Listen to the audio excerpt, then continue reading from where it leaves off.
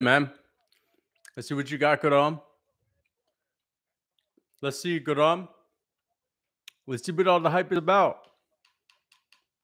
What is up, guys? If you're just clicking on the stream now, Guram Kutateladze is being announced. He is about to fight Elvis Brenner. I am picking him to win 30-27 measly decision.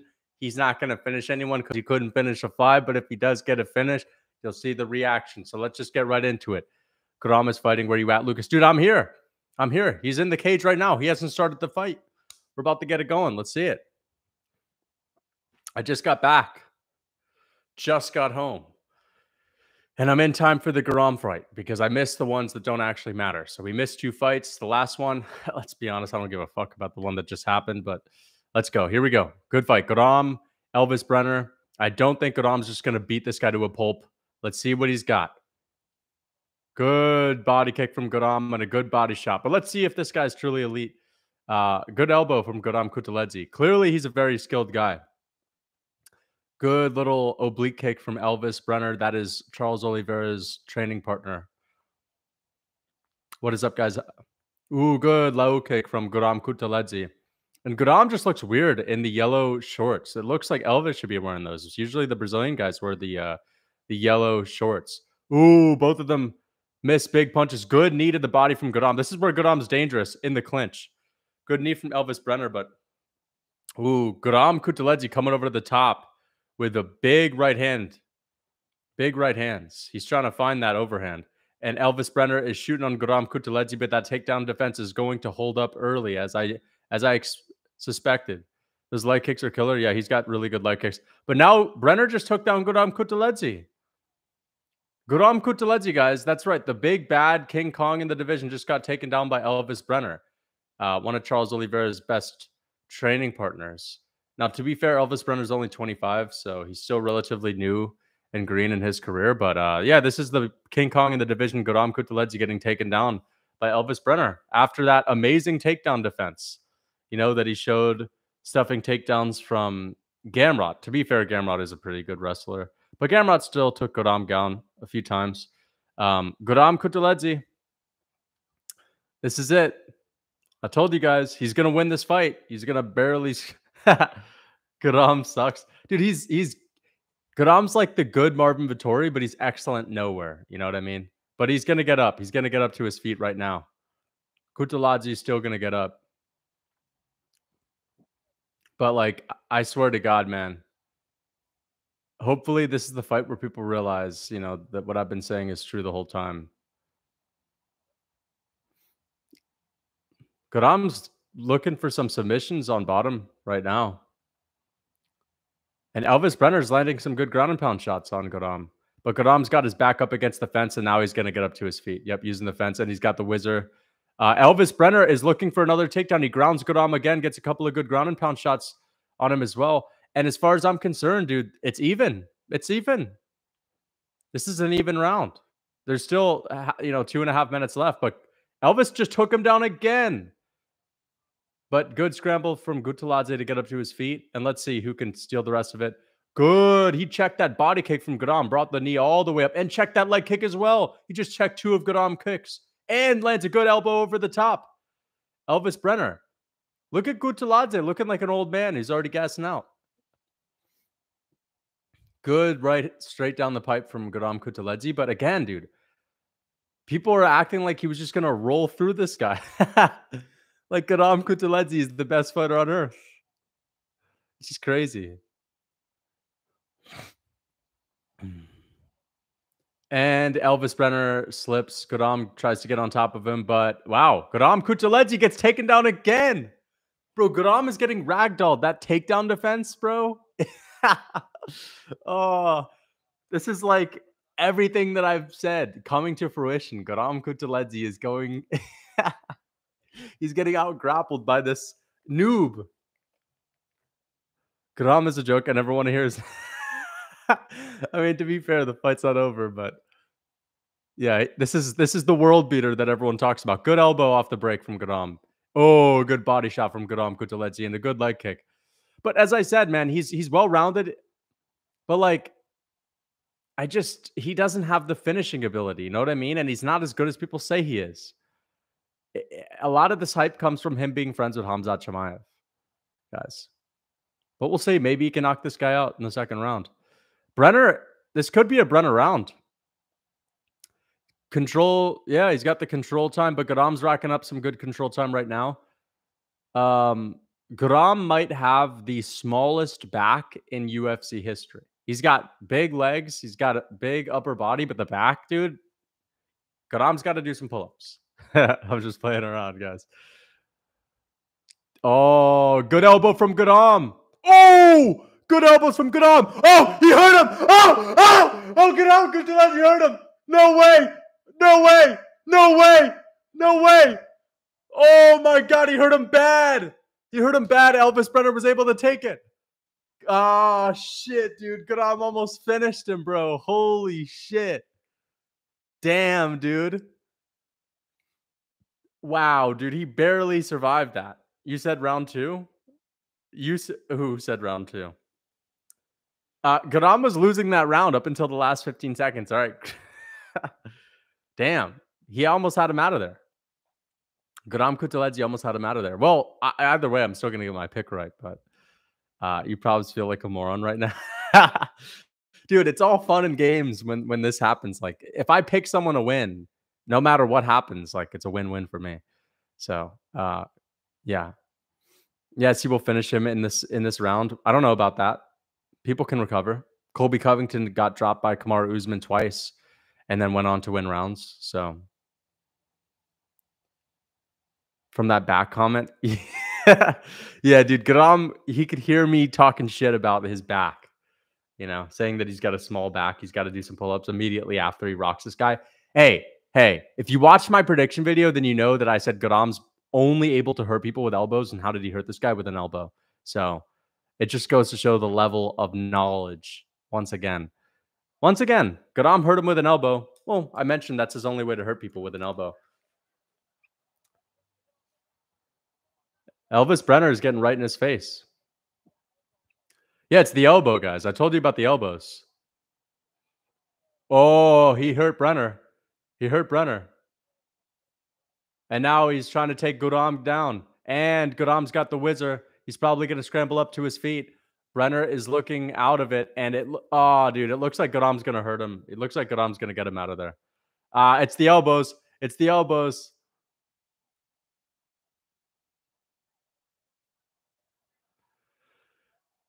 Dude, damn. That's a bad cut. He's got a bad cut. The knee hurt him bad. The knee to the body hurt him bad, yeah. Garam has got him messed up. But Elvis Brenner was doing his thing early on. And Garam's doing his thing. Good low kick from Garam Kutateladze. This is a great fight. Great scrap. Little win. Ooh, lands a big shot, Garam Kutateladze, but ain't got no sting on it because he's got pillow hands. He's got to land that elbow. Oh, Brenner just landed a big shot on Garam. But Garam's in shape too. Damn, this is a great fight. Even though Garam's getting the better of it right now, Brenner's still doing his thing. Ooh, good elbow. Garam needs to keep going for those elbows. That's his moneymaker right there. He's got some vicious elbows. And Garam takes Brenner down, but Brenner's got amazing takedown defense. Better takedown defense than Garam. He was in deep. Oh, he checked that kick from Garam. Damn, Brenner looks like Davidson Figueiredo with the red hair. Jesus. Holy shit. He looks like he dyed his hair red. Oh my gosh. It's a lot of blood. Oh, good step and elbow from Garam. Good jab from Brenner. Brenner's toughing it out. This is good experience for him. This is like really good experience for him. Only his second fight in the UFC. Goes to show how shitty Zubaira Tukhugov is. Zubaira. But honestly, guys, hey, I told you, man, this wasn't going to be a walkover. This wasn't going to be a walkover for Garam. And they're in a scrap. I think Garam Kutateladze, oh, he's looking for that elbow again.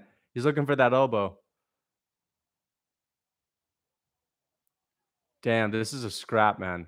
Garam looks like he's getting tired too, but he's still got some He's still got some speed to those combinations. Good body shot from Guram Kutateladze.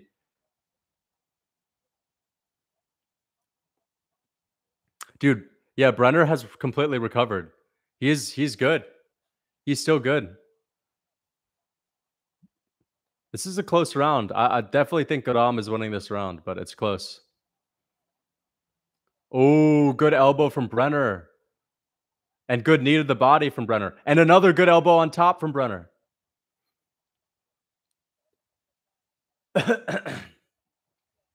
So Guram has found himself in a war with a guy that is basically in his second ever UFC fight that has no hype whatsoever. Can you guys just finally admit that this guy was a little bit overhyped, please? Like I picked Guram to win. He's gonna get his 30-27, like I said, but can we just finally admit that he's not, you know, gonna ever crack the top 10? Brenner about to come through and run. I hope so. I hope so. It looks like that's the trajectory of this fight, right? It reminds me of like that Fluffy Hernandez submission that he got over that ADCC champion. What I forget his name though. Ooh, good elbow from Guram. Oh man, Guram's elbows. That's the best attack that he has. His elbows are legit. Good sweep from Guram. He just called him Guru. No way. He just called him Guru. That's hilarious. Did you guys hear that? Bisping said just because Guru is starting to slow down. Man, Godam is a monster. Dude, he's not 36 years old. He's not 36. He's 30. He's 31. Imagine waking and finding out you're not fighting Jordan Levitt, instead you're fighting Godam. Dude, like this guy's holding his own. He's not getting his ass kicked. He's in this fight. It's a good scrap. Like he's testing Godam. Godam's in a scrap right now. MMA Guru. I genuinely think Bisping just mentioned Guru's name. Yeah. Godam is still a bum. Listen, he's not a bum. Like Elvis Brenner's not even a bum, but essentially, like people, the reason why I get so up in arms when people talk about Godam is because like they always mention how elite he is. But like if Godam is elite, then you can name 20 elite guys. Then Dober's elite, then Matt Fravola's elite. Like I just don't. I feel like people overhype him way too much. He's going to win. Yeah, 2-0, but Godam got fraud checked. I don't know if he's getting fraud checked right now. Fraud checked would be like if it's an all-out scrap. Godam's getting the better of it for sure. It is a scrap, but it's not like a war. It's not a complete dog fight. Godam's like, a lot of the shots are landing on his guard, but he's not this monster that people think he is. That's what it is. Brenner about to KO this guy with a left hook. We'll see. Brenner's in it. Oh my gosh, dude, that hair. That hair is completely bloodied.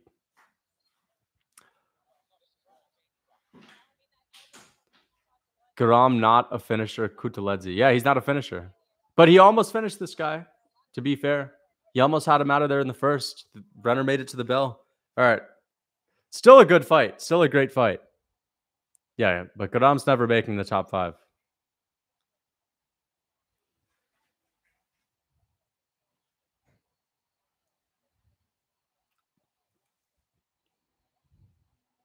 I feel like Brenner would have given Demirs Magomedov a solid fight too. He would have put him in the same situation.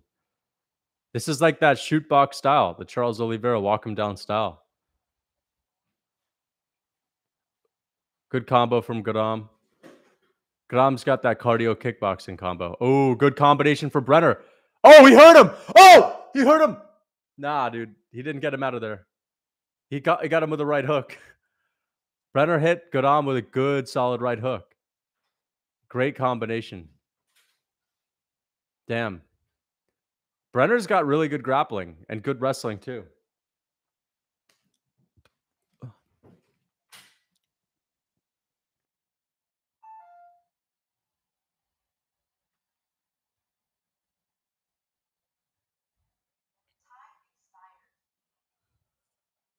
Ooh, good knee. Garam top 5? Yeah, no way. Brenner has crazy toughness. Yeah, very durable. He's 25, so, you know, this is a good sign for him. Like, you need to have a good chin in order to get anywhere. So, he's just proving that he's tough, which is just pretty solid, and he's proving that he could tee off on a guy like Guram, and Guram's good. Guram's definitely a good fighter. So, this is a very promising sign for this Elvis Brenner guy. Good body kick from Guram, but he just no sting on it. And it looks like Brenner's starting to get the better of him. Guram is in a war right now. I feel like Brenner's winning this round. Brenner's winning this round. Guram Kutateladze. I cannot believe people said that this Brenner guy was going to get his ass kicked. I predicted this fight. Ooh, good elbow. Guram Kutateladze in the clinch is elite. That's what his elite skill set. Good question mark kick. Oh, 2 question mark kicks from Guram. Oh, Laura Sanko's on the commentary. Did you guys hear that? She just said his question mark kick was gorgeous. Okay, relax. Wow. I'm telling you guys, Guram Kutateladze, I told you. I told you. He's not that guy. He's not that guy. And he's still about to win. But I don't even know if it's about to be a 30-27. It could be a 29-28. Good body shot from Guram, but he's coming on strong. Ooh. Oh, and he just gets caught. Ooh, Elvis Brenner landed a good shot to the body and a flying knee. Damn, Brenner's this is a dog fight, man. This is gonna be fight of the night. Bro, people thought this guy was about to walk all over Brenner, bro. Oh! Oh! No! Oh! He just finished Guram Kutateladze! Woo! Let's go! Damn, dude. Brenner just put out Kutateladze. Let's go. I told you. I told you. No, I picked Guram, but like I literally told you that this dude was a fraud. Guram's a fraud, guys. Look at that. Boom. Damn, dude. He got him with that shot. That was the Shane Burgos Phantom Punch. Damn, dude. Right on the chin. Right on that chinny chin. No way. Guram Kutateladze. Elvis Brenner is better than Guram Kutateladze. Dude, shout out to Guram. It was a great fight. And I picked him to win 30-27. But people were acting like this guy was the next fucking second coming of Christ. They were saying he was Jesus. Georgian Jesus. Guram's overrated. He's a fraud. Killed my parlay. Bro, another pick wrong, Lucas. Dude, I literally had this to a T. I had this to a T.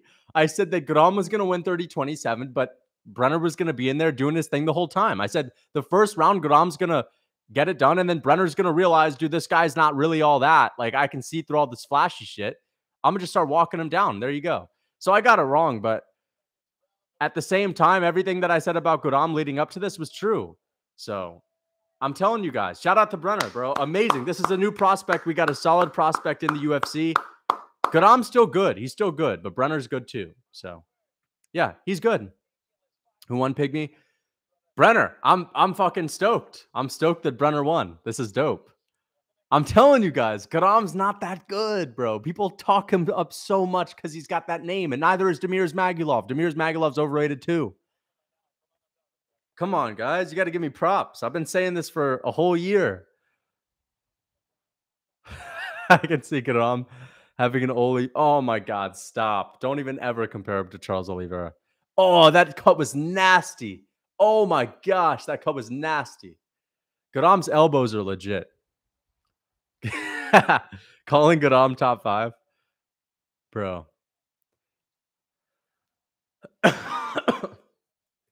Guram isn't good at imposing his will. He has no plan. He has no method to his madness. That's his issue.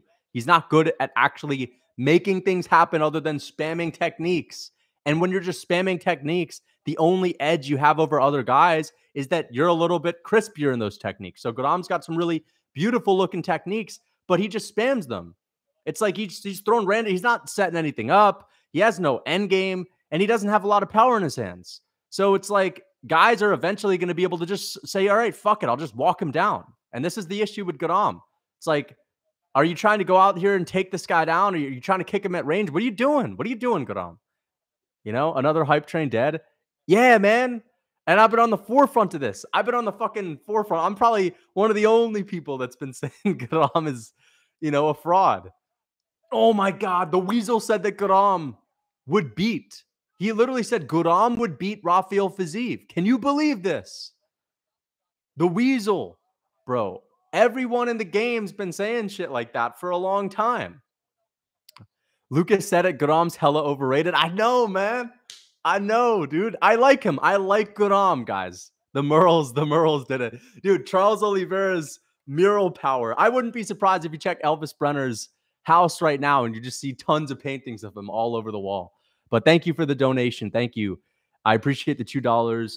Etchen, thank you so much.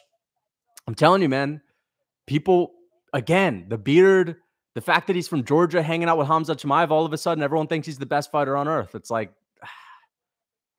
I knew this guy was a fraud from the get-go. Straight up. Garam has no mental fortitude. Almost got finished by Gamrot. Yeah, he did get hurt by Gamrot too. But to be fair, Gamrot also got hurt by Garam. Garam did land a good shot on Gamrot. Gamrot gets hurt in all his fights as well. I've been calling Gamrot a scamrot. You know, that's Jacob. You say scamrot. He's a fraud as well, right? But at least Gamrot is the most elite of all these. Gamrot's actually a solid top 10 guy, without a doubt. Garam and Demir, they're not top 10 guys. They're not. You know, Demir actually might be a little bit better than Garam, actually. Straight up. Demir might be a little bit better than him. I'd say Demir is like a 12 to 15 guy. Garam is like a 15 to 20 guy, right? Was Garam out cold? No, it was like a weird reaction though, right? It was like that phantom punch, similar to the Burgos KO. Not as bad as the Burgos KO and not as delayed, but there was a bit of a delayed reaction. But because he's got such a long beard, you couldn't really see where it connected with his jaw, but it was right on the edge of the jaw, bro. Didn't expect that finish. I didn't either. I thought Garam was going to finish him in the first round. I was talking crap. I was like, bro, Brenner's in there. He's doing his thing. And then Garam almost gets a finish. And then I was telling people, bro, the only way Garam can finish anyone is with the elbows because he's got such good elbows. Other than that, he couldn't finish a fly. He got hit in the neck. It looked weird. I don't think it was the neck. I think it looks like that because his beard is covering his neck. But man, what a fight. Amazing fight. Even though I'm dude, I got the pick wrong. Straight up, guys. I actually picked Garam. I feel like, you know, I wasn't crazy enough to pick against him, but I knew Brenner was going to go out there and hold his own. I said that. I said Brenner's going to be doing his thing, making it close second and third round. Yeah, he trains with Charles. That's why. Yeah, he's got that shoot box, walk him down style. Getting in your face, tough as nails. You know, really good chin. Brenner is, fuck, dude, to take a cut like that in the first round and then to almost get KO'd and coming back and taking out a hype train, that's big for him. Massive for him. Massive for him. Let's check the pick for the next fight. Let me check the UFC website. But that was a sick fight. Let's give Garam some credit, though. Even though he got finished, we can at least give him credit and say that that was the most entertaining fight of his entire career. For all the wrong reasons, but no, it was still entertaining. Oh, my pick for the next fight? I don't even have a pick for the next fight. God damn it. Let's just try to get past this fight as fast as possible, though. Santos versus Rosa. Oh, man. I was just getting hyped for the next one, man. And now let's watch the viewers drop off as this next one commences. But after that, Brito Wilson. I didn't really look into that one, but my picks for the rest of the card, I'm going with Kevin Lee over Renat Fakhretdinov. I'm going with Bruno Ferreira versus Ruziboyev. Even though Ruziboyev is a fucking beast, I'm just going to lean slightly towards Ferreira. I'm going to go with Bonfim over St. Denis. I'm going with Morales over Griffin. I'm going with Dawson over Ismagulov. And I'm going with Strickland over Magomedov. But to be fair, guys, now that I got the Garam pick wrong, that's actually like one of my less risky picks. So I could end the night 0 for 6. This could be the worst night of picks in my entire life, by the way. So we'll see. The fuck happened with Garam? He has no plan. The guy just gets in there and starts chucking random techniques. He's not good at imposing his will or dictating the dance. He just, spams combos that spams naked takedowns, and that's kind of it. He got taken down. He got out grappled in this fight too. He got like taken down 4 times in the first round. Um, Elvis Brenner had better takedown defense as well. When Guram would shoot, he had nothing on those takedowns. I'm telling you guys, he's a fraud, and I hope that the people let the Weasel know, because like the Weasel's been hyping up this guy for forever. He's actually the guy that was on the forefront for hyping up Guram big time, saying shit like Guram beats Rafael Fiziev and Guram could be, a champion in the future as well. Like, where did people get this from? I don't understand it. It's crazy. Demir's gonna beat Grant Dawson. Dude, people were saying the same thing about Guram Kutateladze. They said Guram Kutateladze was gonna be beating up this guy that was supposed to fight Jordan Levitt, and look how that worked out. So I don't think he's gonna beat up Grant Dawson that badly. Grant Dawson, unlike Guram, even though he's sloppy on the feet and he's not that athletic, he at least knows how to implement a game plan and stick to it and like grit it out. And he's very tough. He's got hustle, amazing cardio. And where does Demir's Magomedov struggle? When someone tries to take it to him with the grappling. And Demir's Magalov's got good takedown defense, but he doesn't have good takedown defense against guys that are really going to stick on him like glue. And he showed that against Arman Sarukian. And Thiago Moises didn't really try to take him down. And Guram had little pathetic takedowns, so with nothing on them. He was able to stuff that. I don't think he's going to be doing well with Grant Dawson. I think Grant Dawson's going to win a very boring, lackluster decision. Thank you for the donation. Luz Malik, I appreciate that. Do you think Cal Braujo will get to the top 15 next? Will he get a top 15 fight next? Is he booked to fight, Cal Braujo? That is Cal Braujo in your profile picture. I was going to say you look like Cal Braujo, but that's actually him. Let me see. Cal Braujo. He's all right. I mean, listen, he's one-dimensional in the middleweight division. His striking's not that great at all. I know he just beat Magomedov, but Magomedov doesn't really have great grappling. At least he's like a dedicated-looking Paulo Costa, right? Who is next? Oh, he just beat Oleg. Yeah, that was a submission. That was pretty recent, actually. Yeah, I think he'll definitely get a ranked opponent. Yeah, definitely, but I don't know who. But probably. I mean, he's on a tear right now. He's on a good win streak, and he's got a lot of finishes. We need those grapplers in the middleweight division, but I think it's only a matter of time before he gets KO'd by someone that actually has some good grappling, like Brendan Allen. I would pick to knock him out. Sean Strickland would finish him. That's crazy to say, but yeah, a lot of people could beat him, in my opinion. I feel like even the middleweight division, there are well-rounded guys, like I don't think he's taking out a guy like Marvin Vettori either. So we saw the same thing with Andre Muniz. Andre Muniz got to the top of the middleweight division, got weeded out and exposed by Brendan Allen. Even though, to be fair, he was outstriking Brendan Allen, which is kind of crazy to think about, which is nuts, considering who Brendan Allen just knocked out. Strickland, first round KO, easiest bet of my life. Thank you so much for the $10. Ben Briscoe, I appreciate the $10. Yeah, dude, I'm hoping that Strickland can get that KO as well, but it's very unlikely. That being said, I'm getting Guram Kutateladze vibes from Abus Magomedov, and I think he's shook, bro. I could see Abus being a little bit shook. Now, I was saying yesterday on my stream that I feel like Strickland's underestimating Abus by like kind of just scoffing at him at the face-off, but I don't know, man. I think this might be a bad fight for Abus, bro. I could see this is a big stage, main event out of nowhere against Sean Strickland, who basically feels at home in the apex. He feels at home in all these stare downs, comfortable. And I don't know. I feel like Abus is going to gas out with those octagon jitters, right? Remember, if you have a lot of that adrenaline and it's your first big moment in the UFC and Sean Strickland has barely any of that because he's so used to it, he's going to have an adrenaline dump, and I think he's going to get his ass kicked. And I could see him getting finished if he gasses hard. Abus has that kind of style to where if he doesn't get that finish early, I could definitely see him falling apart, mid-fight. Just completely falling apart, like third, fourth round, getting his ass kicked and getting beaten up to a pulp. But knowing Strickland, he still probably won't be able to finish him. We'll see, though. We'll see. Abus second round TKO. Dude, someone's been saying Abus is going to manhandle him, and I'll be shocked at how easy he makes it look. But like, who the fuck has he done this to? You know what I mean? Strickland's fought like the who's who of the division. other than Adesanya and what's his name, Whitaker, but he's fought Pereira, which is as high of a level of a striker as you can get. So that's still good experience to get KO'd by Pereira, even though it's not really going to help him all that much with the ability to take a shot. Hey, a learning experience nonetheless. All right, let's see Santos and Rosa. Um, how much would you guys be willing to bet that this goes to a distance, bro? Like right now, with the way both of them are throwing these little knees in the clinch with absolutely no sting on them, I think that I would be willing to bet my life savings that this goes the distance. 10,000 or 100K. Garam fraud, Lucas. We called it. Yeah, dude, I told you, man.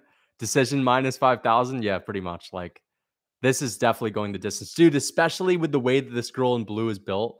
Like, Santos actually looks like she's gunning for it, not going to lie. But, dude, I always talk about like the Apex. They have a machine that just pops fighters out that are carbon copies of each other. Yeah, this is one of the Apex, WMMA ones that got popped out of one of those machines in the blue. Rosa, yeah, man. Like, where did she come from? I feel like she probably doesn't even have parents. She probably doesn't even have a childhood. She just popped out like that with the tattoos, with that kind of build, and they just threw her in the octagon just to, fit the status quo, basically, just to get someone in there, have some competition for WMMA to fit that slot. But we'll see. She's just spawned in, yeah, basically just spawned in for Santos. Santos is a real person for sure, without a doubt. But this Rosa is just a random.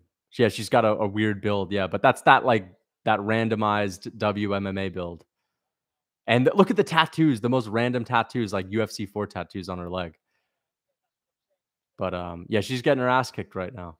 Like why do we even have to see this, bro? I just don't understand it. Why do we even have to see this? This is like a Holly Holm style of fight, clinching up against the fence. Is there really any money is anyone on the edge of their seat right now watching this? After what we just saw, even though Guram got fraud checked, gosh, man, the fact that Guram got fraud checked by Elvis Brenner, who went to a measly little decision with Zubaida Tukagov. How good is Zubaida Tukagov? At the beginning of that fight, I was saying, man, Zubaida Tukagov, wow, he must be trash, but like maybe he's pretty damn good compared to Guram. I know he's not good, but maybe he's good compared to Guram. I mean, Elvis didn't go to a war with him. But hey, maybe that's what Elvis needs to do well. Maybe he needs to get woken up and just get rocked from the get-go. Shootbox is on top. Man, Shootbox is making a comeback for sure. A lot of the fighters that train with Charles are doing really well. That's a massive win for them. Then there's that little mini Oliveira bantamweight guy that's doing good work as well. So yeah, my viewer count dropped because of them, I know. But it's all good. It's all good. This is just, typical. Thank God I have people in the chat. I will beat Islam in October. Revenge is sweet, but my victory is sweeter. Charles Du Bronx, I see you in the chat. This is why bantamweight MMA is the worst divisions. This is featherweight. This is featherweight. Ah, man, why do they even have this division? Jesus, man. There's just no sting on any of these shots at all. It looks like they're just throwing around. Honestly, Santos has some good technique, though. I got to give it to her. But it's just that's not enough. It's not enough, man.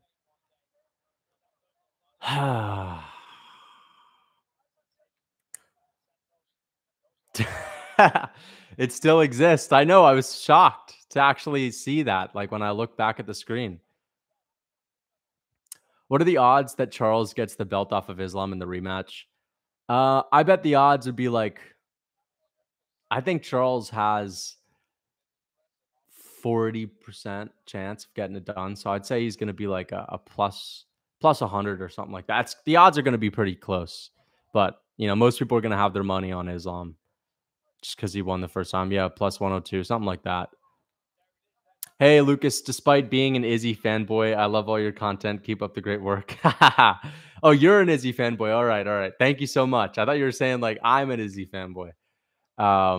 Bro, speaking of that, dude, like what is up with like people just using terms incorrectly sometimes? Like not saying you're using any term incorrectly, but like if you're shitting on someone, people straight up cope and say that you're glazing that guy. Like they'll be like, bro, why you gotta glaze Izzy so hard when I'm saying he's not that good.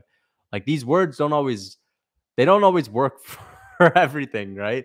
They're not just interchangeable. So that's the way people cope with like, disagreeing with takes. They'll be like, you're just glazing this guy, right? But yeah, I appreciate you on the channel, even though we probably have some disagreements about the middleweight champion himself, Israel Adesanya. But I appreciate it, man. Thank you so much. 30% chance Islam is a terrible matchup. At first, I hated you because I am an Izzy fanboy too. Dude, calling yourself an Izzy fanboy is kind of crazy. To say you're a fanboy is nuts, dude. I'm not even a fanboy of Volk, bro. I don't even care that much about Volk. He's like, he's a guy that knows how to fight. I don't care if he loses. I'm playing, dude. I'm playing. I'm a big fan of Volk. I'm a big fan of. Imagine being in the chat, be like, yo, as an Izzy fangirl myself, bro, just gracefully glazing Izzy. Nah, yeah, gracefully glazed him. I'm a Charles Oliveira fanboy. Yeah, fanboy is crazy to self-declare yourself as a fanboy. That's nuts, dude. That's nuts. That's like you've been drinking too much tap water at that point. How do you feel with Garam's downfall? I predicted this, dude. I said it was only a matter of time before he gets KO'd. Now, to be fair, I did pick Garam to win 30-27, but I said Elvis Brenner wasn't going to get finished. He was going to do his thing, and that the only way Garam can hurt him is with an elbow. Otherwise, he's not finishing him. And how did Garam hurt him in the first round with an elbow? He didn't finish him, and Elvis Brenner did his thing in the later rounds and made it close and found a finish. And I've been saying for a while, eventually Garam's going to get like he's just not gonna. This style only goes so far, and that's the thing about his style.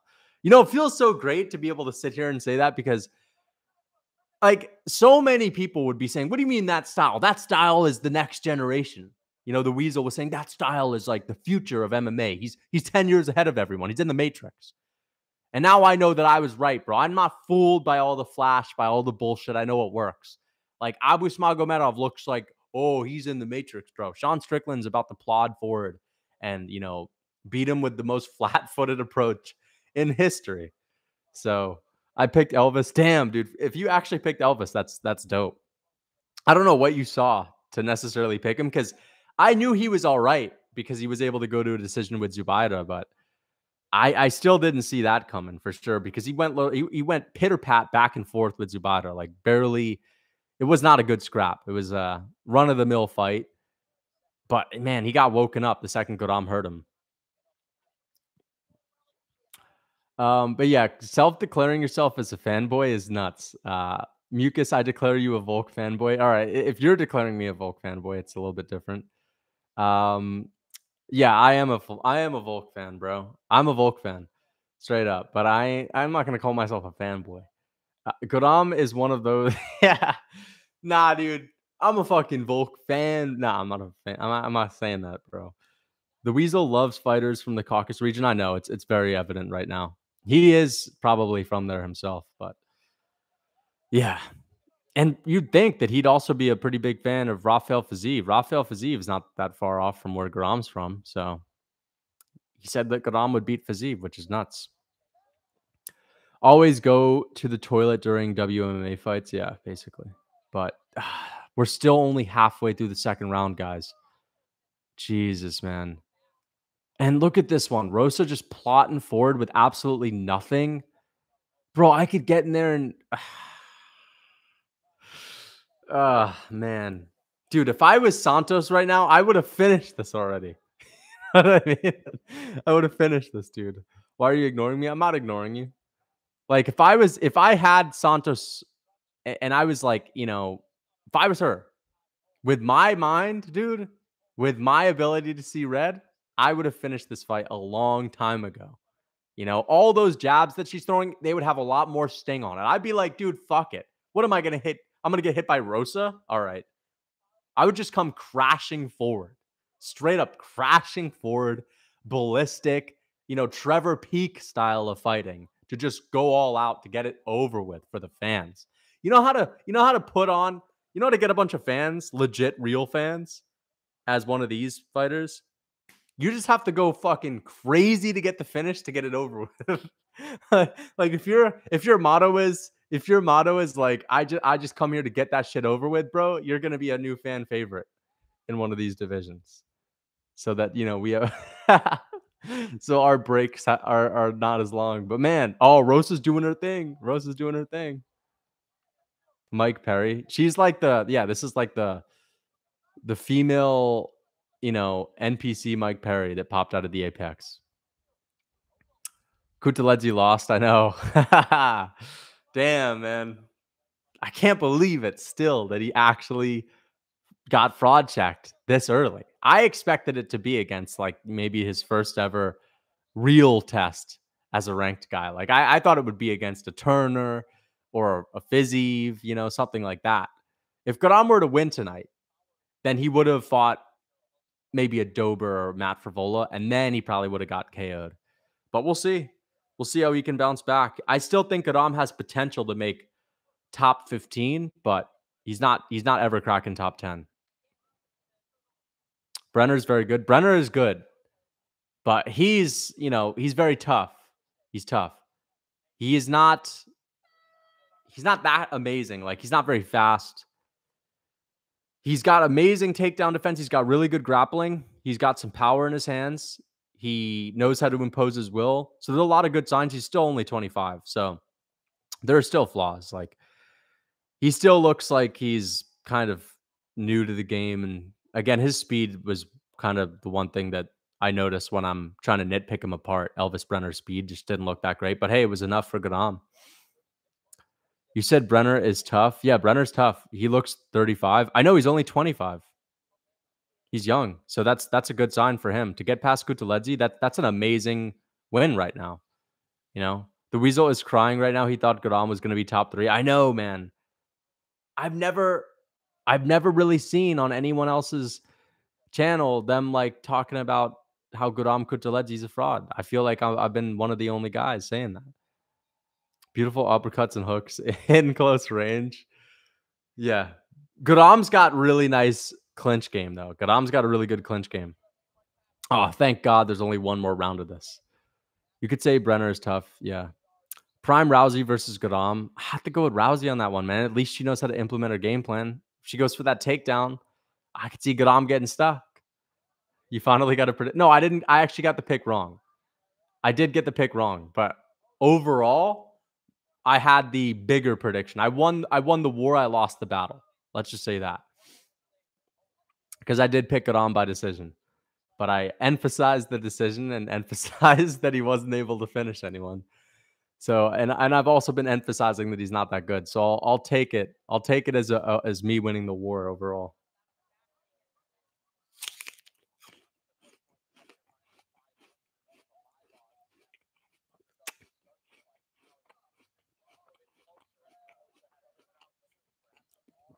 I just looked down and realized I still had an apple and it was starting to oxidize and get brown.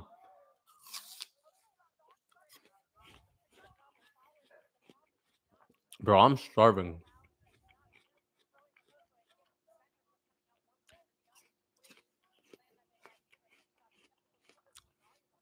I gotta eat whatever Roast is eating, bro. After this stream and after all the fights and after I make my recap video, I'm just gonna have a fuckload of steak. I'm gonna make some meatballs. I got some pasture-raised veal meatballs, good quality veal meatballs, and I'm gonna have some beef as well, some beef stir fry because I'm just so hungry right now. Maybe some rice, but yeah, I'm gonna start a new diet, guys. I'm gonna get onto the all meat, fruit, and honey diet. So I'm getting on my health grind, big time. I'm cleaning it up more than it already is. I'm gonna try to see what it's like to not eat bread and rice and all that. And I've tried that for a little while. Why? I just want to try it out. I want to see if I'd feel any better. Because I've tried an animal-based diet for a few weeks where I'm just eating meat and fruit and things of that nature. But I love bread too much. And I like eating rice. I like eating potatoes every now and then. But I think now I'm just going to let myself eat as much as I want. Like I still had some restrictions, but I'm gonna allow myself to have as much fruit as I want, as much meat as I want. I'll try to get some raw milk in there as well, and just see how I feel. Sourdough bread is goated for real. I love sourdough. I have it like, multiple times a week with some butter, grass-fed butter on it. It's amazing. But I just want to try something new. Try a zero sugar diet. Fuck that. I've already tried that before and I felt like shit on it. Yeah, keto diets, you'll just burn out and crash. I don't think they're that sustainable. They work if your goal is to just lose weight. For sure. Irish grass-fed butter is amazing. That's the brand that I get. I get Kerrygold Irish grass-fed butter. Listen, keto will just have you like losing all your energy and your hormones will go all out of whack. So, hey, but at least it's better than drinking tap water and just eating a standard American diet. That's for sure. But I'm done with tap. I do have a glass sitting in front of me, but I did refill this at the store as well. And it's from a bottle over there, of course, but I will not drink any tap water ever again, or at least for the near future. I have a reverse osmosis filter coming tomorrow that I ordered. So I've officially fucking had it with tap. And I'm sure you guys have read the studies or you've heard about the studies where where they put a bunch of frogs in tap water instead of them living in their natural environment, and like 10% of them legitimately like started growing female sexual organs and they actually like became females. That's pretty much what's happening to people. So, you know what I mean? Let's just say that. Bro, I need one of those. Yeah, get yourself a reverse osmosis filter online. I paid like 380. I think it's worth it. Like it might seem like a lot, but it's worth it. It's better than just destroying your health. Which one? I don't even remember the name, but it should be coming tomorrow. Lucas, stop talking about other stuff. Do a play-by-play. No, dude, I'm not doing a play-by-play for this. Fuck that. They're clinching and they're down. Michael Bisping's telling her to go to work. Honestly, though, respect to Rosa. She's doing her thing. Yana Santos fights like Marcin Tabora. Yeah, Tubby Man Tabora.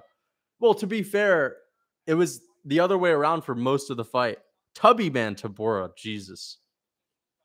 I can't believe he's back a couple weeks from now. Bro, I feel like Marcin Tabora might be the most boring, mundane ranked fighter that the UFC's ever had. Like, who gives a fuck about Marcin Tabora? Let's be real. Tom Aspinall's fighting. Oh, yeah, amazing. Tom Aspinall's back. Who's he fighting? Marcin Tabora. Ah, fuck. Who cares about him, right?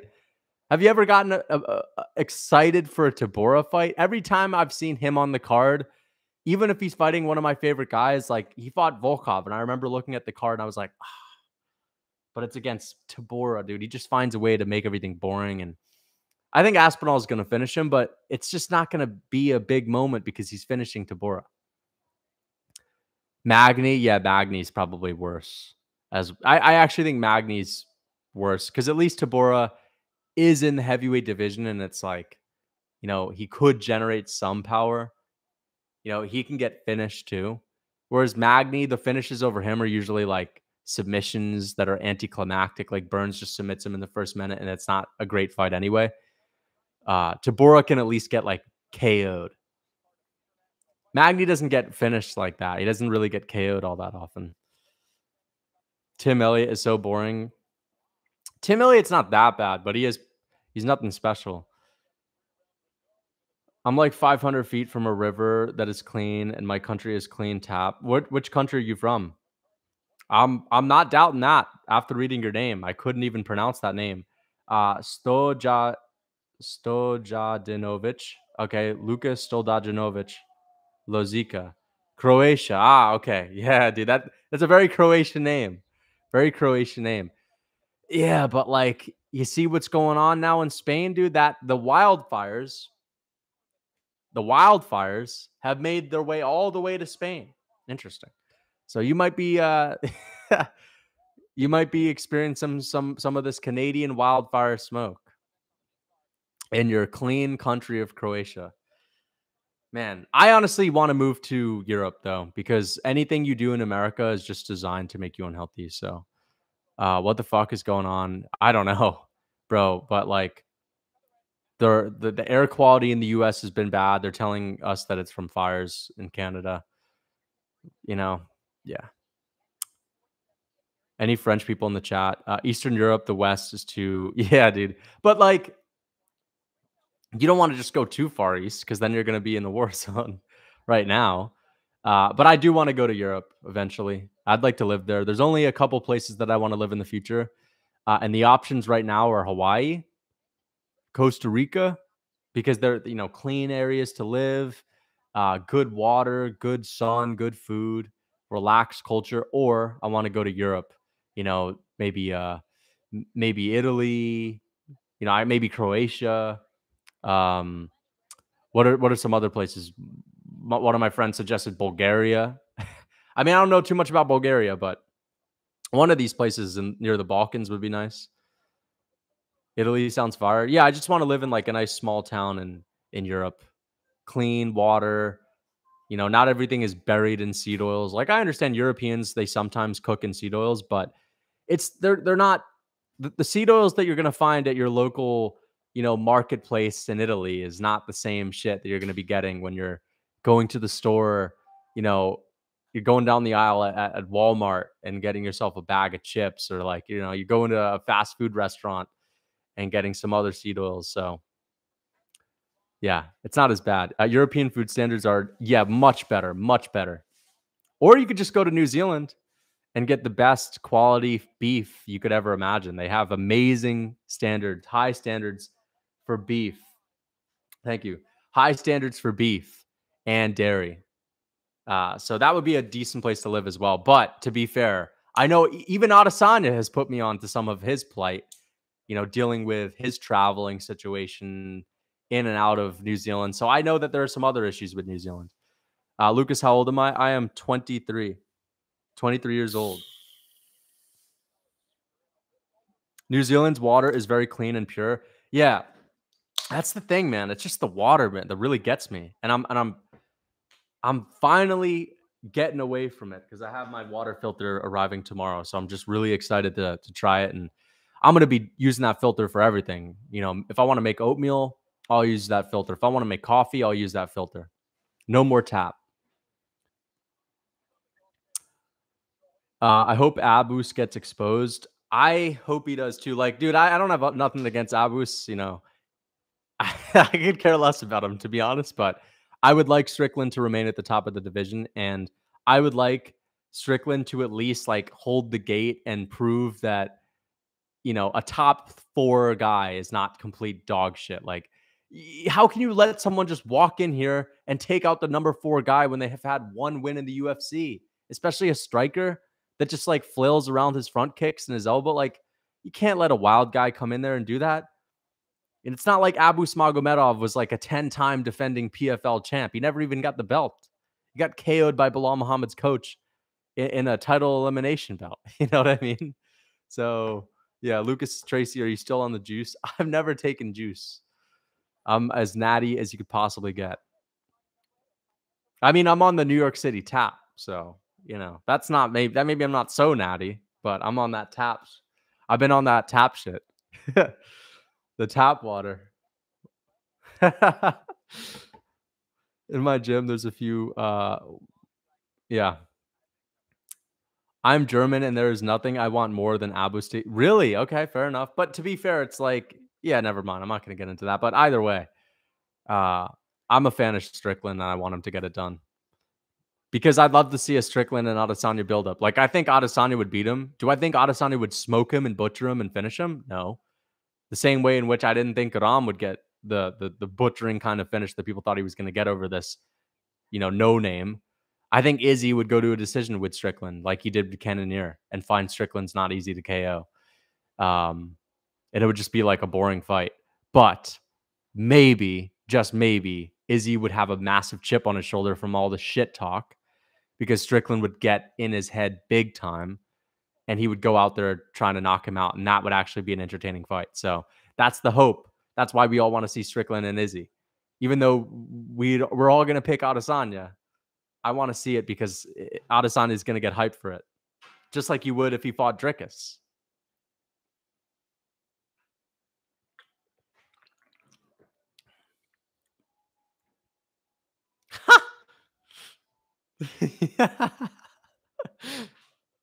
Ugh.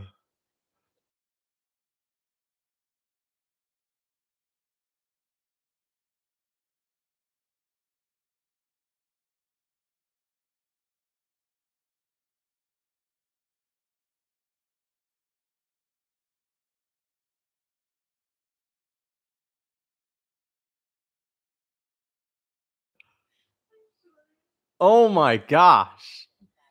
All right, just pour that shit out. Get it out of there. Get it out of there. Get it out of there. Get it out of there. Oh my gosh. Dude, I just got handed a can of coffee, all right? And I was expecting to have like a nice cold brew, a nice black coffee, pure coffee, and it tastes sweet. And it tastes like there's some caramel bullshit in there. And then I look at the front and it says oat milk. Okay. So, number one, it says oat milk on it. And I'm like, what the fuck? Then I turn the back around and I see safflower oil. I see safflower oil and I see a whole load of other seed oils in it. So, like, I just took a big sip of something that I thought was pure and it was fucking. Let me get the can, dude. Let me get the can. Oh my gosh. It's fine. It's fine. It's okay. All right. This is it. Sunflower oil. Okay. Sunflower oil in coffee and oat milk is crazy. That's all right. Just throw it out. Just throw it. It's fine. It's fine. I'm already awake. It's all good. Yeah, just don't even drink it. Don't even drink it. Jesus. No, I know. It's relax, bro. It's just one sip. Your life is not over. I know. I'm playing it up. I'm having a laugh at the situation because, like, we talk about health a lot. So yeah, it is. We were talking about health today, me and my girlfriend anyway. So for this to happen when we always talk about like seed oils and all this stuff, yeah. But it is all good. It is all good. I'm not even that tired, so I don't even need a coffee right now. I'll just wait a little bit, so it's fine. She snuck it in your system. Nah, dude.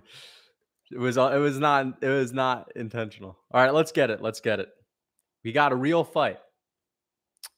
Two no names going for a finish. All right, here we go. Brito.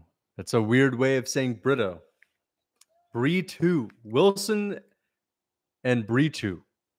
Let's see. Yeah, Brito looks explosive, but Wilson looks like he's a long range. He's got that Sandhagen build. He's like the featherweight Sandhagen with no tattoos with the way that he's moving. But he looks a little fragile, to be fair. Brito looks like he's the Brazilian Kevin Lee. We have Kevin Lee versus Corey Sandhagen. Walmarted. Oh, he rocked him. Oh, he rocked him again. Sandhagen's rocked. Kevin Lee rocked him. You guys must see the resemblance as well. He's got that Kevin Lee head. He looks like Kevin Lee from behind, bro. Even though he's got a bowl cut going on, which is just weird. But yeah, Sandhagen's chin is not looking as granite. Brito versus Wilson has just started. I know. It's a good fight.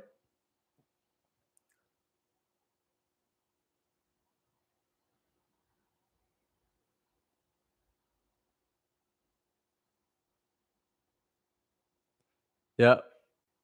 Good for Wilson, right? Bisbing, but like, what if this is good for him, where is he at his best? Like, I wonder where Wilson wants this fight to be. Maybe at range. Maybe just can't hang with these guys. And Brito is going for a takedown and good body lock, and now he's inside control. He's got his toes in the cage. Get your toes out of the cage. All right, Brito is inside control. Brito. Did you see Strickland video with the etiquette coach? He was rizzing her up, although yeah.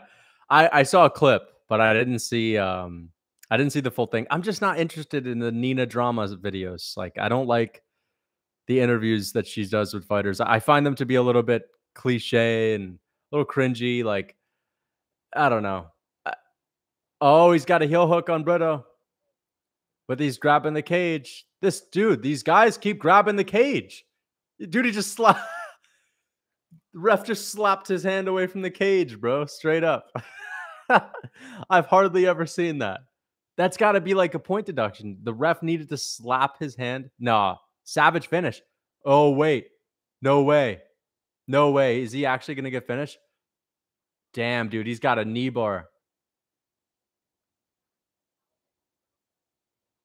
Nah, dude. He's fine. He's fine. Oh, oh, oh, oh. Oh my gosh. Stop the fight. Woo! Holy shit. Damn, dude. Holy shit. That was crazy. Someone said there was a finish, and then I was convinced that you were trolling until that. Maybe my stream is a little bit delayed right now. Let me go back. But yeah, jujitsu, soy jujitsu. Yeah, basically gets exposed again. Damn, that was legit. That was crazy. My stream is a little bit delayed. Yeah. Let's see. Yeah, that wasn't that deep. But like to be fair, this guy was holding on to the cage for a while. But either way, it looked like it was benefiting this other guy. Okay, let's see. Ah, yeah, dude, he got KO'd. Okay, fair enough. I don't think that was a late stoppage. I thought that he had knocked him out with one of those earlier shots, but really good finish.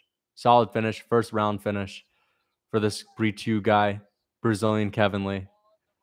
Why were you screaming? What happened? This guy got a nasty ground and pound finish over, I don't even remember his name, the Sanhagen build lookalike that was going for a knee bar on him. Almost submitted him, yeah. Bro's bouncing his head off the canvas, yep. But back to Nina drama, dude, I don't think her interviews are good. I'd rather just watch a Strickland interview with the Schmo, or a Strickland interview with Helen Yee would be better.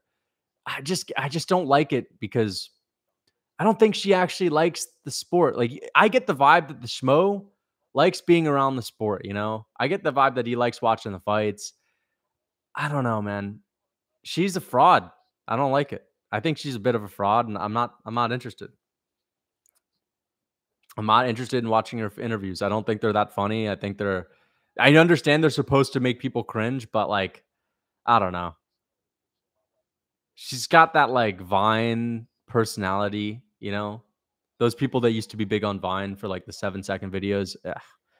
Yeah.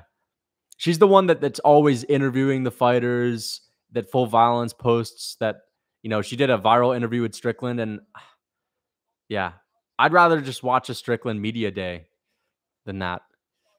Izzy makes me cringe. Yeah, same. Aubrey who's that? I'll have to look that person up. Man, I can't believe Volkanovski and Rodriguez is here. My prediction video is going to be absolutely crazy, guys. Let's see. Plaza. Is she? I've seen this one, Aubrey Plaza, but I don't really know. I couldn't like mention anything that she's done or anything that I've seen of her.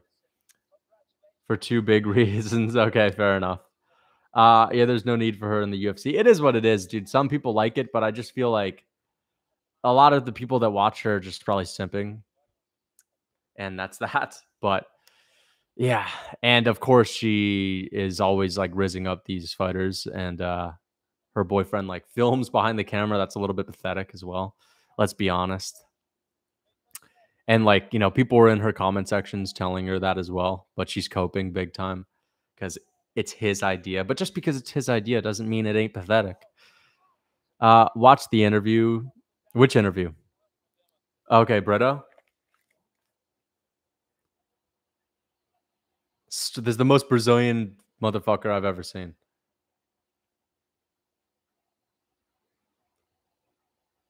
He's like a big Davidson Figueiredo. Who's he calling out? Co-main event. Co-main event. Who's he calling out? The translator. Biggest. Oh, Dan Ige. That's a good fight. I think Ige beats him, but that's still a good fight. Random call out. Very random call out. Oh, Alex Caceres. Calling him out too. Damn, that was a crazy KO. Dude, this guy looks like he's on some sauce. Not because of his physique, but just because I don't know. He's got that like he looks like he's on the sauce. His face.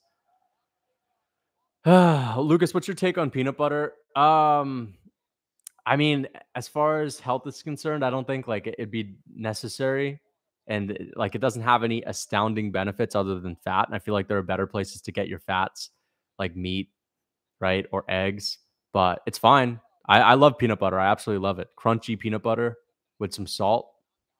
I like that a lot. But there's nothing like terribly wrong with it. Just make sure it's organic and don't get any like the Skippy bullshit. No soybean oil. Yeah, don't get any of like the processed peanut butters. Just make sure it's like, just grounded up peanuts. That's it. That should be the only ingredient in your peanut butter. Brito looks like a big figgy. Yeah, he looks like a big Figueredo. And he looks like Kevin Lee mixed with Figueredo. Not really, but at least at first he looked a lot like Kevin Lee to me when he was in the clinch from the back of his head. Here's Abus. I was born in Dagestan in a small village where we lived. I was 15 years old when we came to Germany.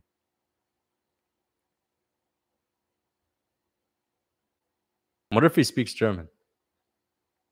From the back.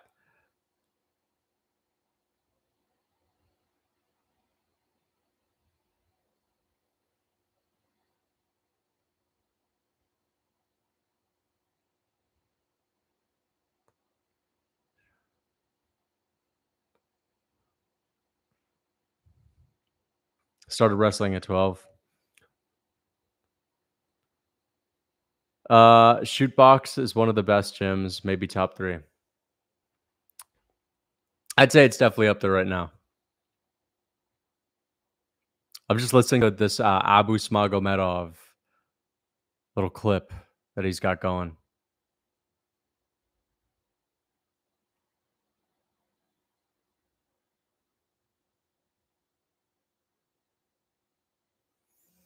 Guram is fighting. Guram already fought. And he got finished. Brutally KO'd. I want to see the comments. Let me look on IG. Let's see the comments. Let's see. No fucking way. Yep. Insane. Yeah, like Nina, look at this bullshit. I opened Full Violence, and the first comment is just, no way. What the fuck? Like, insane comeback. She's just doing this shit for clout. It's annoying. I guarantee you she does not give a fuck about MMA, you know? And it's just like, bro, it's not authentic. That's what I don't like about it. The real main event is Dricus versus Rob. No, the real main event is the main event, dude. Volkanovski and Yair. That's a much better fight than Dricus and Rob. Like, I understand Robert Whittaker's a fan favorite, but it's not a good fight. Like, it's going to be fun, but it's not like a fight that's going to get you that hyped up. Volk and Yair is a crazy fight that, either guy could win. And even if Volk wins, there's always a chance he can get messed up by Yair. To see Yair win would be like an amazing moment in UFC history. So, yeah. Top finishes, UFC middleweight debut. Bro, can we just get to the next fight? Why we got to glaze Abus right now? Why we got to do that, man, UFC? The real main event is Dricus versus Rob. It's not the real main event. I disagree with that. But yeah, let's see what the comments are saying on Full Violence. Put some respect. They all were just sucking off that guy. Do Bronx and the Brazilians are no joke. Yeah. Finally, the Godam hype is over. Yeah, dude. Real ones know Godam is overrated because he has a Caucasus region last name. Yep. He isn't overrated. This guy just said he isn't overrated, you casual. Oh my gosh, dude. He clearly is. He clearly is. This guy said he's clearly a high-level striker. He beat Gamrot. Oh my god, he didn't beat Gamrot, though. That was a robbery. Stoppage was early per usual. Commentary team is glazing good. Glazing good on the full fight. Oh my gosh. Charles in the corner. Man, can we there's Kevin. Wait, is Kevin Lee about to fight? No way. Are we actually about to see Kevin Lee right now? No way, we're about to see Kevin Lee right now. That's crazy. Are you albino? I guess, man. I gotta do a test. All right, guys. Let me get an apricot, bro. I wanna have a piece of fruit. I'm here for you, Pygmy, after Avus or Renat wins. All right. But I will not need any consoling if Renat wins because I'm fully aware that he can stink up the octagon and just make it look like complete shit and put on a really boring and mundane, anticlimactic performance that people are still going to glaze because, Renat Fakhretdinov beat Kevin Lee. Like, I think Kevin Lee's going to knock him out, but I'm happy that's next. Did you hear about Joe Aesthetics? I did this morning. Yeah, very sad. Rest in peace to Joe Aesthetics. Sucks to see, but I'm not like a big fan of him, so I'm not like that. I'm not affected at all. How did he die? I don't know how he died. Big Buckwheat Lucas, what is good? I don't know how he passed away, but I think it was like an aneurysm. Apparently, he had an aneurysm. So yeah, that's crazy because I've known of that guy for years, but yeah, that's interesting. Bleeding in the brain, I think. Yeah, Marlon Vera should fight Piotr. I would love to see Marlon Vera and Piotr Jan. I think Piotr Jan would smoke him, but if Piotr Jan couldn't beat Marlon Vera, then UFC may as well cut him because he doesn't belong to be at the top of the division. And then that would be the case of him falling off big time and getting much worse. Because there's no way the Piotr Jan that we know loses to Vera. So we'll have to see. Buckwheat MMA reacts. Yeah, let me get some apricots.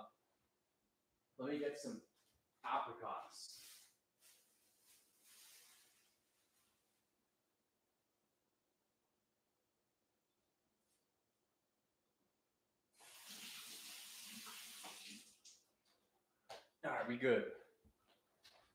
Ready.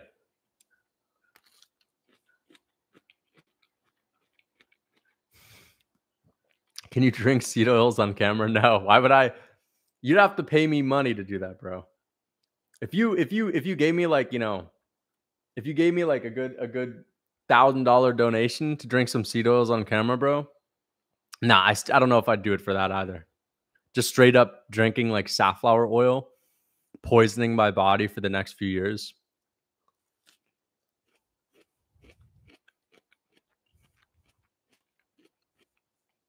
Piotr Jan needs time off. Yeah. But I don't think he needs that much time off to prepare for Marlon Vera. Like, I think he'll be fine. He's got a month and a half to get ready for Marlon Vera, who died. Some bodybuilder in the fitness industry. His name is Joe Aesthetics.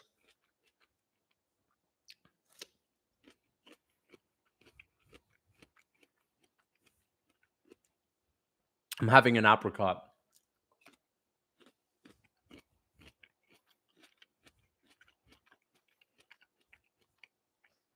Man, that's good.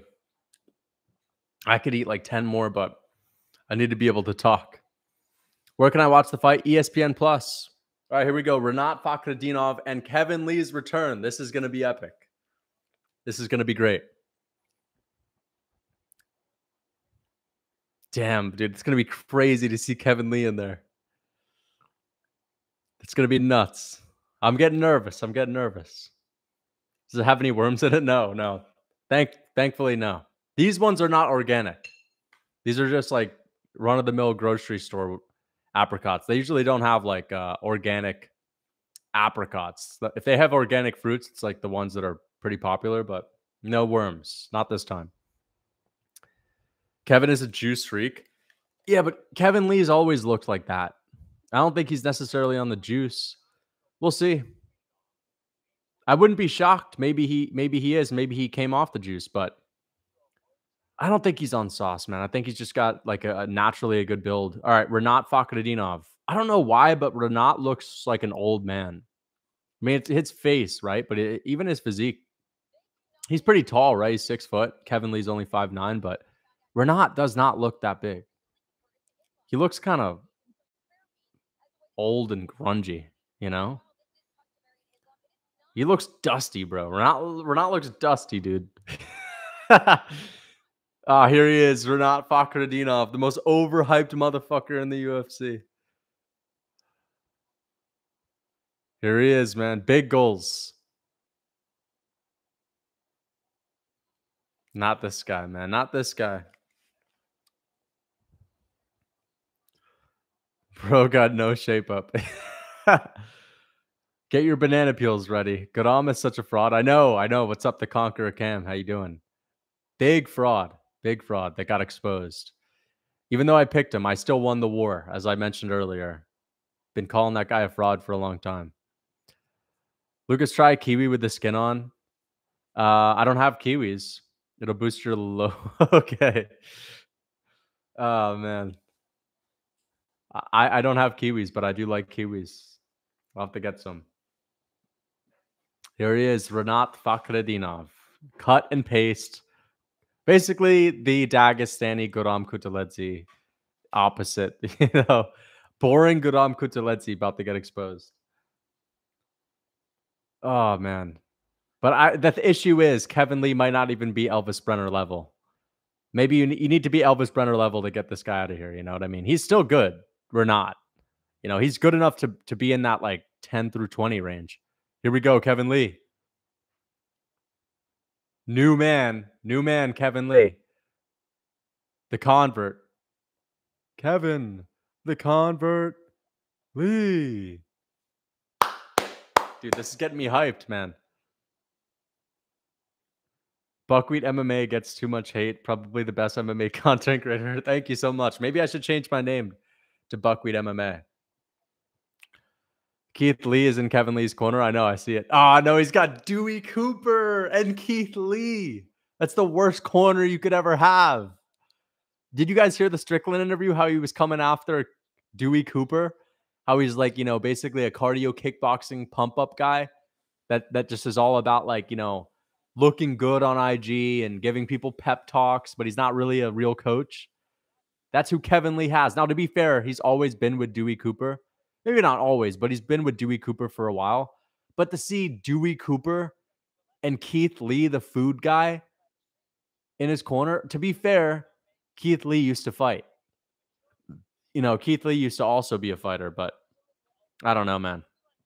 I don't like that corner. The food guy, Ja Morant. Yeah, it kind of does look like Ja Morant, right? Kevin's brother. Short Ja Morant. It's his I know it's his brother.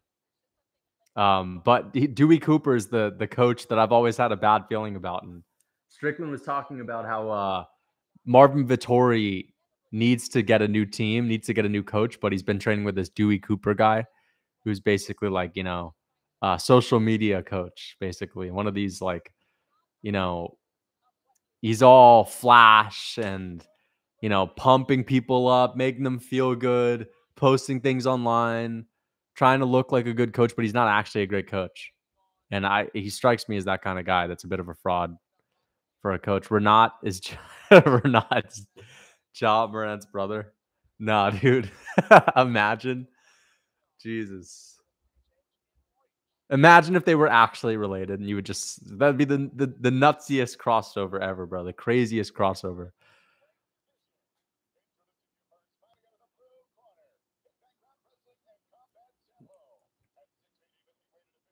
Pygmy Cope incoming. Dude, Cope about all right. The only Cope that I'm gonna give is if this guy actually like looks like a world beater on the feet. All right. If we're not takes Kevin Lee down and gasses him out, I'm just gonna be saying, yep, most boring fighter ever, as I've said.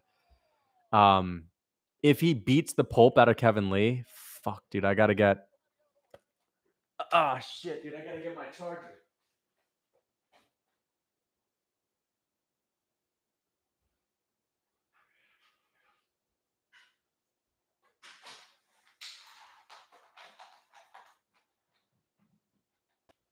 All right, we're good. We're good. We're good.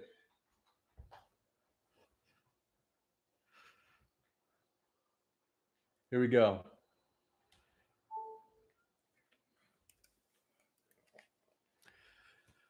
Anyway, Kevin Lee and Renat Fakhretdinov.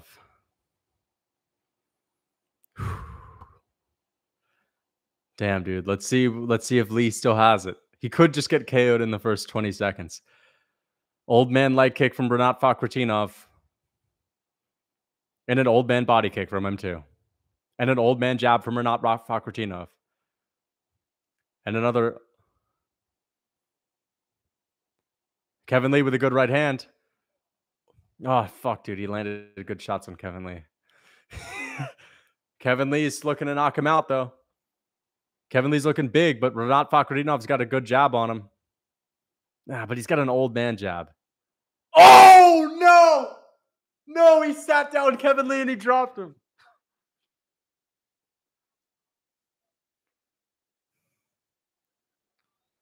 Oh, dude, he's going to choke him out and finish him in the first minute, isn't he?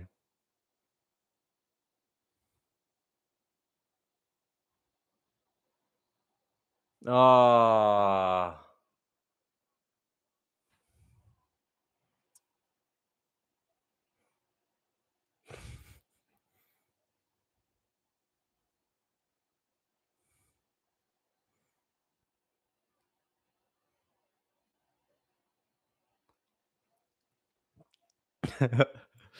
How did you pick him?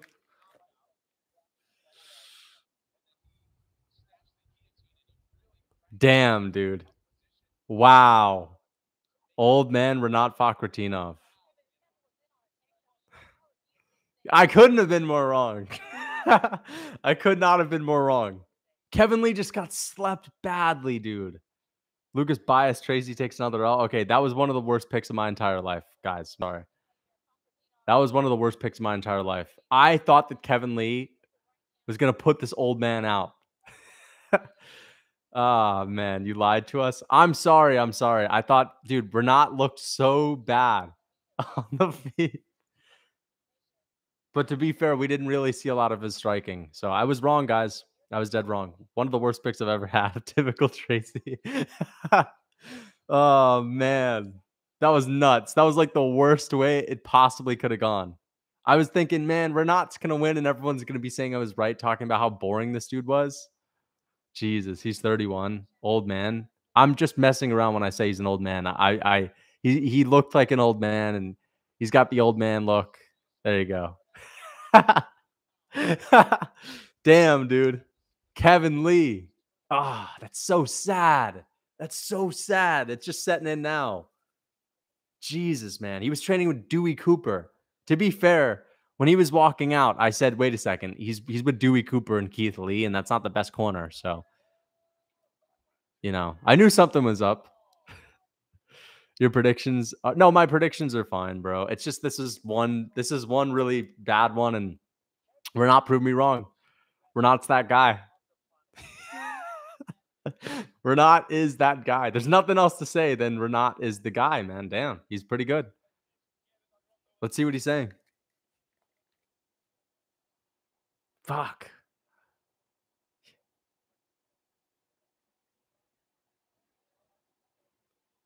I told you, pygmy.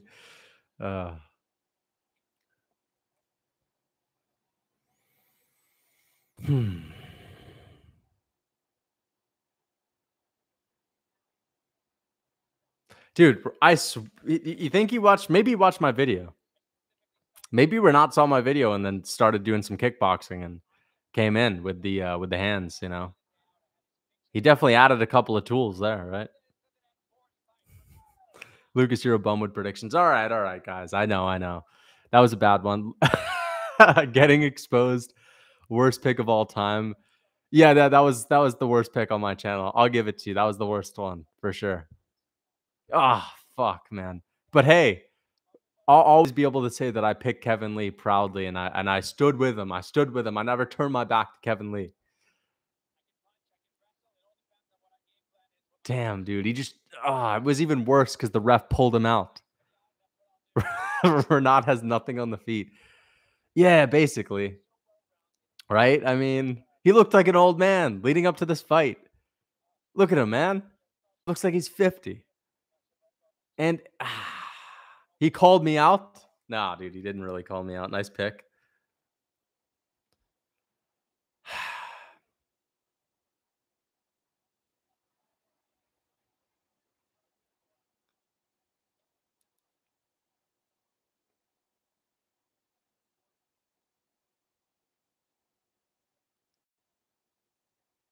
Wow.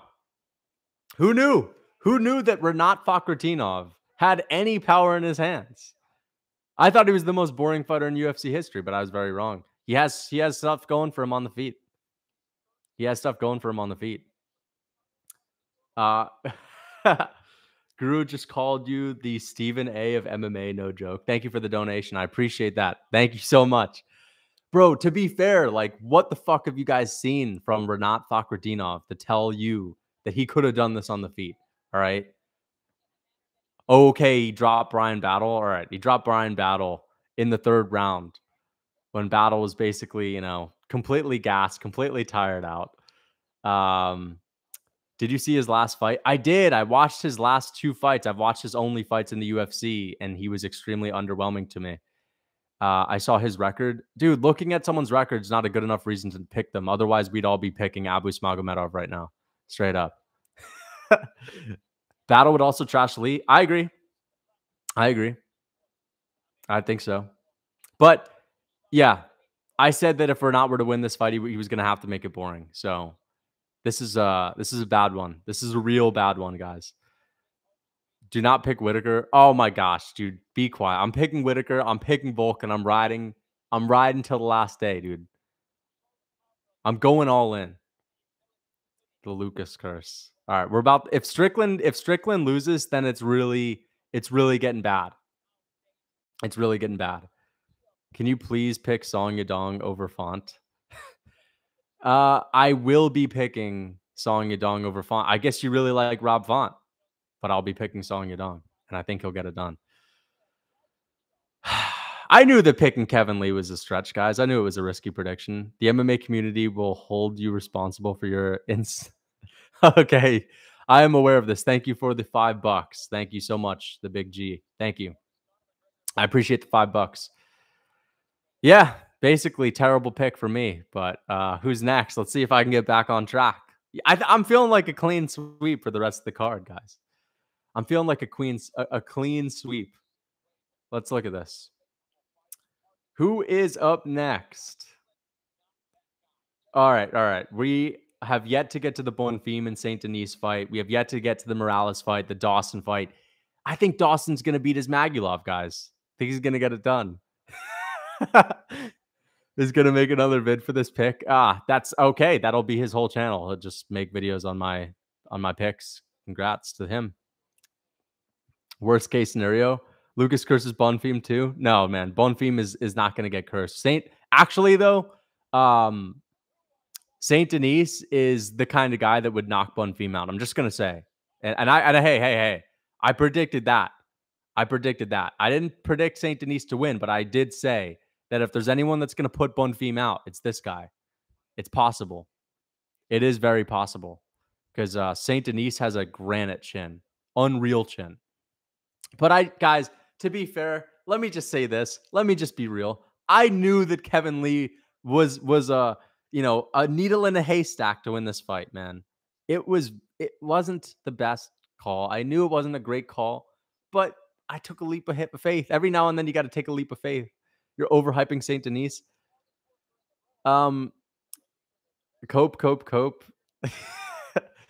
Dude, I'm not overhyping Saint Denis. I'm picking Bonfim to beat him. I think Bonfim's a much smarter fighter, much more calculated, better technique overall. The only reason why I think that Saint Denis has a chance is because he has a granite chin and he has a lot of power. So anyone that has a granite chin and a lot of power has a chance to win a fight.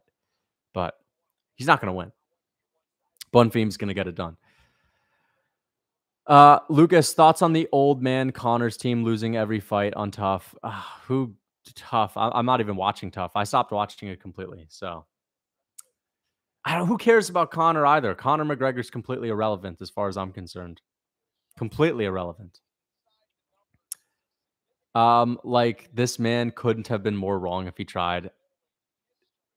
I mean, yeah. Yeah, I mean, you're right. I mean, that is true, man. I gotta see if anyone's been let's look at Instagram to see what people are saying about Kevin Lee being fed to this guy. Jesus, that was brutal. That was insane. Where does Renat? Jesus, man. Yeah, like what are they doing, man? What are they doing with this shit? Why did they give Kevin Lee this guy?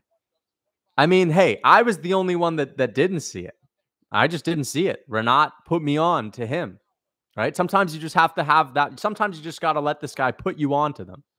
And I just got put on to Renat Fakhratinov, all right? Because before today, I looked at this guy fight and I said, man, this guy is not all that. And I still don't think he's all that. All right. He just KO'd Kevin Lee. All right. So let's relax a little bit. Let's pump the brakes. I still think he's a fraud.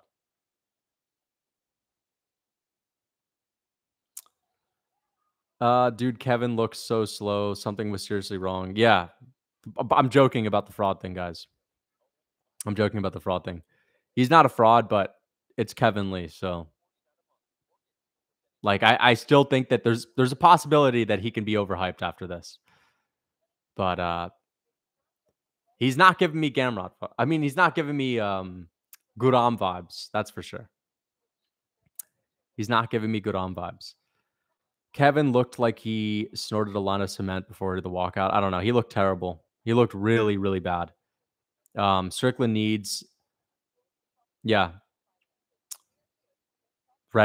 yeah, Red RD3. What's that?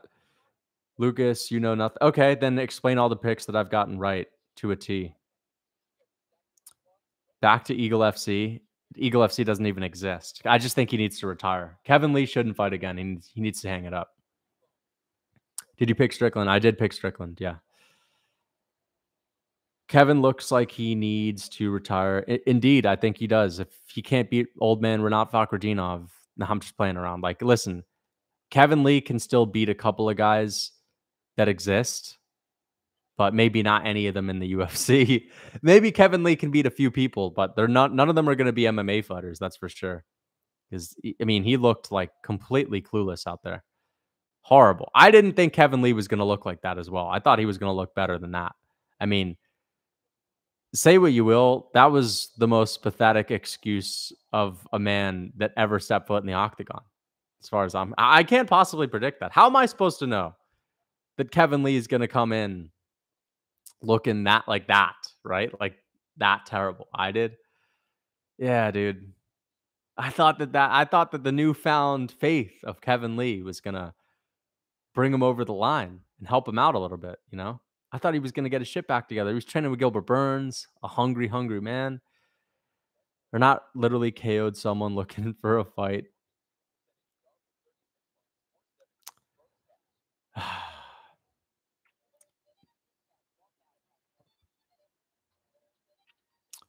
Dude, all the same people that were hyping up Renat that are calling me out right now for picking Kevin Lee, they're the same ones that were hyping up Guram. So, yeah, I know it. I know a lot of the people in this chat were hyping up Guram too. So, Lucas, these bias picks got to stop. Bro, I'm pretty sure you're the one that called me out for not being, you said I wasn't being biased when I picked Ilia Topuria to beat Josh Emmett, right, Toby? You said, Lucas, when you're not biased, you get really good picks, right?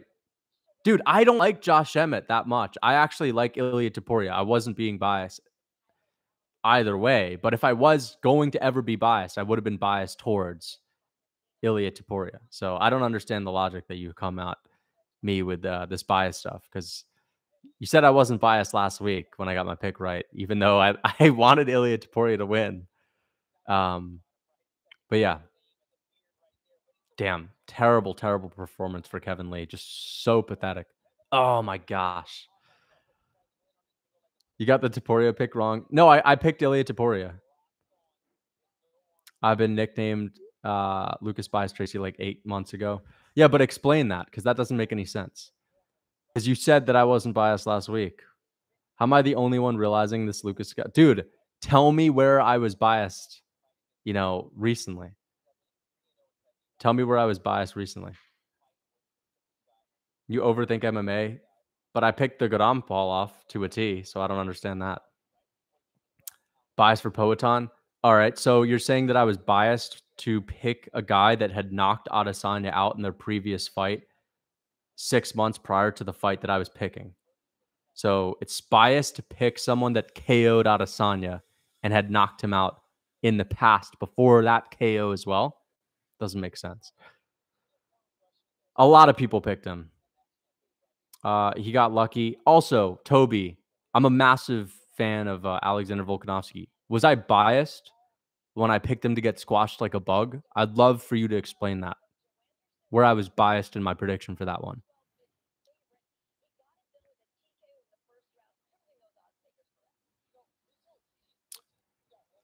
You should have known Lee would have lost that with the horrendous corner he had. Yeah, I mean, I realized it the second he walked out. Wait a second, this guy's with Dewey Cooper and Keith Lee, and it was a terrible pick. But let's be honest, I saw that shit coming. Like, I didn't see him getting KO'd like that.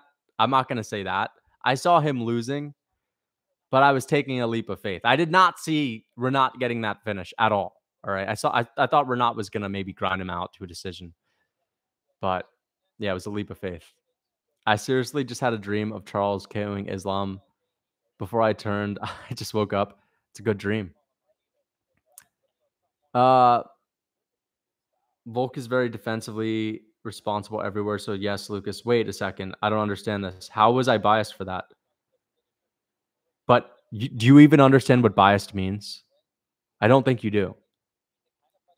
Being biased doesn't mean like being wrong doesn't mean you're biased. You do realize that, right? Being biased would be me picking someone because I like them and me not critiquing someone because I like them. So explain how I was biased there. You just mentioned Volk is defensively responsible everywhere. Okay, that has nothing to do with what I'm asking you. He is not defensively responsible. Well, he obviously is defensively responsible if he hasn't been finished by any of the top guys.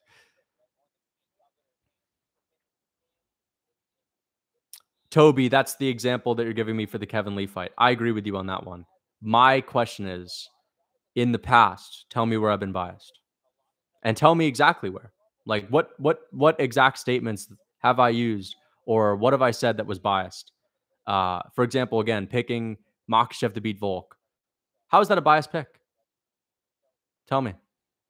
There's no bias in 99% of my picks. Yeah, me picking Kevin Lee is a little bit of a leap and a grasp at a straw. All right. And I was shitting on Renat straight up. No, he's just not making sense. I'd love to hear it, but he can't give a good reason. Damn, I saw. Thank you for the $5. That Indian dude, I appreciate the $5. Thank you so much. Damn, I saw that Kevin Lee submission coming, but I thought it was going to be in the third. Yeah, same. But not even the submission. I thought it was going to go to the third, but I wanted Kevin Lee to win. Yeah, I wanted him to win as well. Okay, you explained by saying Volkanovski is defensively responsible. What the fuck does that have to do with me being biased towards Volkanovski? How does this have to do with me being biased towards Volk if I pick against him? What is defensively? I had Islam beating Volk too, but not by squash. Yeah, but me saying squash is not biased. This is the whole point. You're using a word that you don't even understand, and it's a very basic word. You don't even understand the word biased, which is like a very, very basic word. So you don't even have a grasp on that. You're using it wrong. What you should be saying is that at most, I over exaggerate certain statements. You could just say I exaggerate or I use hyperbole. But saying biased, you don't know how to use that word. Can you comprehend? I don't think you can. I genuinely think that you have no idea what that word even means. Listen, I will be the first to sit here and say that like, yeah, dude, I was a little biased here, a little bit biased there, but you don't even know what that word means. Straight up.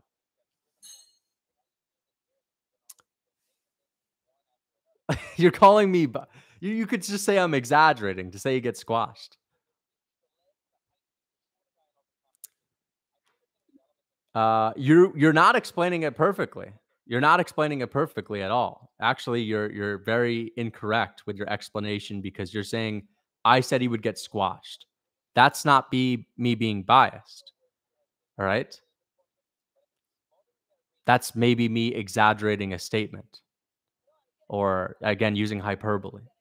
But being biased is like leaning towards someone because I have a preference for them, right? I have no preference for Islam Makhachev to beat Volkanovski. No, I'd actually much rather Volk beat Islam. I'd much rather prefer that.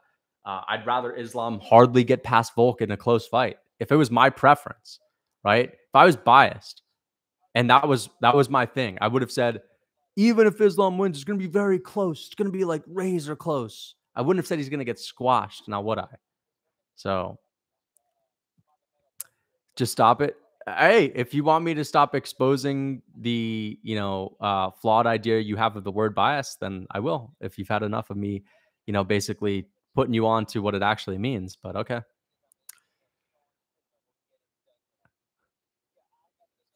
Like, dude, we are all biased. Yeah, no, no. I'm not sitting here and saying that I have no bias at all. I'm not a complete fool. Like, I understand that I have my biases, but uh that's not a good example. That's not a good example. Um, yeah. Like, dude,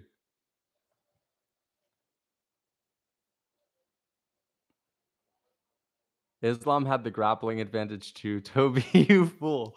All right, yeah, yeah, yeah. We don't have to be too hard on it, but like, I'm just saying, dude. That's not how you.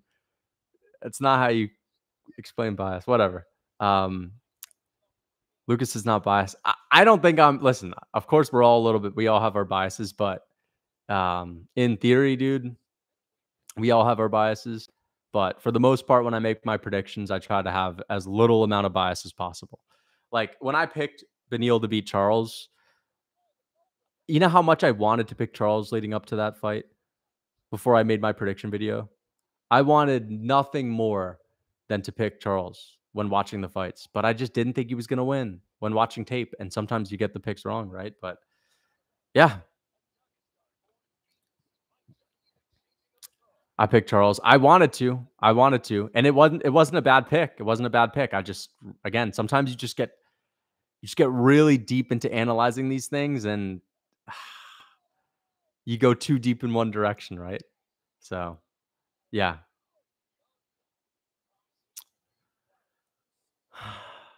You're biased for not thinking you're not. Yeah, exactly. Dude, oh my gosh. I can't believe, bro. I was on top at the beginning of the stream and now I'm back on the low with Kevin Lee getting finished. Unfortunate. But we have a lot of good solid fights coming up, which is great. Starting with an absolute banger heavyweight fight.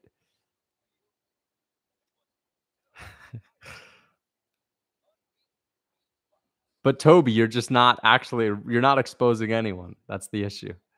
Uh, Lucas Tracy Cortez. I feel so bad for Kevin, but why did he accept this fight? I don't know. I don't understand why I picked him either. It's fun to make a pick like that, right? That was like once a year you're gonna semi jokingly pick Kevin Lee, right? And I hate to be the guy that copes with getting a bad pick, but I'm like mad at myself for picking him. Honestly, I kind of unironically actually picked Kevin Lee, which is just nuts. But let's actually see some fights that make sense. Like the Guram fight, the Brenner fight, at least made sense, even though I got that pick wrong. At least it made sense. What microphone is he using? I am using a Sure. I'm using a Shure. I forgot the name. I've not even thought about that name for however long I've had this microphone. Shure SMB 500, something like that. What are your thoughts on Mark versus Elon? I mean, I'm not going to pretend and say that I wouldn't want to see it at all, but I don't think it's going to happen. It certainly won't happen anytime soon. And if it does, it'll probably be with shin guards and it won't be a legit MMA fight.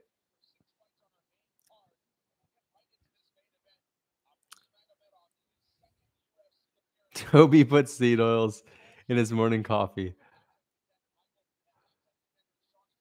Toby, no, you've had some moments where you've been right in the chat, but this is not one of them. Yo, if you had just left it to I was biased towards Kevin Lee, then I would have said, all right, maybe you're right. You're right. But I was not biased in the other examples that you brought up. I want to see Elon and Zuck grapple. I don't want to see any grappling from any of these guys after that UFC Fight Pass grappling special invitation event. Anthony Smith and Glover Teixeira. Did any of you guys see the Anthony Smith and Glover Teixeira grappling match? That was horrible, and it was still better than like 90% of the actual like best grapplers in the world that only do jiu-jitsu grappling. Like they were just mostly insufferable until it actually went to the overtime to where they start with a submission hold and someone has to get out. The grappling was pretty whack to watch. So I'm not interested in seeing a grappling only match unless it's someone like Habib and GSP, Charles and Habib. That'd be fun. That'd be fun. But for the most part, I'm not that interested in it.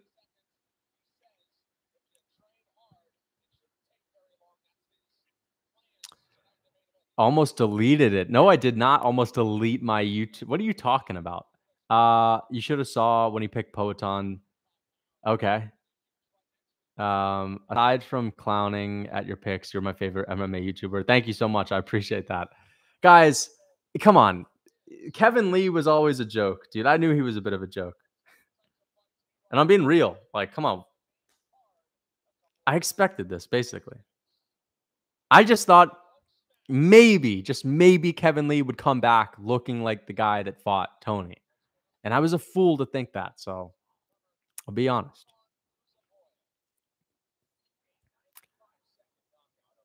Are you still sure that you would KO that? I said that as a joke yesterday. I mean, but after it, I said, no, of course, we're not would probably kick my ass in every dimension possible. Yeah, UFC did Kevin Lee so dirty, bro. I don't understand why they put him up against this monster or not. Like, now I know. Now I know, guys. He's a monster now.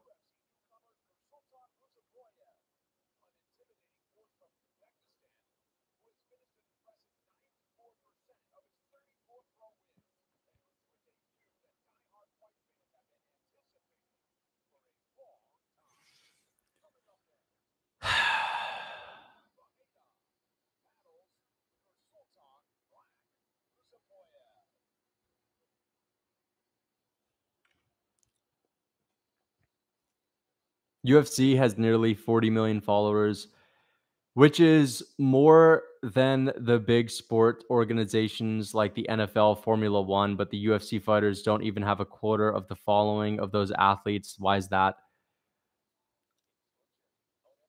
I understand what you're trying to say. Well, first of all, UFC is a global sport. I don't know if they really have, like, I don't know if the NFL has, the NFL definitely has more people watching overall. But there are also plenty of people that would follow the UFC on Instagram and they won't actually like watch the actual fights or follow the fighters. Like for example, I follow the MLB, I follow the NBA on Instagram just to see the highlights every now and then, just to see what's going on. But I'm not actually tuning into the games and I'm not following any of the guys, right? So that's probably what it is. And again, like who really has that big of a following that's playing in the NFL? Right? There are plenty of fighters that have like 800,000 followers, 900,000 followers, you know, a couple million here and there. Paulo Costa.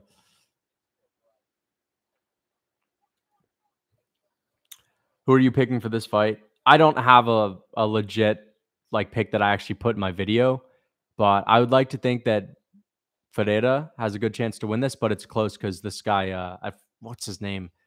He's got uh difficult to pronounce name. Let's go to fucking oh, here it is. Yeah, Ruziboyev. He's good. Ruziboyev is good. And I've seen some of his fights on YouTube. He's a finisher. He's got really good grappling. He's really big as well. Ruziboyev record. Yeah, let's check his topology. Yeah, man. This guy could just go out here and destroy Ferreira. I don't know. I honestly don't know what's gonna happen.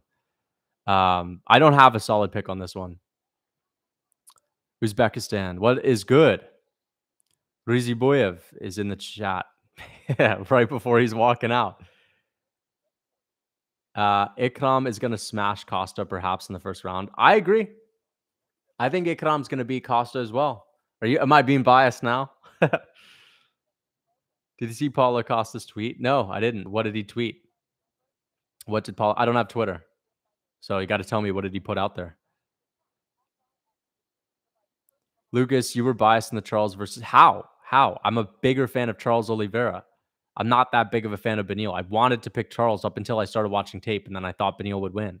So that's like the opposite of being biased, straight up. But like, what did Costa tweet?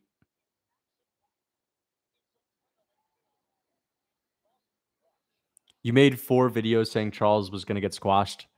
Once again, we're going to look at the definition of bias. All of you guys are not even getting this shit right. Prejudice in favor or against one thing, person, or group compared to another, usually in a way that's considered to be unfair. To feel or show an inclination or prejudice for or against someone or something. So again, do I have a prejudice or something against Charles? No. Actually, I have a prejudice towards Charles. I like Charles. I'm a fan of him. If I was biased, I'd pick him. I'd make 4 videos about how he is going to destroy Beneil Dariush. And sometimes I will make videos on how Charles will destroy this guy if I think he wins, but it won't be because I like him. So it's the exact same thing. Like, I'll pick Makhachev to beat Charles. I'll pick Makhachev to beat Volk, and I'll make 30 videos about it if I want. But it doesn't mean I'm biased. You know, if anything, once again, the only way it's me being biased is if I'm lying to you guys and saying I'm a fan of Charles, but I'm not, or I'm a fan of Volk and I'm not. But I am. I'm not lying about saying, oh, I'm a fan of this guy. Like, I'll tell you straight up who I don't like in the UFC. I've been doing that for forever. I told you guys how I felt about Renat, how I felt about Garam. You know what I mean? You know how much I'd like to just make a shitload of videos on how Charles is going to destroy Islam? That'd be so fun. But I don't think he's going to necessarily do it. Are you African, Tracy? Somewhat. Got to do a DNA test. Lucas, do you have any combat sports experience at all? Yes, I do. I've done judo for a few years and I've done kickboxing for a few years, but I do not train at the moment because I'm too busy and I just don't want to be. It's like, why would I be training right now if I'm not actually trying to be a professional fighter? And I also just love running. I love lifting as well. So I would have to get rid of that. I'd have to do one or the other. And uh, the only way I would really dedicate more time to doing martial arts training is if there was a gym like right across the street. There's not that situation. I'd have to drive 20 minutes and it would just take up a lot of time. All right, here we go. Ruziboyev versus Ferreira. Ruziboyev has got a awkward build. He's got like these, dude, his legs are chicken legs, but they're also like built at the same time, bro. Ooh, good low kick from Ruziboyev. Ferreira coming off of a big KO win over RoboCop. What are they doing? Did you guys see that?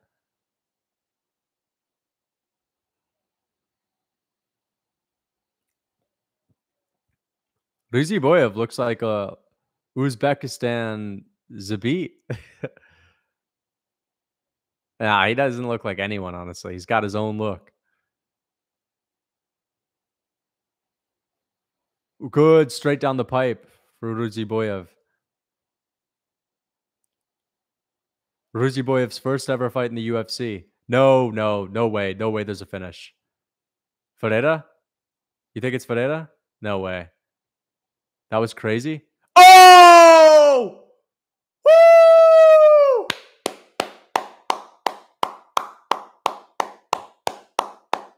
Damn. Bro, you guys got to stop spoiling these finishes.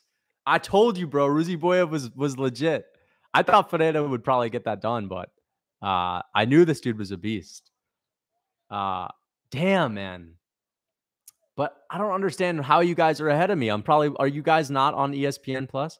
Bro, your stream's behind 45. Why is it? It's not behind though. Let's see. I just got to stop looking down at the chat, I guess, during some of these rounds, because that's the second time tonight a finish has been spoiled. Oh, okay. BT Sport is ahead, huh? Wow. Really excellent KO. He just knocked out the guy that knocked out Gregory Rodriguez. Ruziboyev. This dude is legit. This guy is legit. Beast. That is a guy that we need in the middleweight division. Wow, beautiful KO. Caught the kick, knocked. That's a high. Dude, this card is amazing so far. We are seeing crazy finishes. I know. This card's amazing. Bro, Ruziboyev, man. I had a good feeling about this guy.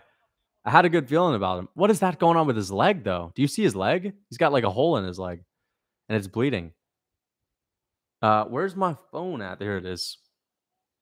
Amazing card so far. Tons of good finishes. It just so happened that the only terrible fights have been, come on. You guys already know the only terrible fights and what they've been. How did Romanov do? I didn't see the Romanov fight. How did he do? And now Bonfim is up as well. Wow, man. How did Romanov do, guys? Decent. He obviously won, but I don't know how he won. Ruzi. See if he has a big following. There he is. No. What? 1.3 million followers? How's that even possible? You guys think this guy buys followers on IG? Bruno has weight. Dude, Bruno definitely had too much hype. I even bought into the hype a little bit because, like, how could you not with the KO that he got over Gregory Rodriguez after Gregory Rodriguez? But Gregory Rodriguez had too much hype. People were hyping up Gregory Rodriguez like crazy just because he had a good fight with Kennedy Nzechukwu. You know what I mean? So even though it was like, this Ferreira guy's got crazy power, like it all kind of came from the Gregory Rodriguez shit. Yeah, he's old. I've even been guilty of saying that. Like, I feel cringe when I say, oh, he KO'd Gregory Rodriguez. Who the fuck is Gregory Rodriguez? Why do we care about him? Yeah, dude. You got double Moicano's live stream viewers right now? That's crazy, dude. I was watching Moicano's video yesterday on the Dawson and Demir fight. He thinks that Dawson's going to get it done too. Here he is, Ruziboyev. Amazing debut. That was a great KO. Best KO of the night. Oh, but Garam got finished too. Garam got finished too. I just remembered that. How old is Ruziboyev?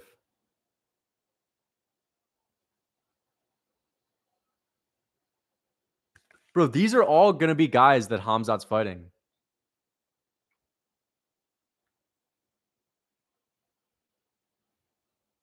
Bro, Khamzat Chimaev. Oh, what is going on with him? Is he crying? Oh, he's crying. What the heck? He can't even speak. He's breaking up right now because he's talking about his parents. Thank you for the $5. Zero. I appreciate the $5. Thank you so much. Thanks for the stream. Thank you for tuning in. And thanks fucking Ruzi Boyev for giving us a good moment.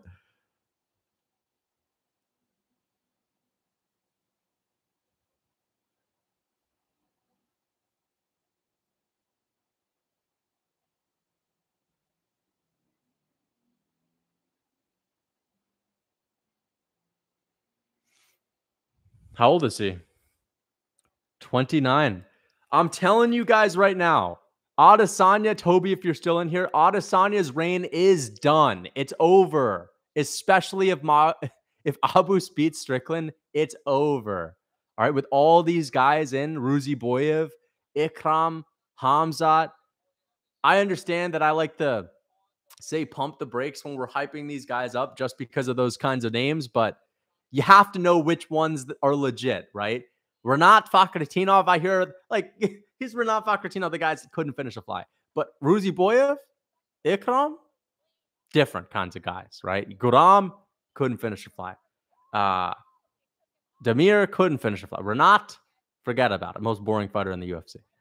But Ruzi Boyev and just messing around a little bit, guys. There's a lot of killers coming up. Dude, I'm telling you, it's clear. Like, how are we supposed to even deny it? Like, there are certain guys that get too much hype because they're from that region. But all the best guys are from that fucking region, right? That's just how it is, bro. America is going down the drain. We got to get better tap water. we gotta get better tap. These Middle Eastern European Brazilian battles are always. I know Brazil and Eastern Europe are on top right now when it comes to MMA. That's really it. The Americans, you think about like what? Brendan Allen? Who else? Strickland? These guys are just good at sparring. You know what I mean? Strickland's just good at sparring, bro.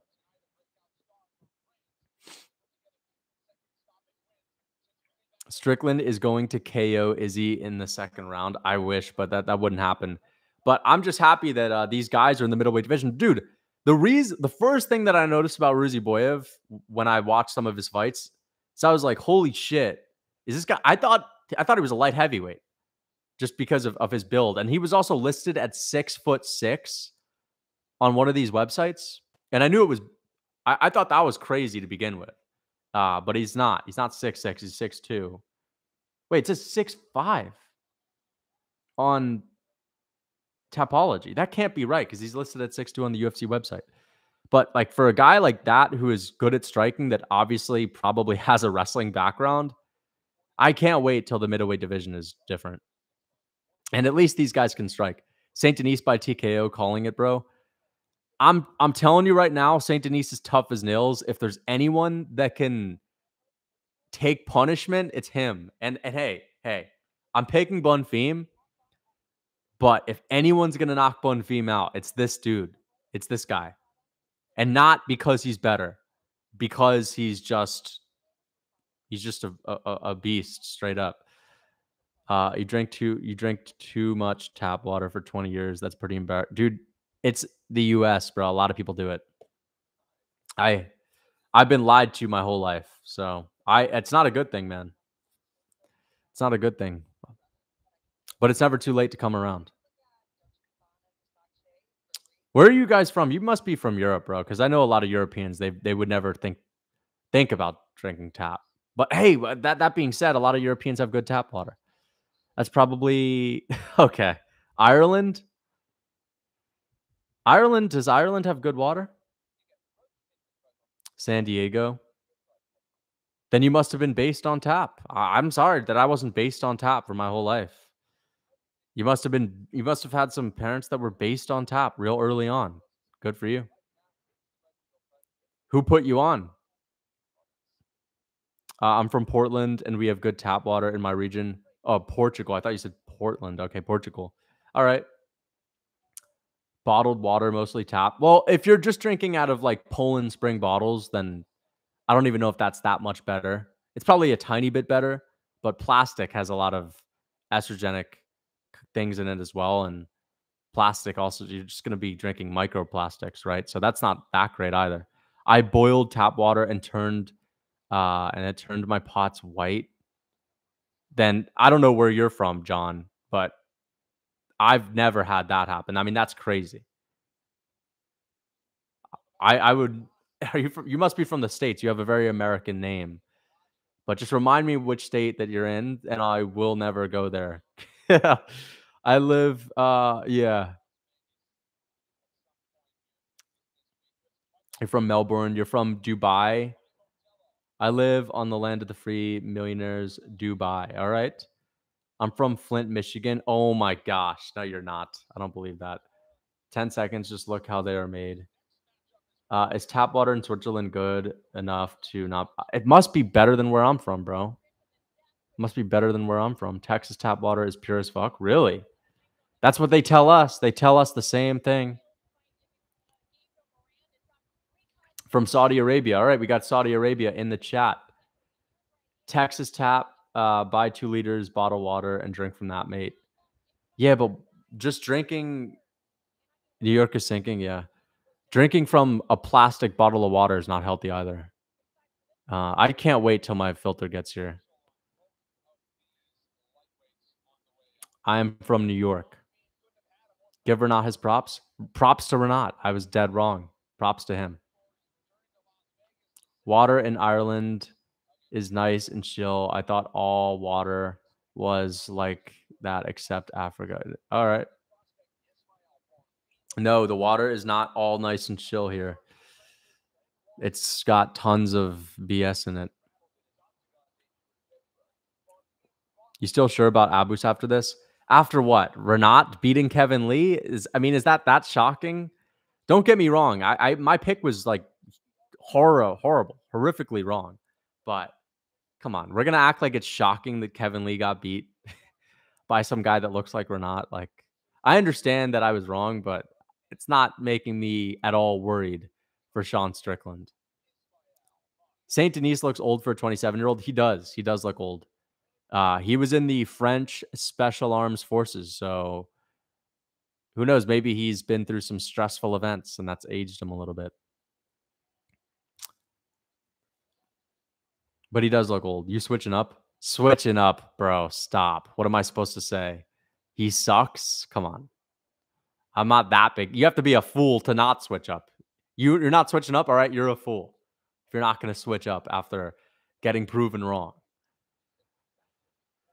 Demir versus Dawson prediction. Dawson by decision. Why do people generalize the whole, yeah, the whole of Africa as if it's the whole continent? Yeah, I know. Fight starting. Oh my God, you BT sport guys and your early streams getting ahead of us. I'm not going to look at my chat during this next fight, during the rounds, guys. I just can't afford to. But I still think, even though you guys did spoil the finish a few times, of course, not intentionally. Yeah, I have ads as well. I have ads right now. I still had a great reaction to it. Like, I still get impressed by it. Because then I don't know who's going to get the finish, right? Does Saint Denis? I haven't noticed that. Does he have one of? I don't know. You picked lead to make it worse. I took your word, and you made me look foolish. Never. I made you look foolish. What did you do? Did you go out and preach to the whole? Did you go into a park with a loudspeaker and preach that Kevin Lee was gonna win? Like, how did I make you look foolish? Did you convince a bunch of people to put money on him? By the way, love the channel. Keep it up. How did I make you look foolish? Oh, KO. Stop, dude. No, stop, dude. Stop. We still have ads. Dude, I have ads. No, he did not. No, he did not. Stop. I'm not buying that.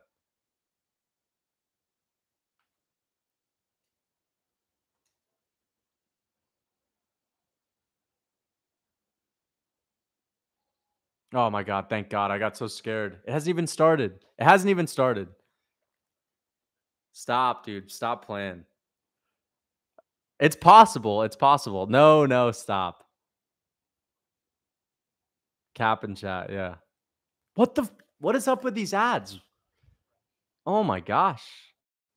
It's the longest ad reel I've ever seen. Oh, flying knee. No, you guys are trolling. There's no way. There's absolutely no way. See how it feels, bro? See how what feels? I've never spoiled nothing for you. You guys have been spoiling these finishes, so now I'm getting paranoid. Bone Theme doing the stanky leg. Ugh. Damn, bedtime. What's your take on the Lee loss? What's your take on the Kevin Lee loss? The Lee and Wonderboy ad was funny. I just missed it. I took off my headphones. Nothing was worse when this one night they played the Burger King ad for 10 minutes straight. I just don't like these ads. Just dropped a video about it. RIP my guy, fly high. No way. You already put a video out?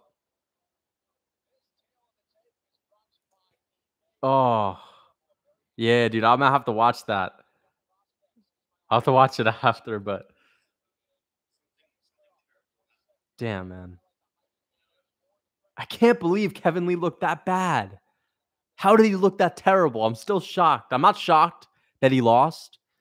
I'm just Lucas, do you know Joe Aesthetics? I know he did pass away. So rest in peace, Joe Aesthetics. How did he look that bad? I don't get it. He didn't look bad. Renat is just a monster. Bro, Renat is an old man. I know. He is a monster now. He is a monster. But Kevin Lee looked bad. Come on. Both can be true.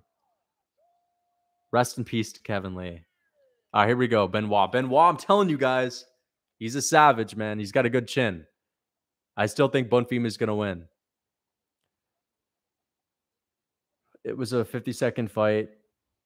He didn't really get to show anything. Yeah, but he couldn't be because he's got those. He just looks slow.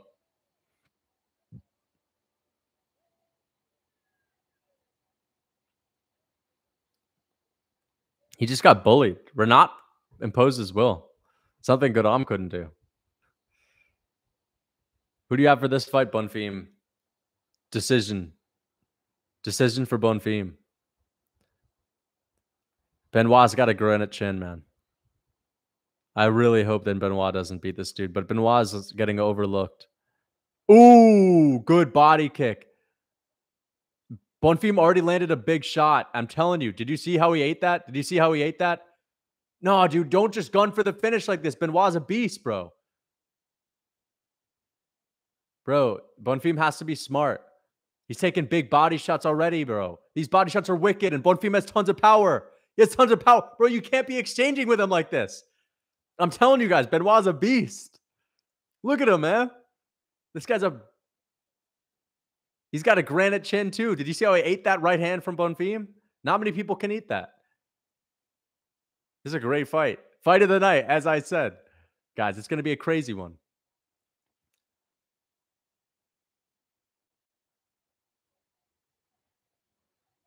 Oh, no. Bonfim got taken down by the black belt in judo. Benoit's got a black belt in judo, guys. I know he's legit. Oh, he's in mount. Bonfim's got mounted.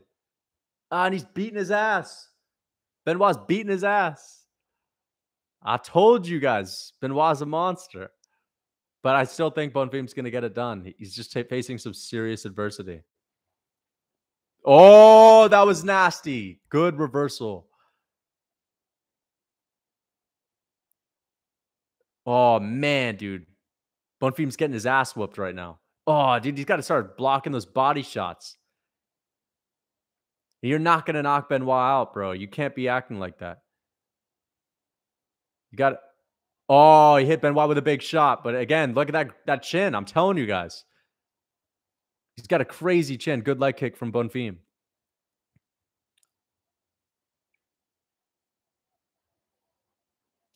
Oh, he landed a good shot, a good knee to the body.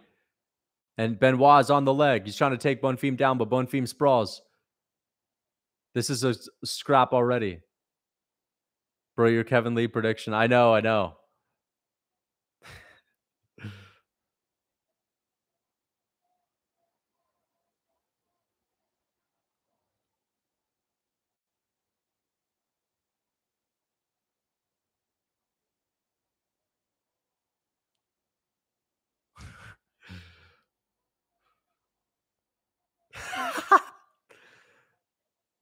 Oh my gosh. All right. Oh, oh, he got him with an uppercut. Did you actually pick Kevin Lee? I did pick Kevin Lee, yeah. But come on, I knew it was a massive risk. I knew it was a big risk. I just didn't think that Renat had that on the feet. I didn't think he had that on the feet. I honestly didn't see that coming.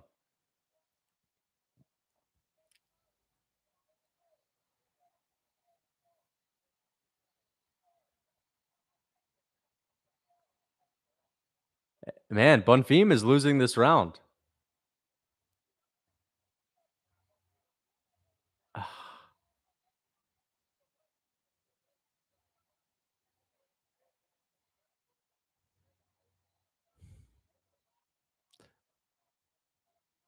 I hope Bonfim wins, man. I can't get this one wrong too. Dude, he's getting his ass kicked. Benoit is legit. Benoit's a lot of frauds are getting exposed tonight. Oh my god, he's got his back taken. Saint-Denis is on his back. Saint-Denis on his back. He's looking to choke him out. Bonfim. He's got to fight the hands. He's got to fight the hands. Damn, man. I knew Benoit had a good ground game, but I didn't know it was this good.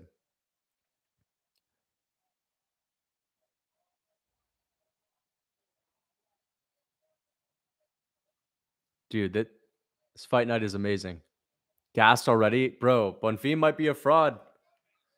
But Benoit is a black belt in judo. I knew he had some good grappling. No, he's around the face. No, you can't tap to that. Come on, don't tap. Yeah, he fought out of that. He fought out of that. 20 seconds left. Come on, he can survive. He can survive this.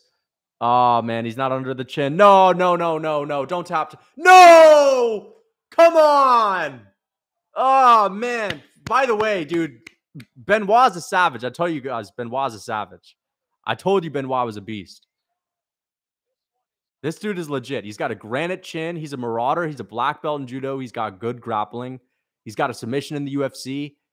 Benoit is a monster. I that's crazy. But I still pick Bonfim. God damn it. That sucks. But like, fraud check. Fraud check by Benoit. People were saying Benoit's not that good. Relax, bro. I knew he was good. I just thought Bonfim was going to be able to be better, but he was just joking around when eating those body shots, right? It didn't even get under the chin. It was a good one, man. Cranked it as hard as he could. I know, taking L after L. Homie is Brazilian. Where's your BJJ at, brah? Bro, Benoit has a really good background in grappling. And the first win that he has in the UFC is just by out grappling some guy, tying him up like Habib. He just beat him up and got a submission. So he's got a good submission game. No, Lucas support Saint. I like Saint Denis, dude. I love Saint Denis. I think he's got a great style. He's very good. And people were overlooking him. I knew he had a good chance to get this one done. And it didn't go to a decision. Yeah, I know it didn't go to a decision, but I did say if anyone was going to finish Bonfim, it was going to be this guy. I didn't think he was going to get the submission, though. I thought he would knock him out, if anything. Yeah, the Lucas curse is taking effect with this card. I do have to say that. That is true. Internet culture. I don't know what you mean by that. Lucas, I was wondering why Kevin Lee lost. Now I find okay. It's personal between you and dude.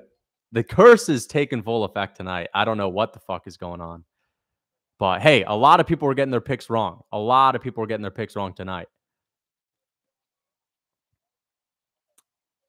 Oh, I'm sorry. I messed up the parlay. Shit, man. But hey. If you'd watched my video, you know I was high on Benoit, guys. If you'd watched my prediction video, you know I was high on him. Rara P. Strickland. This is now even more embarrassing for Terrence McKinney. Dude, Benoit is good. This is not like some random in the UFC. This guy's actually legit. Like, people thought, again, the reason why people think of him as not that good is because, number one, he just doesn't have a big name. And I don't know. Number two, he walks into shots and he's not very defensively sound, so he kind of looks a little bummy, but he's legit. He's legit. This guy's gonna go far. This dude goes further than Guram, 100%. Benoit goes way further than Guram. It's because he's French. Yeah, dude, 100% finish rate. Look at this, man. He's legit.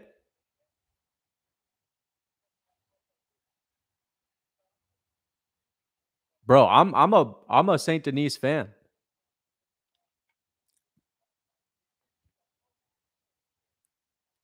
Michel Pereira's little bro. I don't even know what his little bro. Oh, Michel Pereira is. He doesn't really look. He does kind of look like Michel Pereira, actually. He's like a mix between Pitbull from Bellator and Michel Pereira.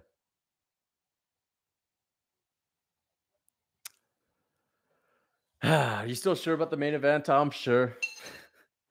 I am sure. I like how, yeah,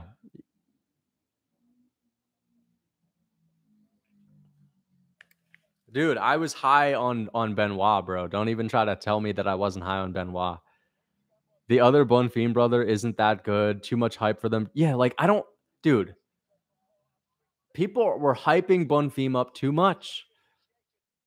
And hey, he's good. He's a good fighter, but he's not that amazing, apparently. You know what I mean? He's not that amazing. He just got fraud checked. Bonfim just got fraud checked. There you go. Uh, the other Bonfim. Bro, how many people were picking Benoit on Tapology? Can we figure that out? Is that possible? Let's see. Where do I look at that? Because people usually make their picks on there, right?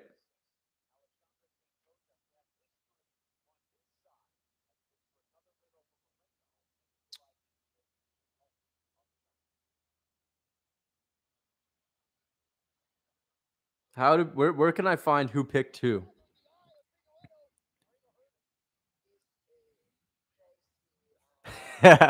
Lucas, do you be hating on people for fun? Dude, sometimes I do have a little bit of fun doing it, yeah. But hey, it's all in good fortune, man. It's all in good faith. Hey, bedtime MMA in the stream. Dude, I did not like Renat and all the hype that he was getting. Fair enough, but of course.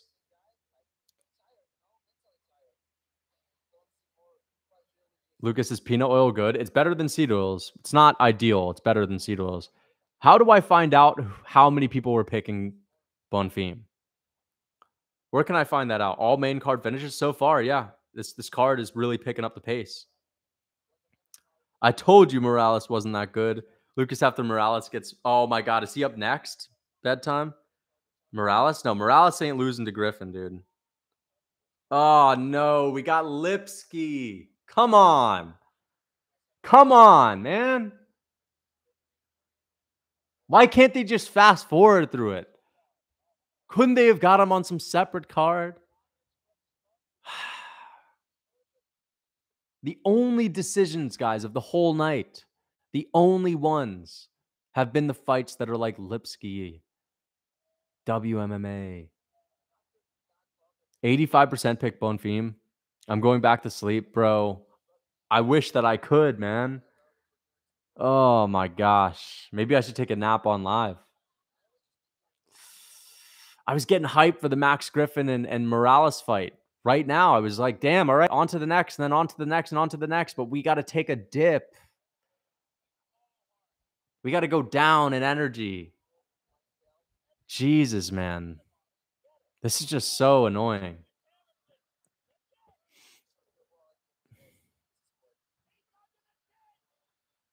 Yeah, dude, that's something to consider, FaZe. Making Ramazan president of the UFC. I don't know. But we might only have like, we might have a guy like Umar getting a title fight for his first ever appearance. This is just embarrassing. Dude, you picked Bonfim too. Don't even fucking lie. Uh,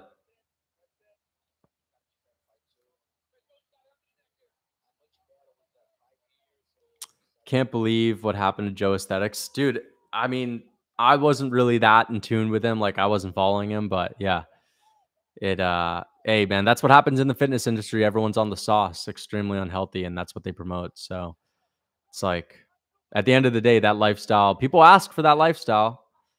You need more people preaching against it. So rest in peace nonetheless. But I mean, what do you expect if you're just blasting gear all the time?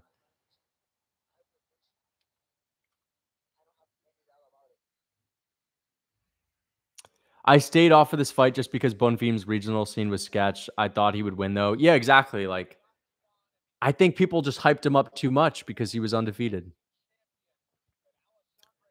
But again, that doesn't always mean that much. I thought he was better than Benoit. I did not think that Benoit's grappling was that great. I knew he had some decent grappling. I didn't think it was that amazing. So, but maybe it's not that amazing, right? Again, we're sitting here saying, "Oh, he beat Bonfim." Well, who the fuck is Bonfim? Bro, we've had so many frauds this year. Bruno Ferreira, Gregory Rodriguez. Gregory Rodriguez became this like hyped up dude because Izzy mentioned his fight with Kennedy Nezachukwu, and he went to battle with Kennedy Nezachukwu. Oh, I'm sorry, it wasn't. It was Chidi Njokuani. Chidi Njokuani, not Kennedy Nezachukwu. Chidi Njokuani. Like, all right, you went to a close battle with Chidi Njokuani. How on earth is this guy that good? You know? And we all of a sudden are thinking, oh, Bruno, whoever beats Gregory Rodriguez is great. Oh, whoever beats Bonfim is great. Like, I'm about to make the same mistake and saying, oh, Benoit beat Bonfim because he had an impressive win. Chidi Didi. Bilal could never beat Leon. Dude, knowing how the sport works, he could do that. If Dricus beats Whitaker, then again, like there's literally just no point in making predictions anymore. There's no point in making picks. You can break the fights down, but there's no point in making picks. Like at all.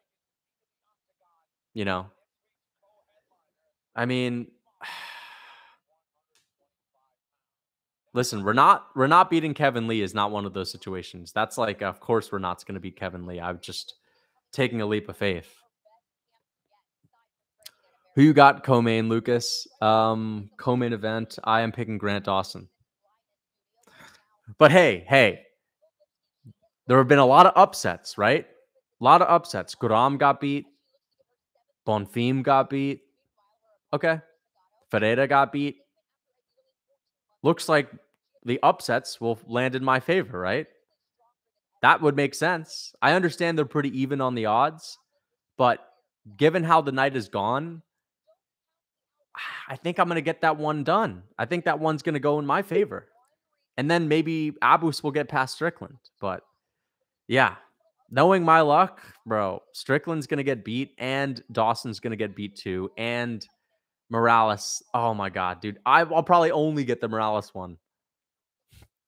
The one that doesn't matter at all, basically. Oh, Morales. What am I going to sit here and talk about Morales in my post fight night video? Oh, Morales did so well. I'll talk about that for 20 seconds because who cares about a Max Griffin fight, right? So Bilal beats Leon 49-46, 48-47, 48-47. Remember this? Dude, I don't think Bilal's ever getting a title shot to begin with. Like, the UFC promised him a title shot if he were to get past Burns, and look how that's worked for him. Even the Colby fight's not made yet, and then by the time Colby even fights Leon, they'll have 10 other screaming contenders ready to get their shot before Bilal, and Dana will be like, oh, well, Hamzat's got to get it. You know, and Renat's got to get it. All these other guys, we can't deny Renat after his 2 wins in the UFC, right? Shavkat, yeah, dude, Shavkat's got to get it after beating big tubby Kelvin Gastelum. But to be fair, Shavkat wouldn't be, I'd like to see that title shot. I genuinely don't think Bilal's ever going to get a shot. They'll just, even if he wins his next fight, because it'll be a decision, I'm telling you, the UFC will just say, and it's wrong, it's not right. Like, he would deserve a title shot. The UFC would literally just say, yep, well, he kind of shit the bed tonight. All the fans were booing him, and You know, how are we gonna give this guy a title shot when no one wants to see it? That's what they'll say. They'll straight up come out and, blast him. We're looking to do Renat versus Bilal, no time limits, finish only fight. I think that's the fight to make. They'll do a finish only fight, the first no time limits finish only fight, but then Bilal might get it done, and it might be like the ugliest finish ever. It'll be like the 10th round, and Bilal's just, he's been landing those good body kicks, and the guy's arm just breaks from catching one of those kicks on their guard, and then the ref steps in. And Dana will be like, that wasn't the finish that we were looking for. We're gonna go with the other guy for his title shot. Big support from Texas. Thank you for the donation. Thanks for the $2, Nigel. I appreciate that so much. Nigel Bertelson, thank you so much. Shout out to you, man. Shout out to you. And Texas seems pretty good these days, man. I'm really dreading this next fight. I was about to say I'm dreading the rest of the night, but then I was reminded that the next fight is Lipsky versus who again? Who's she fighting? Oh my gosh.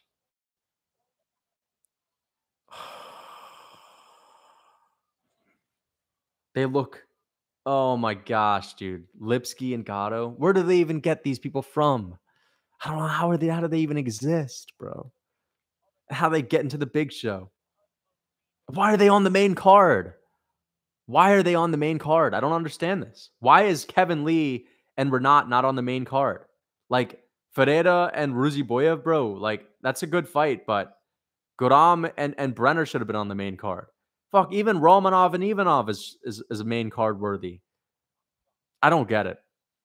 I don't understand it.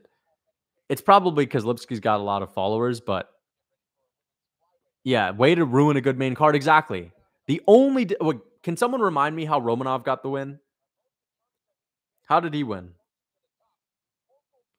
Let's see. Did he finish Blagoy? Decision. Okay, fair enough. But that's Romanov and Blagoy Ivanov, bro. Outside of Blagoy Ivanov, all right, which is always going to be a boring fight. Carolina, Petrovich, Santos, Rosa, and now Lipsky and Gatto. Those are going to be the only fights that go to decisions. Straight up. To be fair, Dawson and Ismagulov is probably going to go to decision. Strickland and Magomedov is probably going to go to decision, but anyway, even if those do go to decisions, they'll be fun. But like, come on, dude. I just don't understand it. Like, why? Queen of Violence. Okay, fine. I'm really looking forward to seeing like a really violent display. Oh, I'm stoked to see some crazy scrap right now, guys. That's my expectation for this fight. With the nickname Queen of Violence. All right. Like I'm about to see the WMMA Justin Gagey, so I'm really hyped. Why she look like Johnny Walker? Anyone know when the main event starts EU time? I'm not 100% sure, but it'll probably start. Let's see. It probably started like 2:30 a.m. Yeah, 2 a.m. 2 a.m. here at the moment. Damn, that's pretty late. No, the main event is going to start. It's 7:52 here, p.m. 7:52. The main event's probably going to start at like 9:15, and it'll probably be over at like 10, something like that. We still have 2 more hours until the main event, basically. We still have an hour and a half till the main event.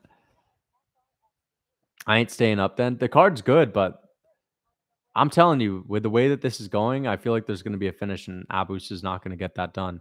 But hey, if I get the main event right, we're all good. We're all good. That's 3 main events right in a row. This is how the fight nights work, guys. The pay-per-views, I sweep the whole card until the one that matters, right? I'm kind of joking right now because I usually don't sweep the whole card on those. But the fight nights, I usually do terrible until it's the main, and then the main event is just like masterpiece perfection. You picked it to a T. Pray for Abus to destroy Sean. I hope Abus gets. Let's curse Abus. Let's hope that Abus wins. All right. Yeah. What are all these ads, man?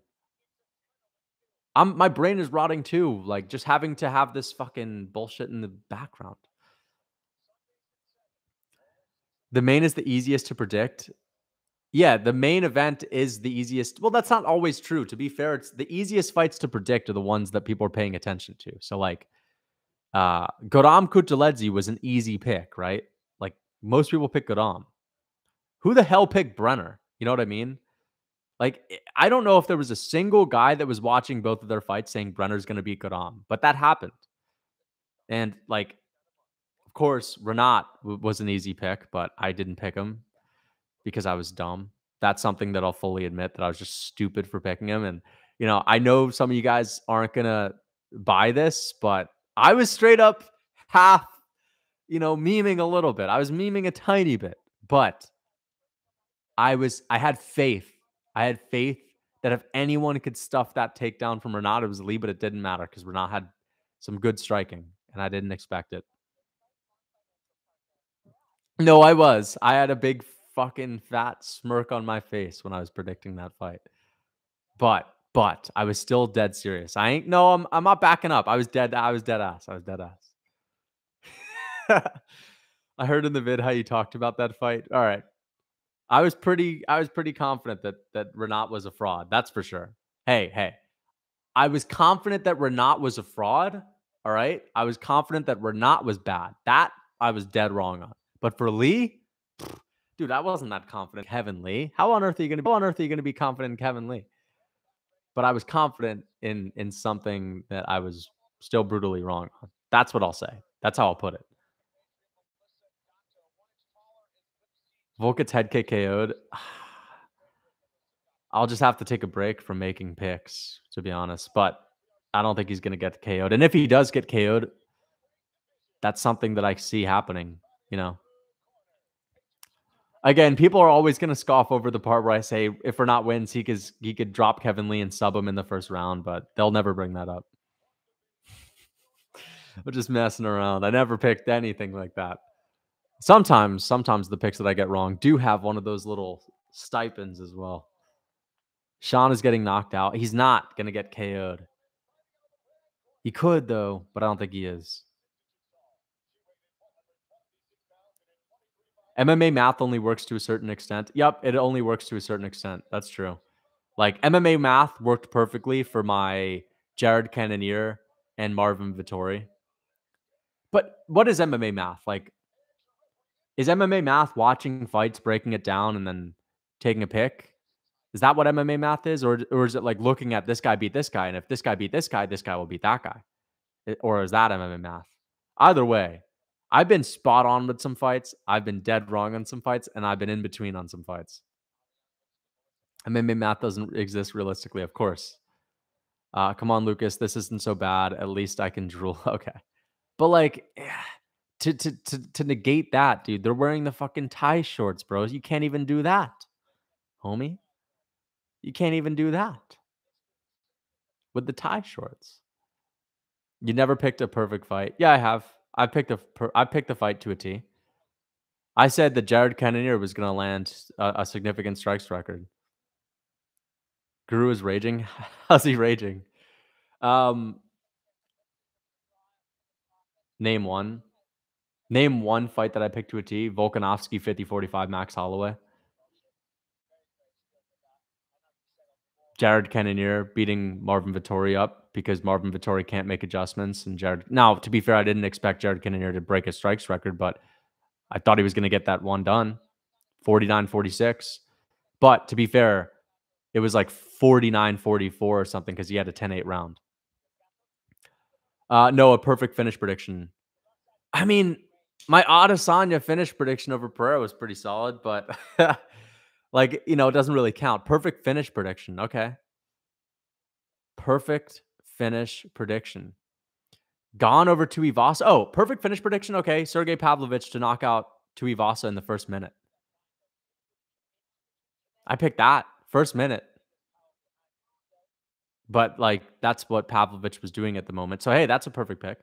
Who else did I pick? I'm trying to think of like perfect picks for finishes.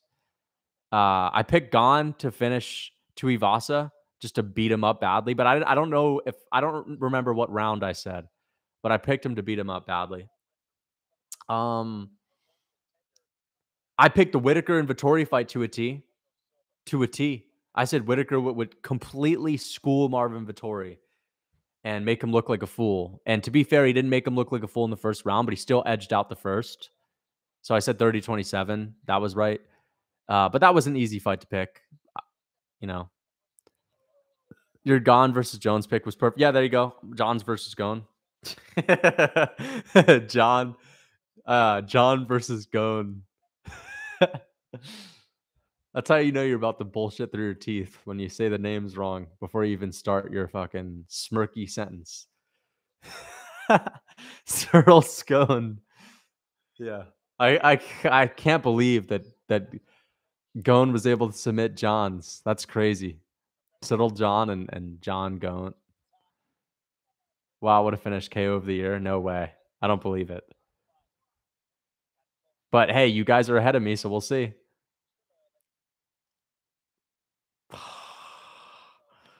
Oh, there's just shadow boxing at range, dude. Oh my gosh. The only things that are landing are like little edges of the gloves after a 5-piece missed at range. At range. So much violence. I know the queen of violence. This is the dude. I'm gonna straight up watch this as if it's Gagey and Poirier too. But I'm gonna try to get into it, guys. I'll really try to get into it. But they have to give me a reason. Oh, good jab that didn't miss it. That missed. Oh, beautiful leg kick. Beautiful leg kick. Oh, heavy shot off the side of the dome.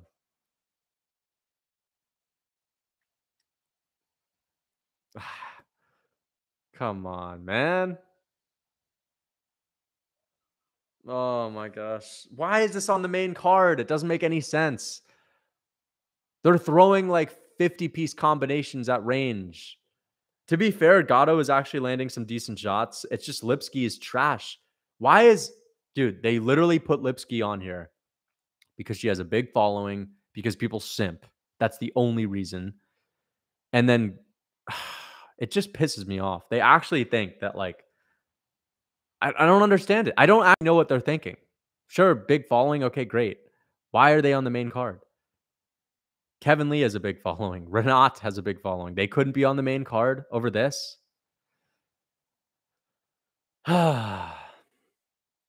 It's just, it's still the first round. I feel like I've been watching this for ages now. Oh, of course, the necessary clinch him up takedown at the end of the round to, like, you know, put on the to trick people into thinking it's a high-paced fight. That's the typical WMMA end of the round move. Clinch him up, land a couple of knees so that, everyone thinks it's high-paced, but it's not. Can you time us in? That the first round just ended. It reminds me of putting Rose on the main card over Gastelum. Oh, Rosas. Yeah, dude. That was nuts as well. And Curtis and Gastelum was like one of the best fights that I've seen this year. Lucas, does St. Denis have a future in the rankings? I think so. I think he's like the future Drew Dober. I think St. Denis is the Drew Dober 2.0. That's my pick.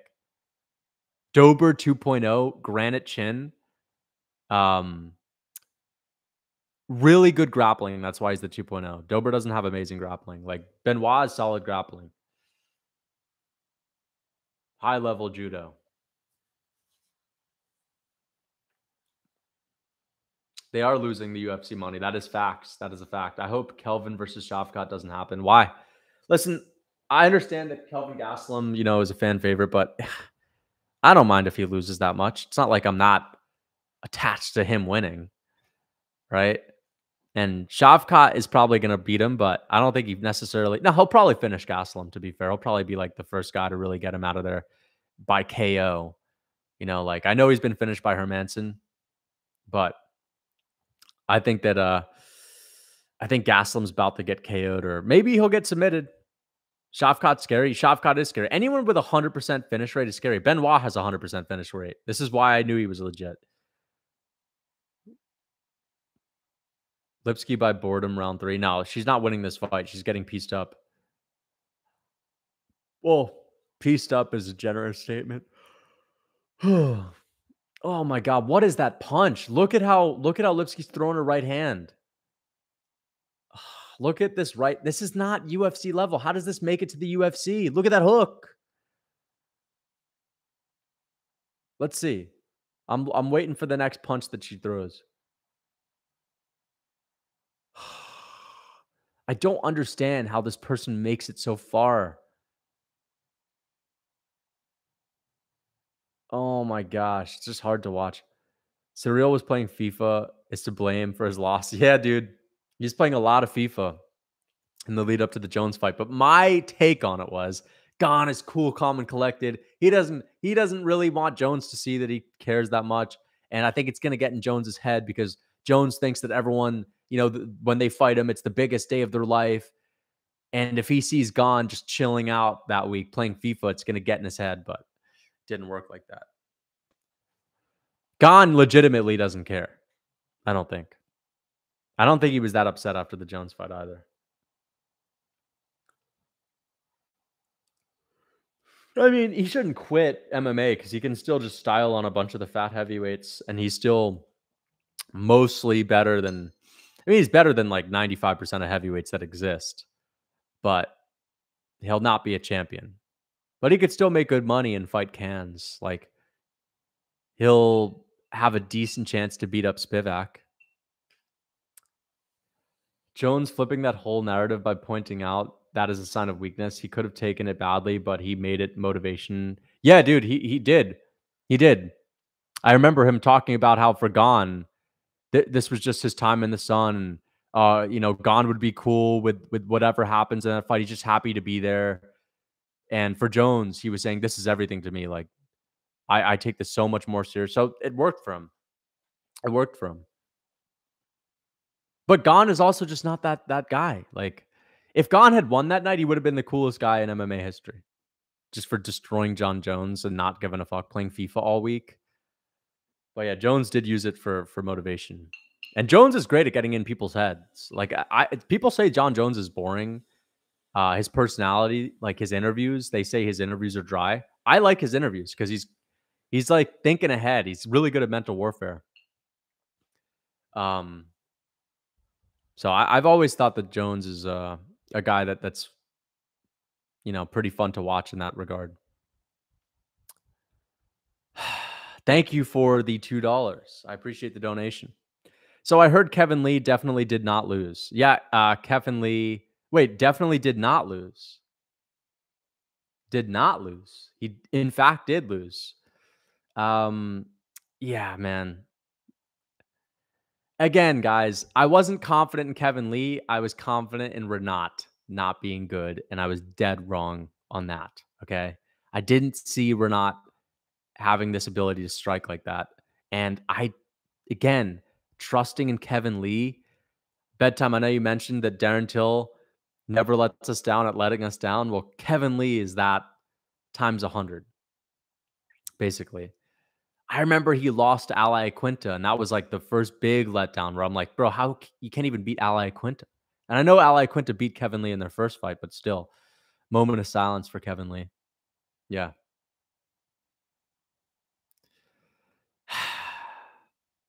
It's like, I don't know. Kevin Lee and Darren Till have had the exact same career pretty much. Gotten to a title shot, had fans behind them, and then just disappointment after disappointment. Now, to be fair, Darren Till never had the Gregor Gillespie moment. He never had that. Like, his moment was scraping by to a decision with Kelvin Gastelum, barely. Of course, he made Kelvin miss, but like, it wasn't an entertaining fight. I know, dude. And Garbrandt as well. But at least Garbrandt like got the belt, Thank you for the donation. Thanks for the $2, Ben Raff. I appreciate that. Do you think Jones or John will retire undefeated? Yes, I think he will. John, he's all about the record books. He's all about his legacy, and that's everything to him. That's his whole identity. Jones's entire identity is that. And, Jones has actually used that as trash talk against guys like DC. Like, Jones has always said that it's about the big picture, but sometimes he used to tell Daniel Cormier that you care about this fight particularly. This is not it for me. Like, you're just a stepping stone. Like, this isn't that big for me. He used that to get in people's heads, but every fight for John Jones is massive for him.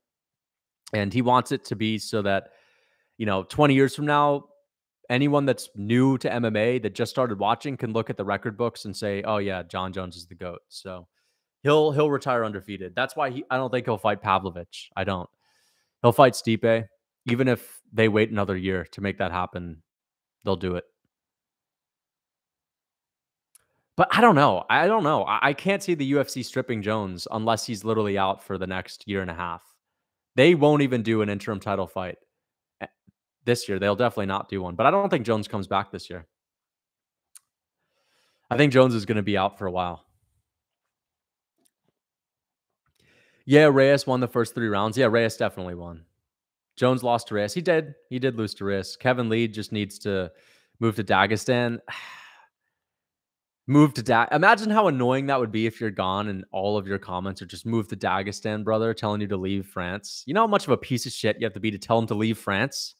Tell him to leave his home country where he's sitting there comfortable on his couch playing FIFA, bro. You have to be a real dick. He needs to move to America, bro.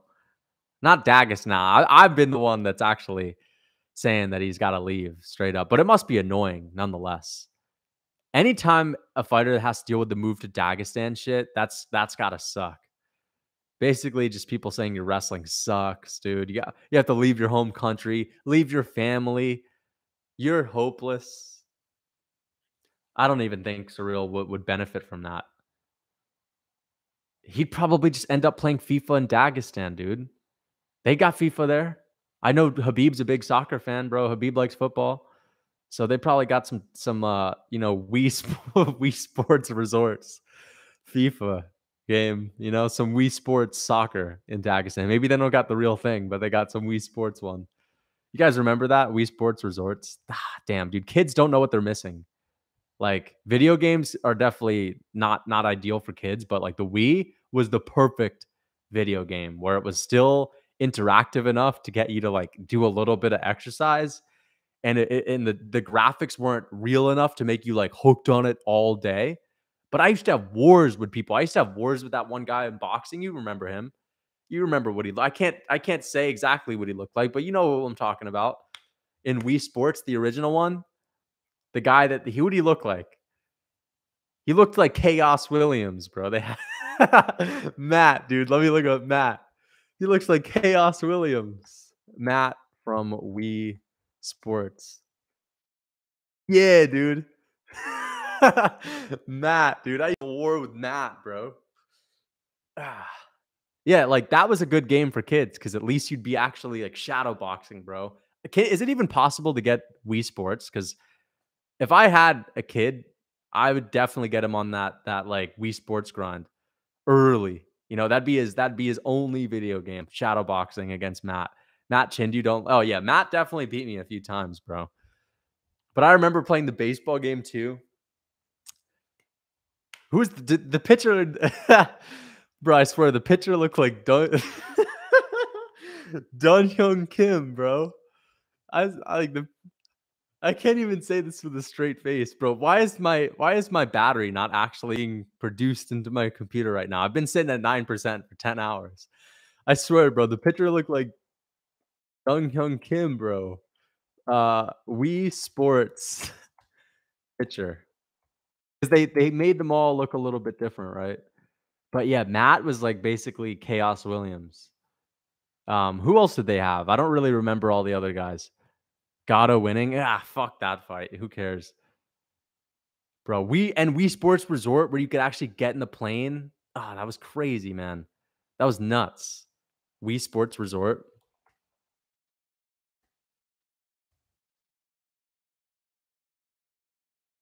Honestly, is that even possible? All right, I need to stop looking on Google because I'm just gonna lag. So I'm not gonna do that. I'm closing it up. The lag is gonna come to an end, guys.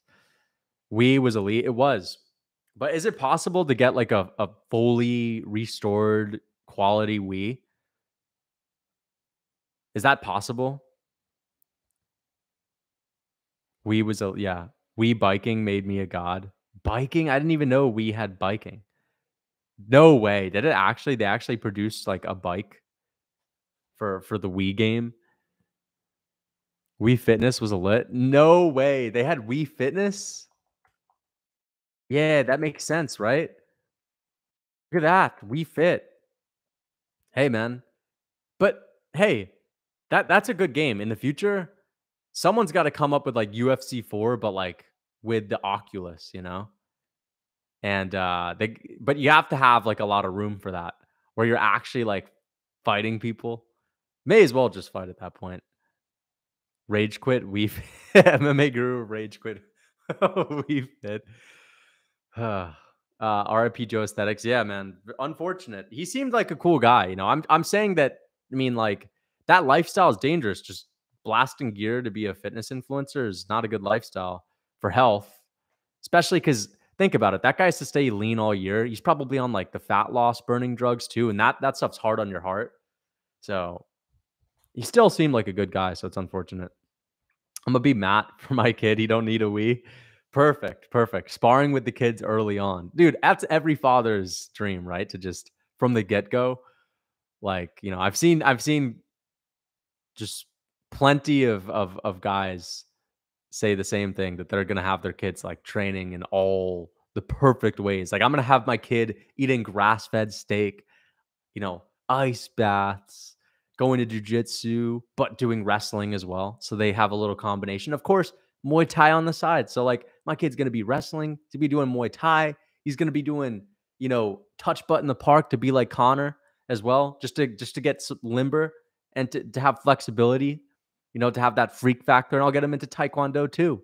So I can have a Habib Yair Rodriguez like fighter, you know, by the time he's 18. Imagine that, bro. Imagine that. Send your kids to Dagestan, basically, right? Just send them to Dagestan. And during the summer vacation in Thailand, hitting pads, right? That's basically it. Dagestan and Thailand over, and then hey, vacation wherever Taekwondo, wherever they got Taekwondo going on, man. Vacations there every now and then. Working because I actually think that's one of the best bases for MMA if you start training it as a kid. Like I'm pretty sure Yair started doing Taekwondo as a kid. That's like the perfect sport to pick up when you're young. Of course, any sport that you pick up when you're young, you're just going to have perfect muscle memory when it comes to that. But Taekwondo is elite because if you can master what Yair has mastered, then you're just extremely dangerous. Pair that with wrestling, you're basically unstoppable. Hey Lucas, let's do a bet. I will bet you $1 on 3 of your main picks per event. If you make me money by the end of the year, I will buy your cookbook. If I lose, you admit that you're bad at picking. That sounds like a good bet. On 3 of your main picks per event. Per event. Okay. Fair enough. Fair enough. I like that. And hey, you may as I don't know what do you use? What bookie do you use? Andrew. But I like that. I think that's a good deal. I think you'll definitely make money. I think you will. I always do well in the fall. I always do well in the fall. I have no proof of that because my channel has not been around that long, but the winter picks can be rough sometimes. I actually think the start of this channel, I was like 90% of my picks were right. Up until this year, bro. My picks this year are just all out of whack. And I feel like I've been doing too much tape study, guys. Uses my bookie. Bro, I have a code at my bookie now, guys. I am with my bookie now. I got a code Lucas with my bookie. But you gotta deposit like 40 or something to actually activate it, I think. But either way, I got a code, guys. Oh, who won? I didn't even check. My children won't know what candy is. I don't think it's the end of the world to give your kids candy every now and then, but I understand you want to make them hard. I bet on Grant Dawson, Strickland, and Morales. All right, there you go. It's on. It's off to the races. But this is the first out of many. So even if this one's wrong, 290, you're gonna get me right, bro. I bet on Grant Dawson, Strickland. Yep. Lucas, is the workout program good? It is good. It's solid. If you're a beginner, I recommend getting my novice lifting program, or just get both. Do the novice lifting program and get the ultimate lifting program. So as soon as you're done with the novice lifting program, you can go to the ultimate lifting program. And if you get both of them, it'll be like for a massive discount. It'll be way cheaper than getting one separately. You'll get 30% off on both. He bashed your picks. You got to retaliate. MMA Prodigy. MMA Prodigy? Is this a guy? Is this the guy on Instagram?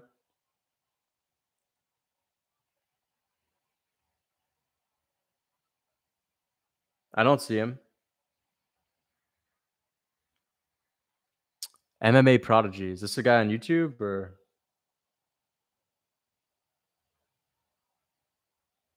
Oh my gosh, dude. Yeah, this guy has been in my chat, bro. This is Alex Pereira's like cousin or some shit.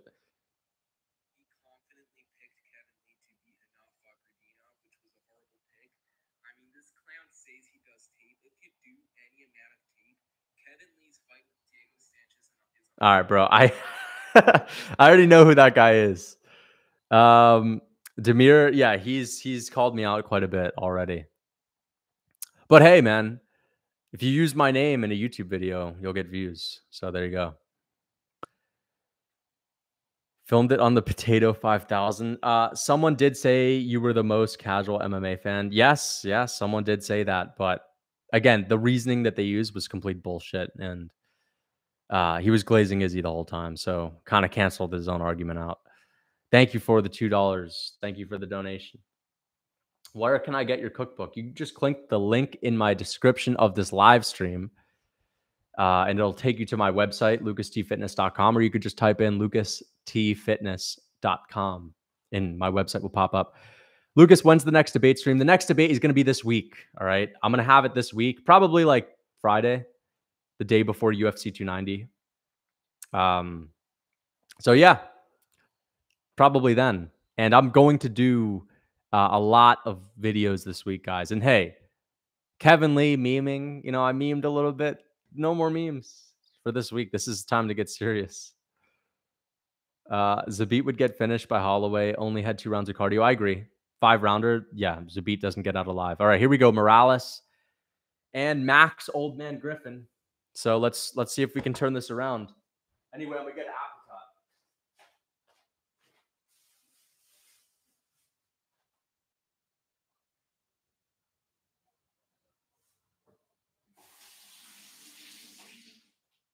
All right.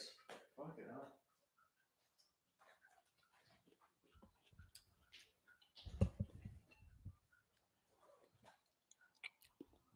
I feel like my battery has not been going up at all. I've been at 9% for like the past hour.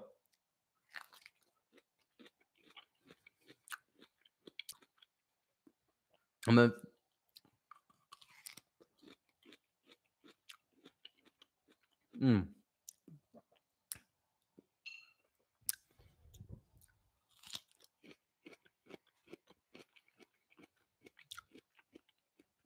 You just smoke some crack to keep you up. Bad time? Yeah, you may as well. May as well hop on the debate.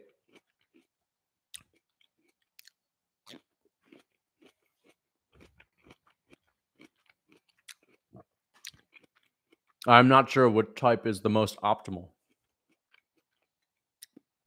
Hey, bud, looking a bit red. I feel like you're always the one calling me red. But I am looking red because I actually, guys, it takes a while to get rid of all the seed oils, right? I'm burnt. I'm actually burnt right now. I went to the beach today and I was at the park. I was in Central Park yesterday. So I've been getting too much sun. Now, I like to say that you will not burn if you do not have inflammation from like seed oils. Seed oils cause inflammation that'll make you more likely to burn, increases your risk of getting like skin cancer, for example. But I do go out to restaurants every now and then, and I haven't completely healed from it, as you can see on my forehead. Jesus, it really does annoy me. Like, I just want to get tan, bro.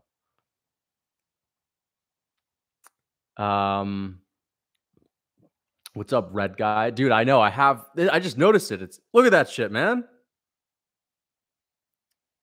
Got a whole fucking whole line here. Jesus Christ. God damn. Thank God for my hair covering that shit up. Look at that. Dude, this man is red. I know, man. And I've been in the sun a lot this summer. I haven't been having a lot of seed oils. I look like Trump right now. um, you're albino, you can't be tan. Maybe that could be it, man. But I'm trying to get rid of the seed oils, dude. Some people just genuinely, I don't know. I like to think anyone can get a tan, but maybe I'm just wrong, bro. Bro got the Dana White skin. Yeah, dude. Lucas, you took money from Magomedov. Magomedov. Oh, you're talking from Magomedov. Bringing me back to 229. I don't tan either, bro. I just get burned. Yeah, but you know, you've been living in Australia for a while. I feel like people that live in those kinds of places where the sun is always out. I don't know what the Australian winter is like, but I'm guessing it's not that bad. You should be tan, bro. You should be rocking that Aussie tan. When you go on the animal-based diet, how often are you going to do cheat meals?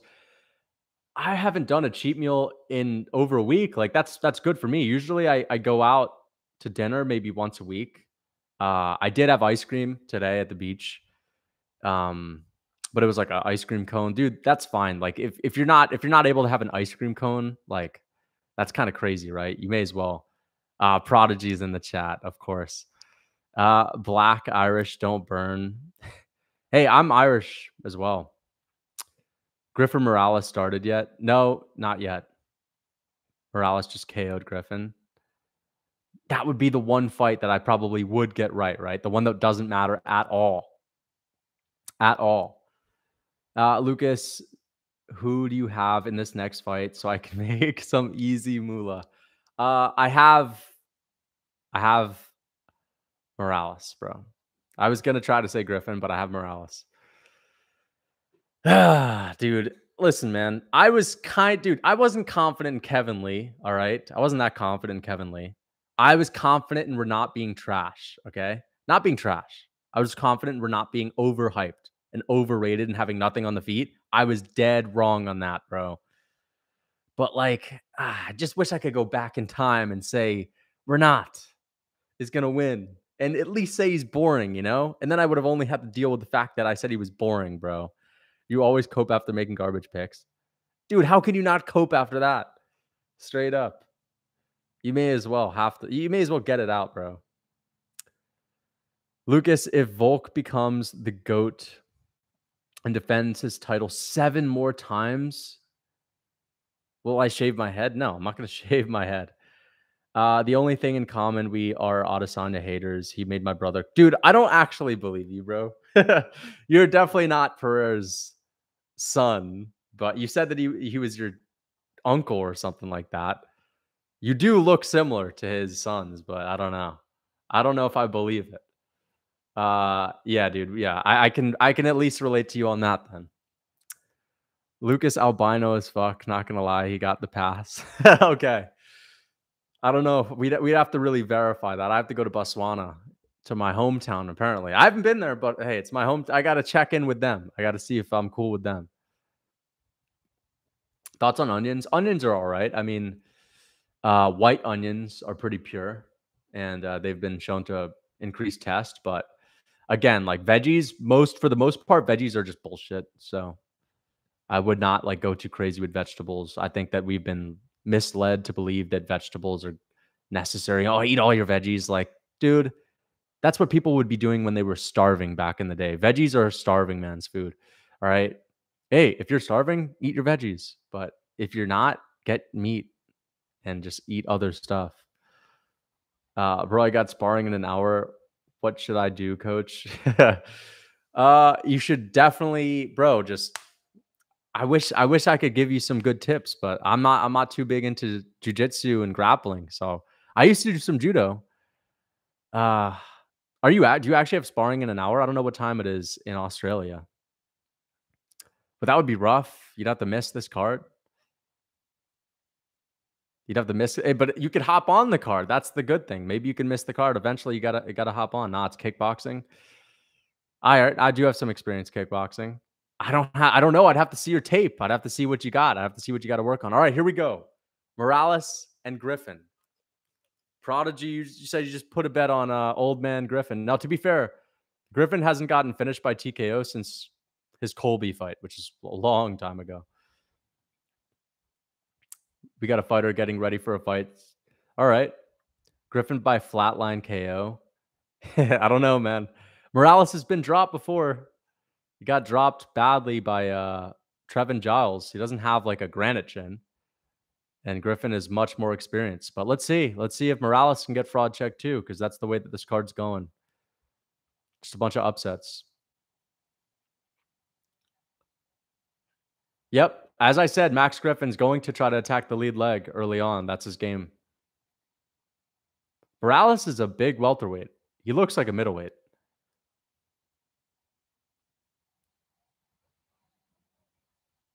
Morales has the Blades cut, Curtis Blades cut. Dude, honestly, he kind of does look like Blades. Look at him. It looks like a young, lean Curtis Blades. Light-skinned Blades. Without the beard, of course. Without a lot of things. So, okay, he doesn't look like him that much, but basically. There we go. Good stiff jab from Morales. At least he is composed, unlike Bonfim. Bonfim just rushed in with no respect from Benoit and got ragdolled. Same upbeat footwork and guard. Dude, yeah, he's got that plotty man footwork. Yeah, you're right, though. Similar guard. But Griffin's just running away with this round right now. But of course, we're only 2 minutes in. Good flurry by Max Griffin. Of course, this is going to be the one that I get right. And it's going to be like a very lackluster decision. Borderline robbery win for Morales. Good jab from Morales. But his eye is swelling a little bit. He got touched with a good shot from Griffin.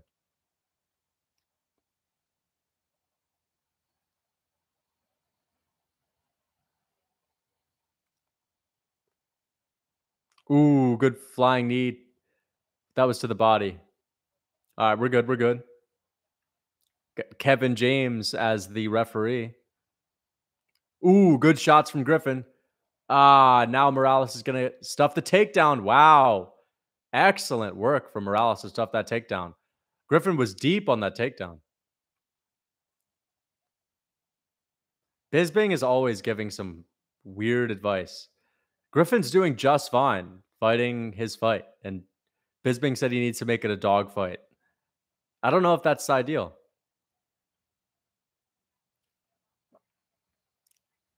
Here we go. Here we go. But look at that. Morales' eye is all swollen up. And Griffin has a good chin. Morales is doing a good job at stuffing these takedowns. Excellent work at stuffing these takedowns.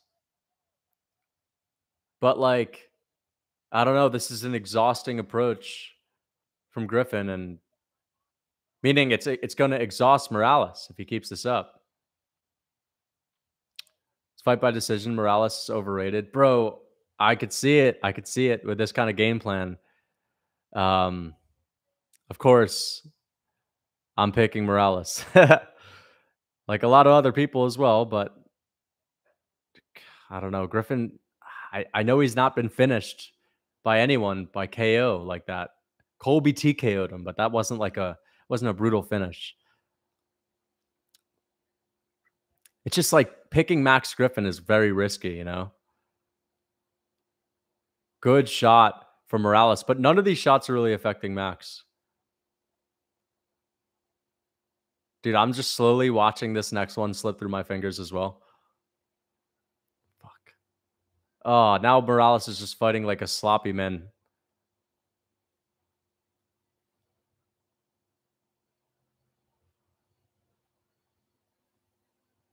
Just exposing Morales, the coach. I don't know if you guys heard that. Saying, watch him to jump off the cage. Morales is looking a little sloppy right now. And he just hit him into the cup again. Look at that. This is like the rarest referee in the business. I think I've seen this ref like 4 times in my entire life.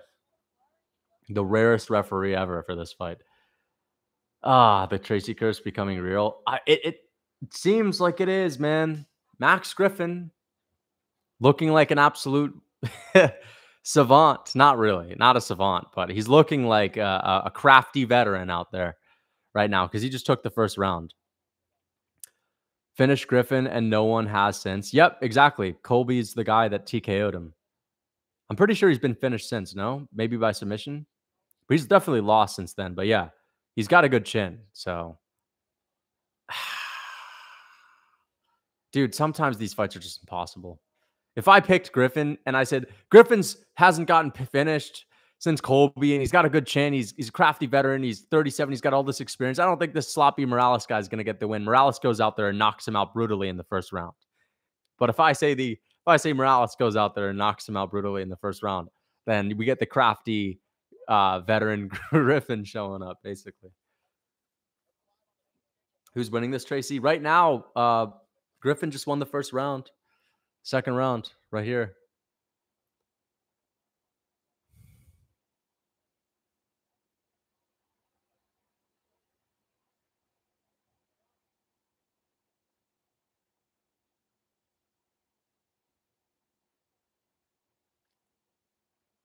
This can all be erased if I get the main event.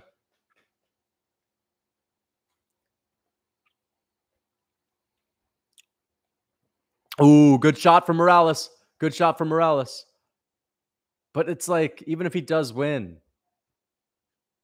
Oh, Morales caught him with a big right hand. Huge right hand. No, but he's got to be careful. He's got to be careful.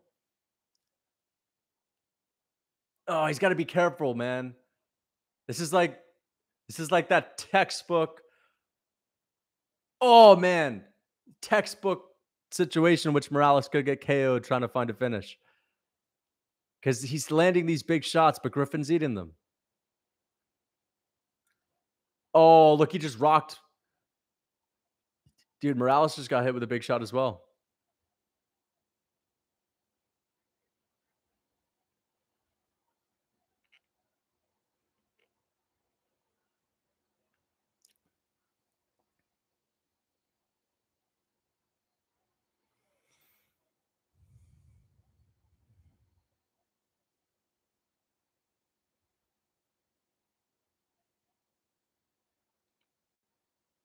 Good jab from Morales, but Morales is winning this round, but he's just winging big punches. I don't think the style goes that far. He's all right, but he's heavily reliant on the right hand or just the big hooks. He's winning, as I said, this round, but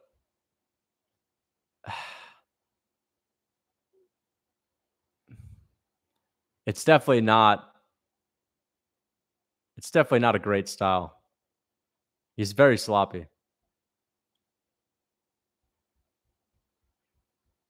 don't want me on your bad side? Apparently you already are.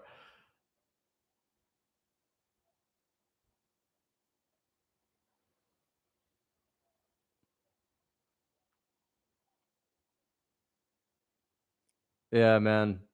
I don't know. This is the exact same feeling I had when I was watching Ilya Taporia versus Emmett. Now, don't get me wrong. Ilya actually looked good. So it's completely different. But Morales just looks terrible. Anyone else just seeing the same thing? Even though he's winning this round, he looks terrible right now.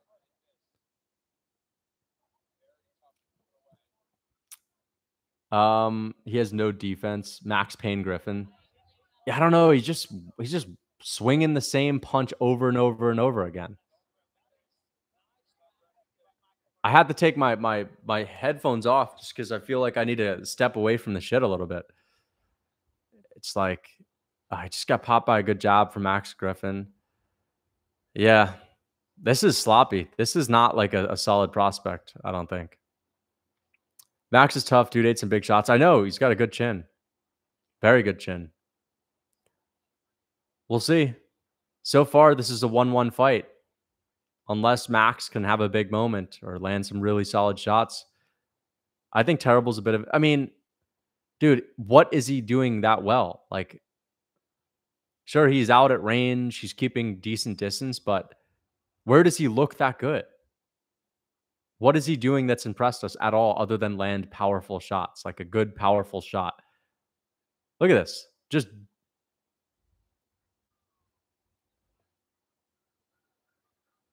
I don't know. He's just winging big punt. Dude, it's just, he landed a couple of other good shots. There you go. Good 1-2.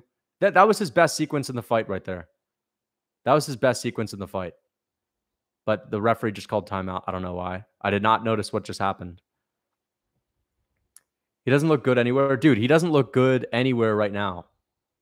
Griffin lands a takedown in the last 10 seconds, and the judges give him the round on control time. No way. This is Morales' round, 100%. He got him in the cup again. That's the third time he's got him in the cup.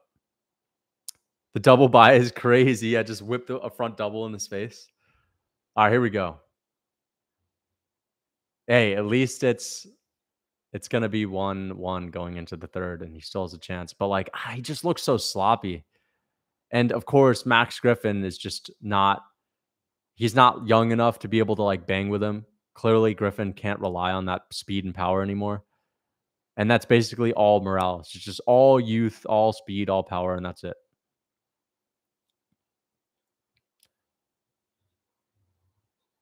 Oh my gosh.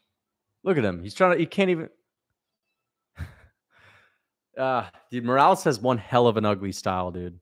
But hey, this is a jump up in competition, so it's great.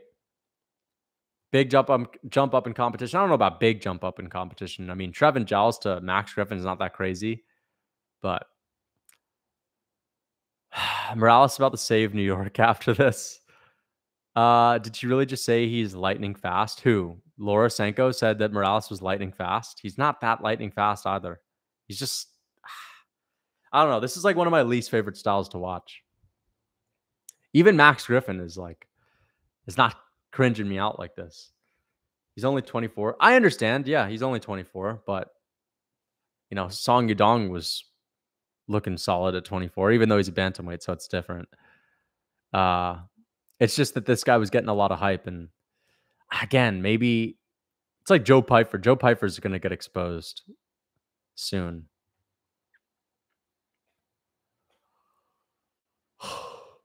What's your favorite style? Favorite style would be like high output.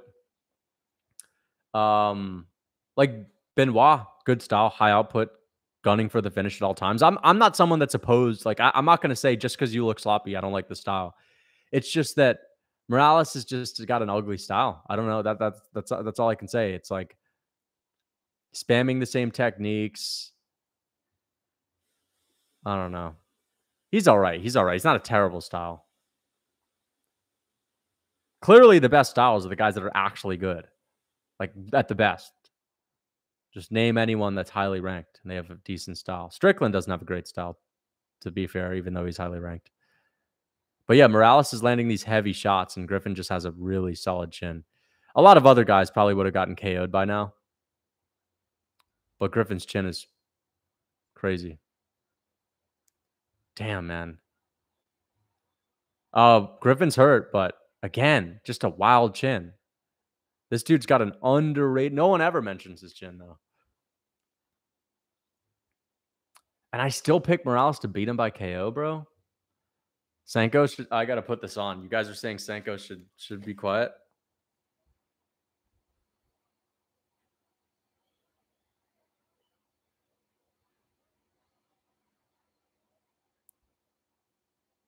Stipe style.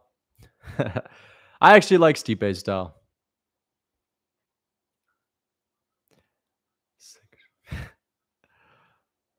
In between rounds. Hey, at least Morales has some pretty good hustle to get out of these takedown attempts. I'll give him that. That's one thing I like about his style, at least, that he's got hustle. He's always gunning for a finish. That's good.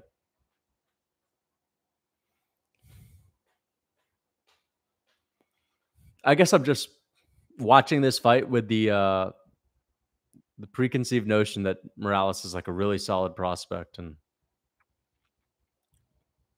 Brandon Moreno's got an awesome style, very well rounded, tough as nails, high output. Who's a good prospect? Benoit. Benoit Saint Denis, good prospect. Um, who else is a good prospect? I mean, I don't know if we can consider him a prospect anymore, but Ilya Taporia was a good prospect. Evlev was a good prospect. Max Griffin is not a good prospect. Yeah, the opposite of a prospect. Jim Miller, yeah, Jim Miller's a great prospect on the come up. He's got a couple of good wins. He's shown composure early on in his career. It's like you only really see that composure from veterans. Crazy, right? Cal Barajo's all right, but I feel like he's all right. He's all right. I think he's past the point. Carlson Harris is old. Even though he's not had a lot of experience in the UFC, he's still kind of old. Diego Lopez is a decent prospect. Makayev, yeah. Tatsuro Taira, those are good prospects.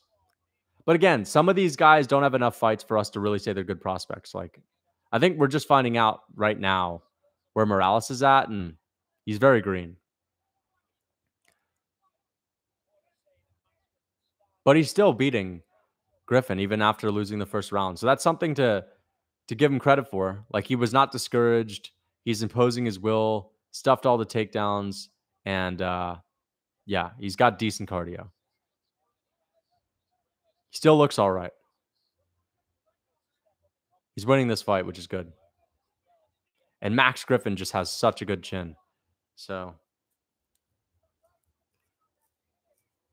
AJ Fletcher, yeah, pretty decent prospect, but like he hasn't really beat anyone that great.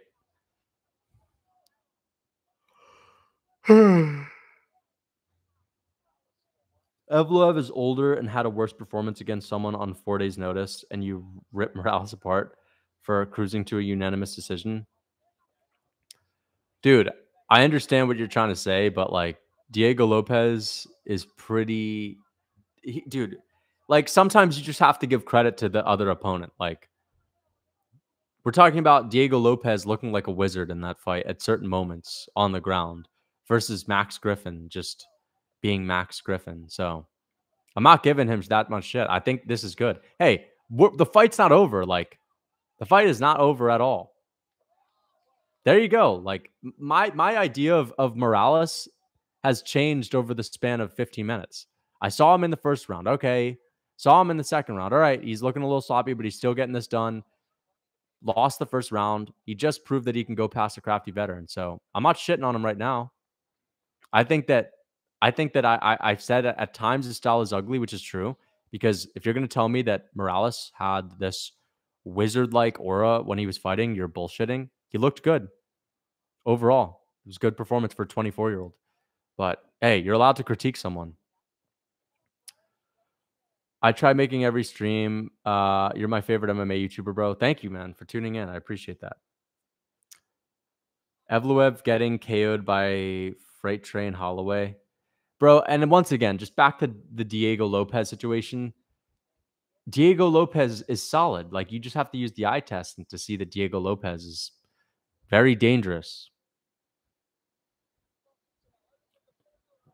This guy really drilled his rep tonight by picking Kevin Lee. Hey, bro.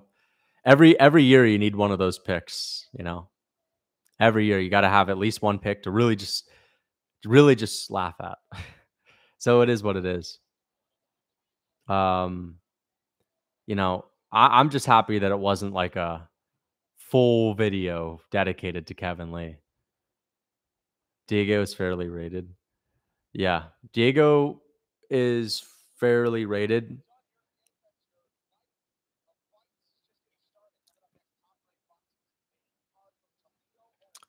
Morales is a damn good athlete. He is a good athlete. Like, clearly the guy has some solid athleticism, lots of power. He's explosive. Let's see. Very strong as well. This is a Morales win. 29-28. Yep, Morales. Yep. Look good. And hey, to be fair, if that's not Max Griffin, he's probably knocking most guys out with a lot of those shots. So good performance from Morales. Excellent performance.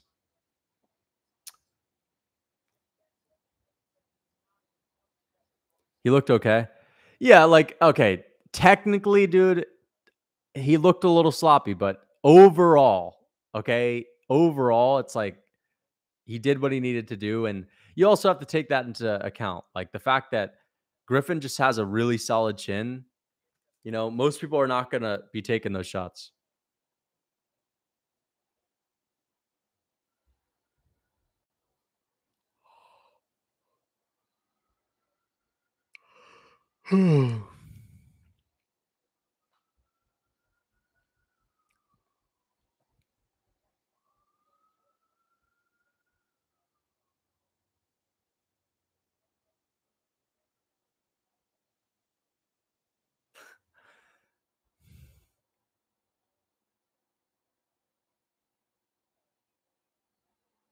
Damn, man. Yeah, a lot of guys would not have been able to take that shot. Griffin's got an underrated chin. Can Lee beat anyone in the top? No. No, he definitely cannot. Lucas, you hit the gym today? I did not, but I did some sprints. I did not hit the gym today. Uh, you want to know what your picks so far? 2 fights missing. With the picks that are the ones that you're betting on. Okay. So far. We live in okay. Dude, I don't know if you're joking or not, but nah, you're bullshitting, bro. You're bullshitting. I know you look different than his kids, bro. There's still a big difference. Benoit Saint Denis, man. I want to see what the comments are, but on full violence about Benoit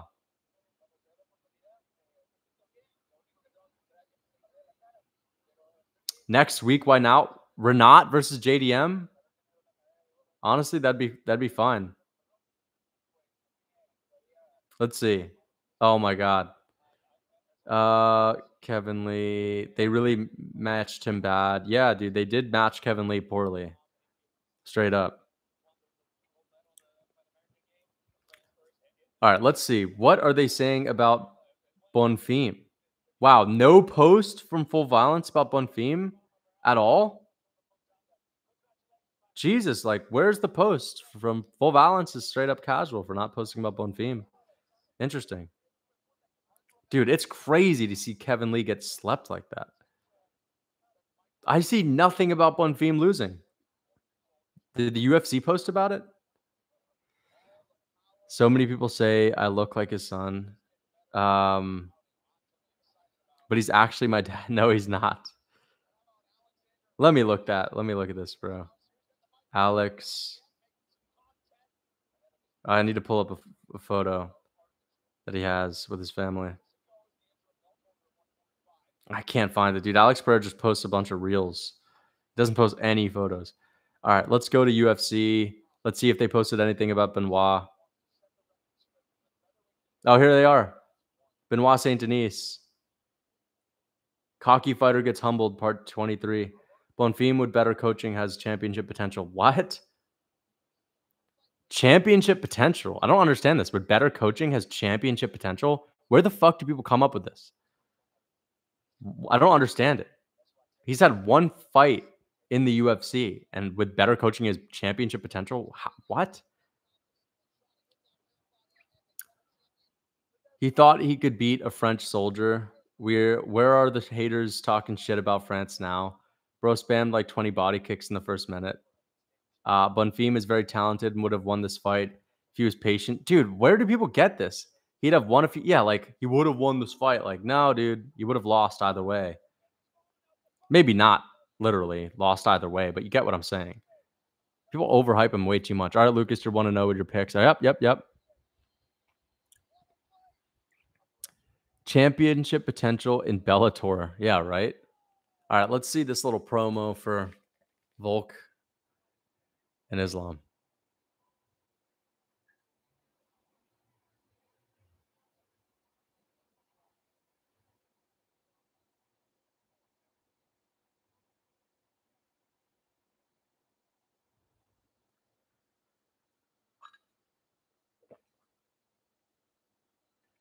Yes, yes, I see. Relax. No spamming, no spamming in the chat.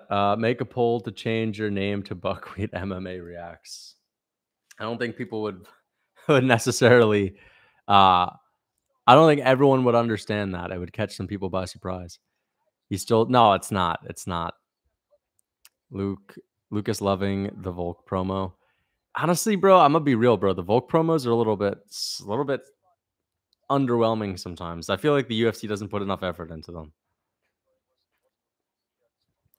Who is Dewey Cooper? Is he an extreme coach, gym coach? Uh, I don't know if he's like a extreme couture gym coach. I don't think he works exclusively at Extreme Couture. I think he's his own guy. He's like his own, independent coach. And Strickland was ripping on him this week, saying that he's like a clout social media coach and he's not legit. Yair's already a cooler champion than Volk. No, just not at all. He hasn't really earned his stripes yet.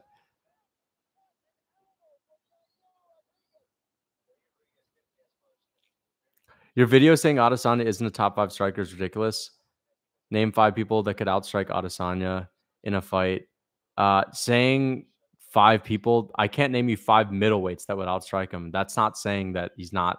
It's not saying that he's a top 5 striker. We're talking about overall in the sport.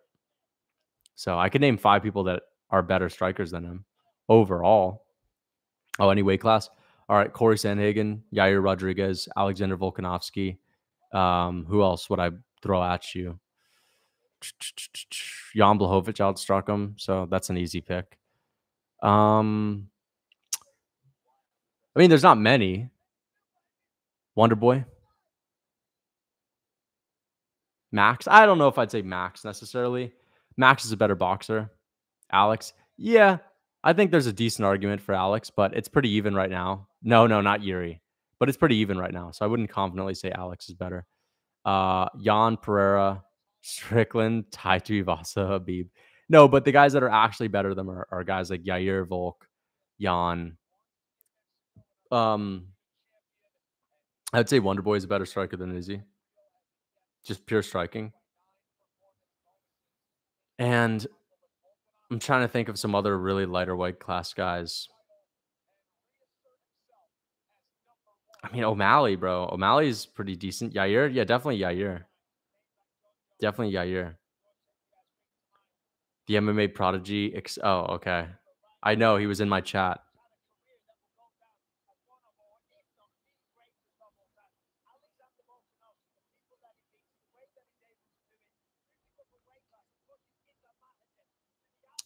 But why are they still showing this fucking promo, mate? Corey, O'Malley. It's not crazy, though.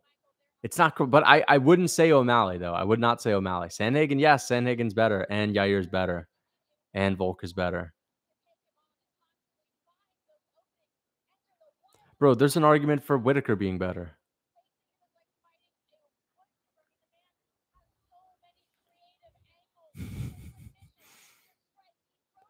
Volk should have kept the hair. He looked cooler. Nah, dude, bald Volk made him a different person. So I think bald Volk is the guy that is the most difficult to beat. Yair's nowhere near better. Yeah, he is. He is better than Adesanya. If you were to put them in the same weight class, Yair cleans him up. Adesanya is good for a middleweight. That's it. But lighter weight class, the best strikers in the lighter weight classes are always going to be better than the best striker in the middleweight division. Try watching a Yair Rodriguez fight and then watch Adesanya fight and tell me that Adesanya is much better. He's more legendary overall. He's got a better career. He's a better fighter all time. But just pure striking, how is he better? MMA Shea exposed you. Oh, let me guess, use my name again to make a video. Last don't know, but who wins, you versus Guru, 5 rounds, depending on if he can walk or not and how in shape he is. Thank you for the $2. Ben Briscoe. I appreciate the $2. Thank you. I I like my chances. I like my chances, but again, that's just who knows how in shape he really is. We need an investigative documentary on that. Lucas Prime's beat is a better striker. Bro, I'm just saying there are a lot of people that are better than him. Everyone that Adesanya has fought that's a high level striker, he's arguably lost to them. Of course, he can beat some of these guys. Like he beat Alex Pereira. He lost to Alex Pereira. He beat Whitaker, arguably lost to Whitaker, right? Lost to Jan Blachowicz. Okay. So name the other elite strikers that he's fought in the UFC. Anderson Silva, Old Man Silva, doesn't count. We're going to bring up what? Marvin Vittori, Jared Cannonier, barely scraped by them, put us to sleep. And then who else? Derek Brunson. Okay, Adesanya is the best striker in the UFC because he slept Derek Brunson. He's the best striker in the UFC because he beat Paulo Costa. Nope.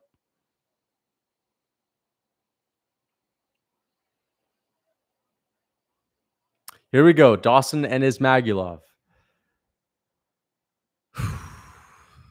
It's getting real. It's getting serious.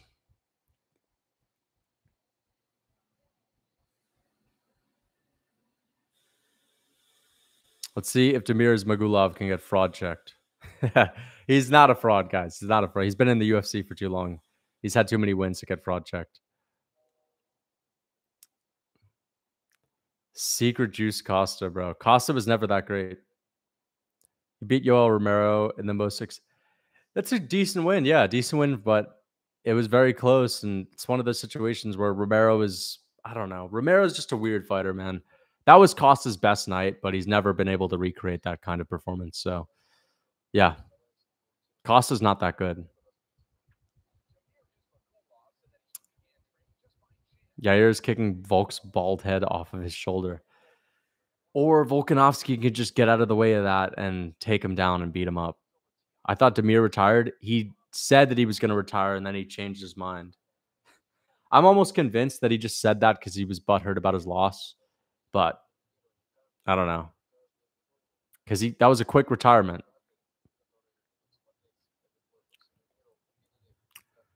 How do you think that Yair versus Volk plays out? I need your opinion before I log off. I think Volkanovski beats him by decision. That's all I'm going to say. The Romero fight was a worse robbery than the Whitaker rematch. Dude, that was a robbery as well. I think Romero should have won that fight. Um, yeah, wrong decision. Romero clearly got robbed. I agree. I don't know if it was like a horrible robbery. I think the Whitaker fight was pretty clear, but it definitely is a fight that should have gone to Yoel. Who would you rather watch, Demir or Bilal? Oh, Demir. Demir is not boring. I don't think he's boring at all. Bilal's not even that boring, but I'd rather watch Demir. Bilal, yeah, Bilal's not that great to watch, but he's not as boring as people say that he is. Thoughts on Cheeto's recent post announcing his retirement? No. There's no way.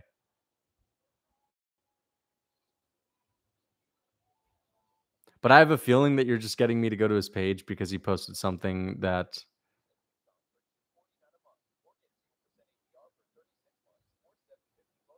No, he didn't do that.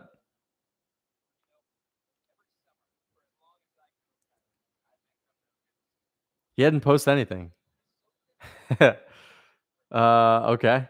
But I thought his recent post was going to be something else, but I thought you were going to bait me into seeing another kind of recent post.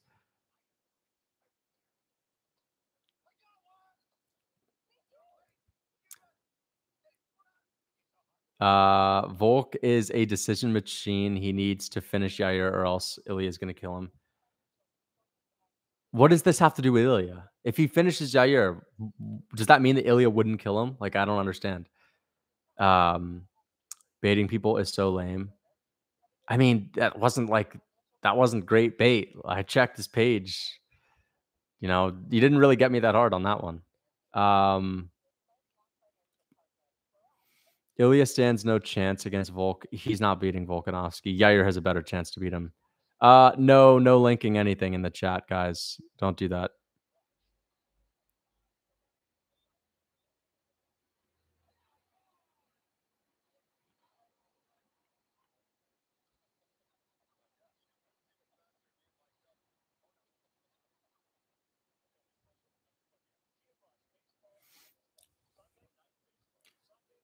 All right. What is up with all these commercials, man? Can we get this show on the road? Why are they doing this? They just did a whole promo for Volkanovski and Yair for 20 minutes. And now we have to sit through 15 minutes of commercial when the last fight went to a decision. This makes no sense. This makes no sense. Can we just get this show on the road? What is the deal with this? Bantamweight title. Who should fight for the bantamweight title next? I think that Aljo would move up to fight Volk if he destroys O'Malley. Otherwise, he'll probably just stay down there and he won't vacate because I don't see a champion vacating to fight for a non-title fight.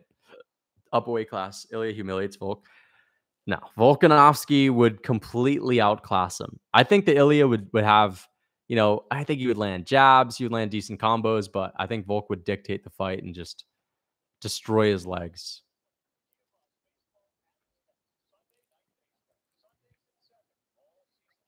Lucas, Izzy's 5 title defenses are the equivalent of 2 lightweight title defenses. Yep, pretty much. That's how it is in the middleweight division. But here we go. Damir Ismagulov. Especially because one of those title defenses is sketchy. All right, here we go. Old man Damir. Grant Dawson. I don't know, man. Grant Dawson doesn't strike me as... He's tough. He's tough.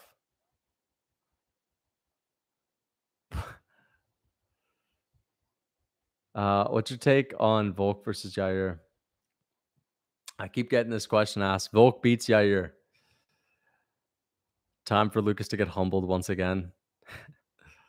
I'm not going to get humbled with this one. I think Dawson has it. But man, Dawson will get outstruck. I'll just say that. He'll get outstruck, but he needs to rack up control time. That's what he needs. I think he'll be able to take Damir down.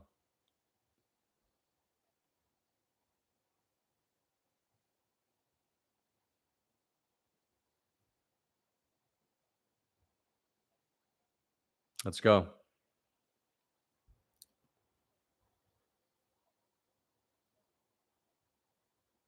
Is apple juice soy? I don't think it's soy.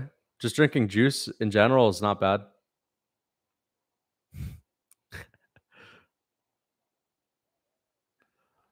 Grant Dawson. I don't know. Dawson seems like he's been on that tap. Orange juice is alpha. Let's see. Background in hand-to-hand combat. I've never heard that. Damir eye poked? No way.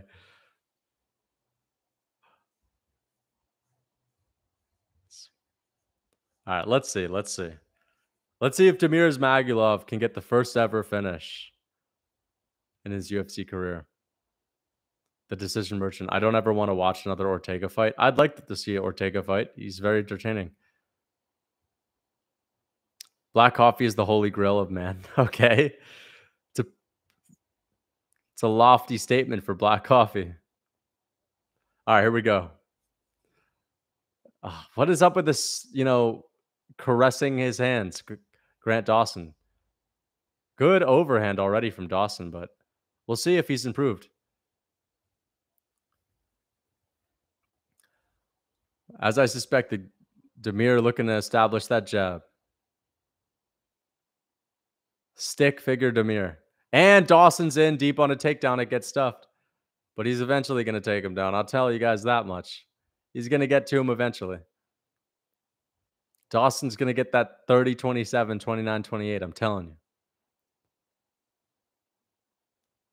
No hating on T-City.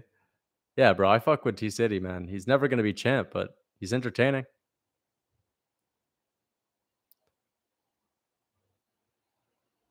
Dawson looks good. He looks good. He looks faster than I expected. Good takedown attempt.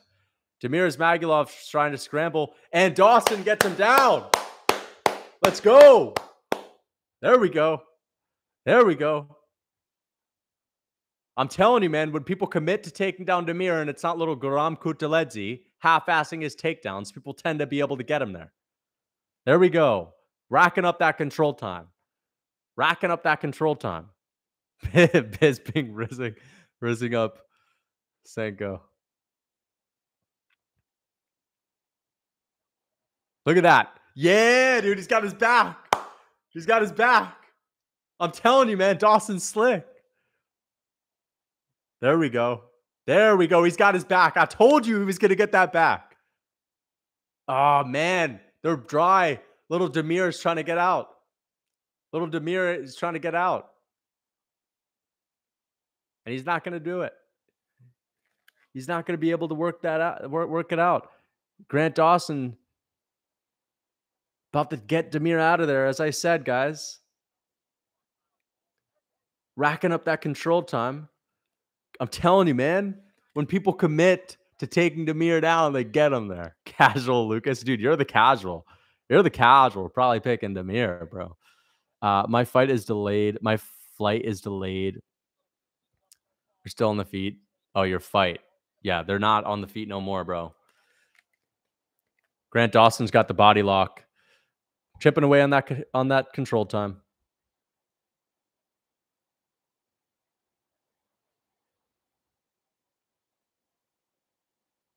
Excellent. And Demir's Magomedov looking tired. Hey, better back control than Arman Sarukian. As I said, Arman's a better overall grappler in a way, but this guy's got better jiu-jitsu, better back control. Fraud Magomedov, yeah. Demir and Guram, people overhyping them. Dude, I love to see this. I absolutely love to see this. All the hype for Guram and Demir just for them to get exposed on the same card. Thank God. Thank the Lord. Is Magulov? Yeah, right? Yeah, dude. Ismagulov needs to move to Dagestan, bro. This is nuts. He's got to go to Dagestan, brother. Brother. You got to move to Dagestan, brother. The man, you got to go to Dagestan, brother. Oh, here we go. He's going for that finish. He's going for that finish. He's got him in a rear naked choke. But Demir he's not under the neck. That control time, I'm telling you guys. And Demir's little pillow punches ain't going to really do much to Dawson. Yeah, man. Oh, he's on his back. He's taking that neck. He's taking that neck for a ride. Ah, now he's in full mount, and now he's back on the back. Dude, Dawson is so good, man. He's so good at sinking in the hooks. He's crafty, guys. You bum. Oh, Dawson's beating him up. Dawson's underrated. Yeah. He's a legit grappler, man. This guy's sick. He's doing better than Arman on the ground. Arman couldn't do this. He's just mauling him. He's Aljamain Sterling him. This is like Aljo Jan. He's beating his ass. Yeah, he's beating his ass. This is basically a 10-8. There we go. I told you, man. What can I say? I told you, bro. I told you, man.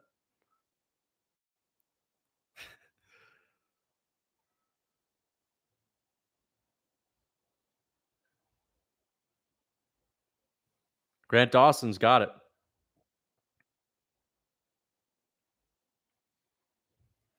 We're back in the winning column, man. We're back in the winning column. I'm happy I picked Kevin Lee, bro. It's all sunshine from here on out.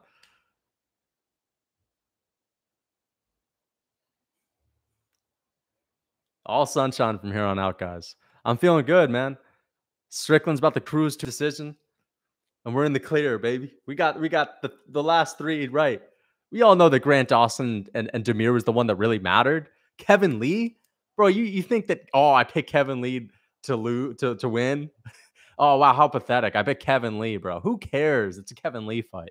You know, we all knew Kevin Lee was washed anyway. Right? This is the real ones. I get the real ones right. I got the Guram one wrong, but I got it right in the real battle, in the war, the grand scheme of things. You know? Grant Dawson, Demir, that's a high-level fight. I care about the high-level ones, bro. You think I care about no low-level Kevin Lee fight? You know what I mean? Cope? I don't care about a low-level Kevin Lee pick, bro. Let's see if Pillow Hands Demir can get this one done.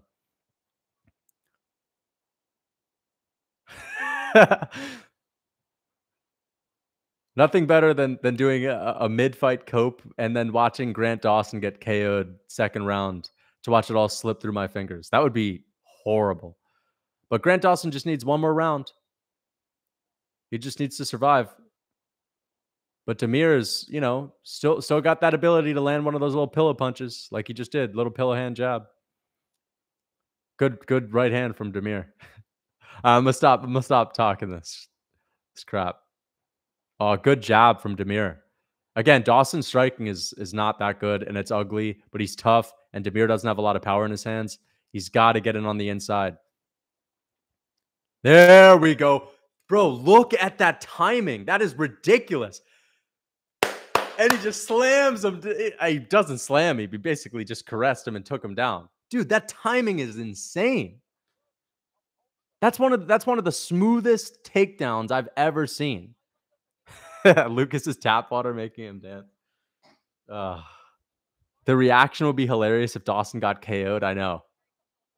But now Demir's got him pretzeled up too.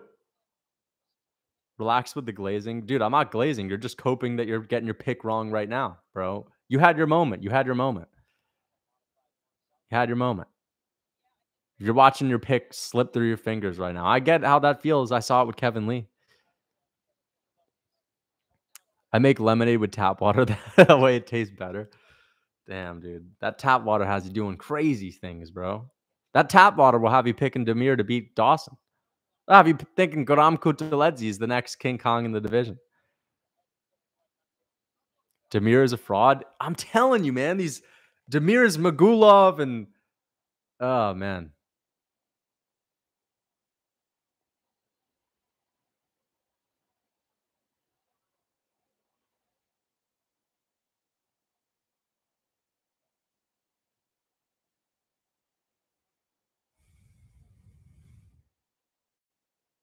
And Grant Dawson is getting this one done. But hey, they say I don't know MMA. They say I don't know MMA for sure. For sure. Even though I picked most of these fights to a T. Grant Dawson racking up control time. Not like I just said that to a T for a whole video. But they'll come at me for picking Kevin Lee, dude. Oh, I picked Kevin Lee. You know what I mean? It is what it is, dude. Kevin Lee, bro. I know. It's crazy, right? But hey, that makes it even better, dude. Because I can sit and laugh at it. Dude, I wouldn't be laughing. You think I'd be laughing if Grant Dawson lost? That'd be serious. That'd be like, wow, I got to rethink things. Picking Kevin Lee, it's like, dude, I took a leap of faith. But if you get this one wrong or you get the main event wrong, it's like, all right, I got to really rethink things. Of course, I'll get the Dawson one perfectly correct, and then Strickland will just get KO'd in the first minute. Imagine getting Kevin Lee pick wrong. Couldn't be me. Dude, it is what it is. But those, like, hey, every now and then you're going to take a leap of faith with a guy that's probably not going to win. That's what it is. Hard to root for you sometimes, man. Okay.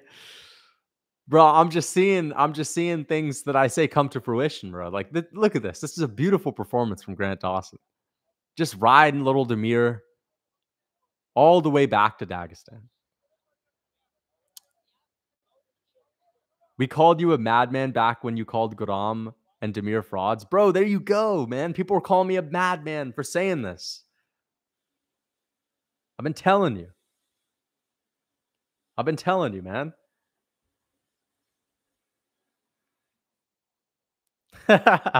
Let's go. He's just riding them, bro. He's just riding them. This is easy. This is easy money, man. I told you Grant Dawson would. Anyone that commits to a takedown on this guy, they get him down. They get him down. Demir by third round wheel kick. I don't think I'd be able to continue streaming if that happens. If that happens, I'll probably hop off. But I don't think with the way this is going, Dawson just has to survive till the final bell. Like literally just has to survive and he'll do it with grappling. But again, man, Weasel, all these guys hyping up Demir and hyping up Guram. Like Guram got ragdolled by Elvis Brenner and Demir got ragdolled by Grant Dawson worse than Arman Sarukian. Like Arman's good, don't get me wrong, but all this takedown defense is all amazing. Oh, he stuffed the takedown from Garam. He must be really good, bro. I have to make a video about this because yes, I said that Renat was like going to be super overrated and all that, but dude, people overhype Demir and Guram because they had a close fight with each other. That's it. Because their two little pillow hands, selves couldn't finish each other and they were able to mix it up a little bit. Therefore, they're unstoppable. Made no sense. People just fell for it. Weak predictions. Dude, I had this pick to a T. Probably a 10-8, 10-9 Demir landed some decent shots early. No. Oh, okay. Fair enough. Fair enough. I agree with you. I thought you were saying 10-9 for Demir. I was thinking you were trolling. No, actually, yeah. Demir could have at least got 9 points there because he did land good shots on Dawson. But here we go. Third round. Dawson just got a level change. And Demir just got popped with a good right hand, but Dawson's got to be careful. He can't get hit with a flying knee or anything like that or an up kick. Says the guy who overhyped Dariush. All right. You probably overhyped Oliveira before Islam. You probably overhyped Islam before Bulk. And easily takes him down. Grant Dawson's legit. Is Magulov and Guram exposed all on the same card? People are saying 10-8. This is about to be a 10-8 too. This is going to be like 30. It's about to be a 30-24, bro. Dawson's just beating his ass. Not really. Not really right now, though.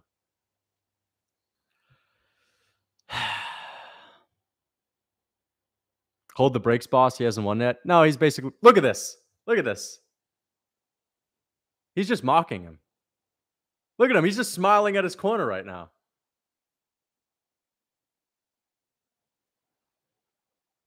Dude, Ismagulov literally looks... Dude, I need to take a photo of this.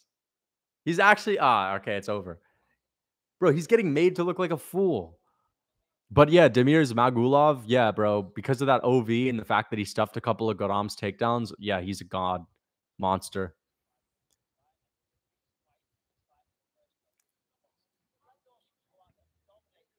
I'm gonna get the banana peel ready. Lucas looks astonished. Yeah, like I've never seen that level of just complete disregard for an opponent. He completely shit on Demir in this fight. Demir don't belong. Dude, Demir's good. Like I've never said that Garam and Demir weren't good, but they are frauds. Like straight up. Demir, I still think he's better than Garam. All right, because he should have beat Garam fair and square, and he did get the win. But overhyped to oblivion. Overhyped to oblivion. Look at him. Grant Dawson's... Dude, this is Dawson. People thought Dawson was like an old man going out here. Old, shitty Grant Dawson, as everyone was saying. Nope.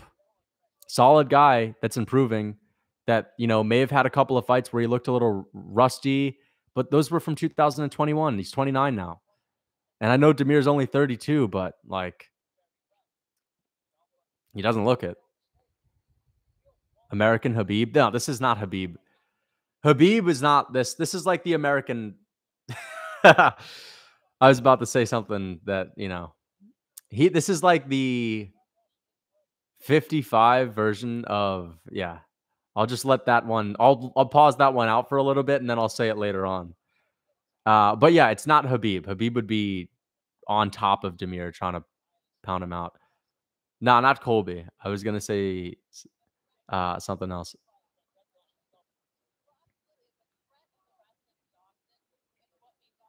Might be the tap water, but I actually like the... Okay. Yeah, I think the fact that you're watching it to begin with is the tap water already.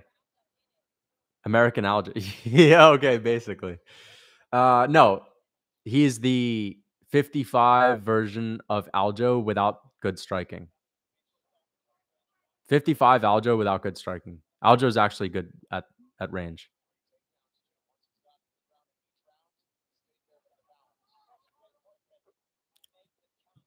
Make them stand up. Nah, dude, he's landing his pitter pat shots. Let him do his thing. Demir could just get up, right? He's from Dagestan, brother. He's from Dagestan, brother. Why didn't he stand up, brother? Habib's the kind of guy to call Demir after this fight and be like, brother, if I was there, brother, you made so many mistakes, bro. I'm telling you, man. Habib is actually a little bit of a dick, dude. Straight up. He was shitting on Islam after the Volk fight, basically saying, that would have never been me, bro. That would have never been me, brother. This is 30-24, brother. Yeah, basically. 30-24. 3-10-8 rounds. You could make that argument. But hey, if you're an apologist like me for Volk, then maybe you can make the argument that those pillow hands from Demir doing this is winning him the round. I know. I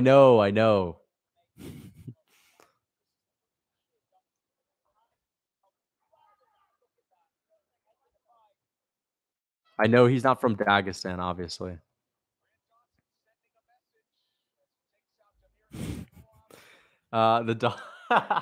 This Dawson beats Islam. No, he does not, dude. This Dawson gets KO'd by Islam. Like he would not beat Islam. He's not on the Islam level. He's not on the Oliveira level yet. He's only 29. He's just now reaching his prime. But yeah. Hey, guys, I said rack up the control time and he was going to get outstruck on the feet. And that's a solid pick for me. So whoever that guy was saying he was going to put $1 on my last 3 picks, there you go.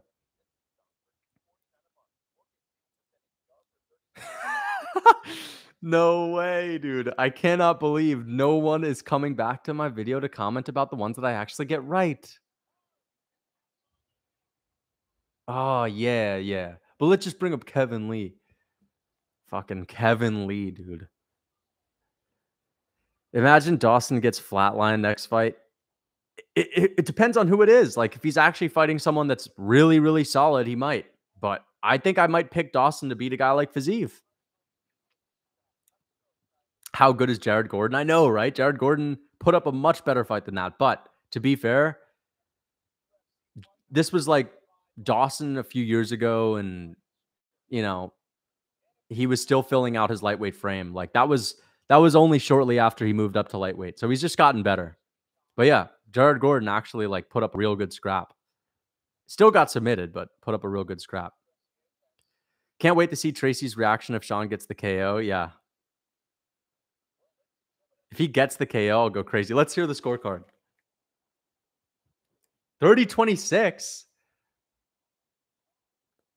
30-27, bro. Give him a 30-20.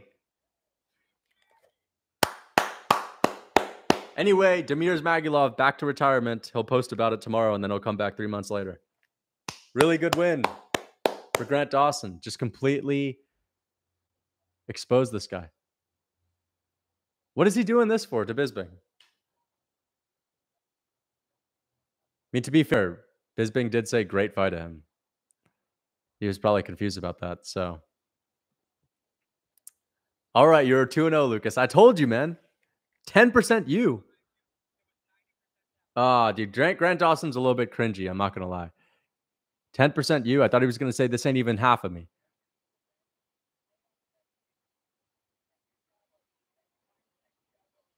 Dude, guess who was right? Renato Moicano. Oh, I got to check out Moicano's channel. What did Moicano say? Nah, but Dawson's not that bad. He's not that bad. Let's see what Moicano's saying. Dude, I'm telling you, man. Money Moicano knows. Moicano knows.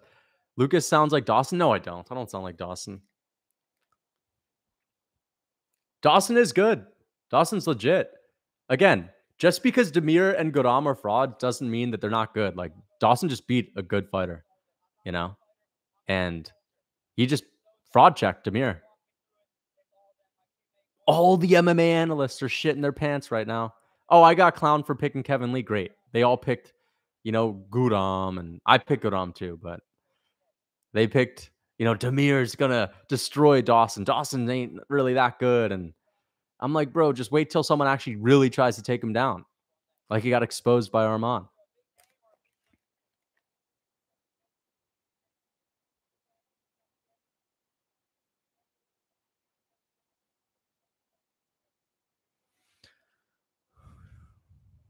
He just called Islam the GOAT. I don't know. There's something about Dawson, like, I feel like he's been on that tap a little bit, you know? You guys get that vibe? He's been drinking too much tap? Either way, still really solid. I mean, dude, the guy, like, I probably drank more tap than him overall, but you know what I mean? Lucas, are you ready for the classic Strickland fraud check? I can't wait. I cannot wait for Strickland to fraud check Abus. I nearly forgot his name. It goes to show how much of a fraud he really is. Dawson's been drinking that tap and smoking meth.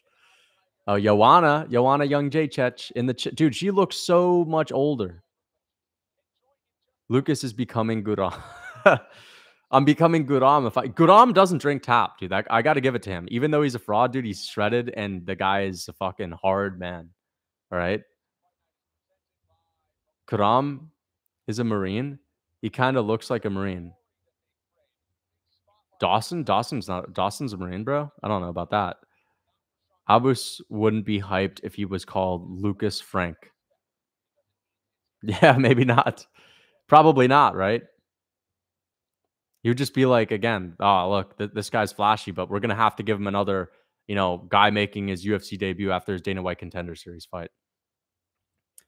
Demir is simply not that guy. Now Armand can shut up about beating him. Dude, yeah, Dawson, to be fair, Armand, like, did more damage, but yeah, Dawson, like, had no issue with him whatsoever. And he out-grappled him better than Armand. Like, Armand got mounted by Demir at one point and bucked him off nonetheless, but still got mounted by him. Demir and Guram are decent everywhere, but good nowhere. I would say, yeah, man. I mean, I would say they're good everywhere. Like, actually, you know what? I don't even know if I could say that Demir is good on the ground. Honestly, I would say that Guram is good everywhere, but excellent nowhere, and Demir is good everywhere except for his grappling, and that's it. He's excellent nowhere. He's got decent boxing, but it's not excellent. I can't believe he said that he would beat Gagey. He said Gagey would be a good fight for him this week. Can you imagine that? Demir versus Justin Gagey. Of course, it's a different stylistic matchup, but Justin Gagey would completely smoke him. He'd probably finish him in the first 2 rounds. Elvis Brenner KO'd Guram. I know. I love that, bro.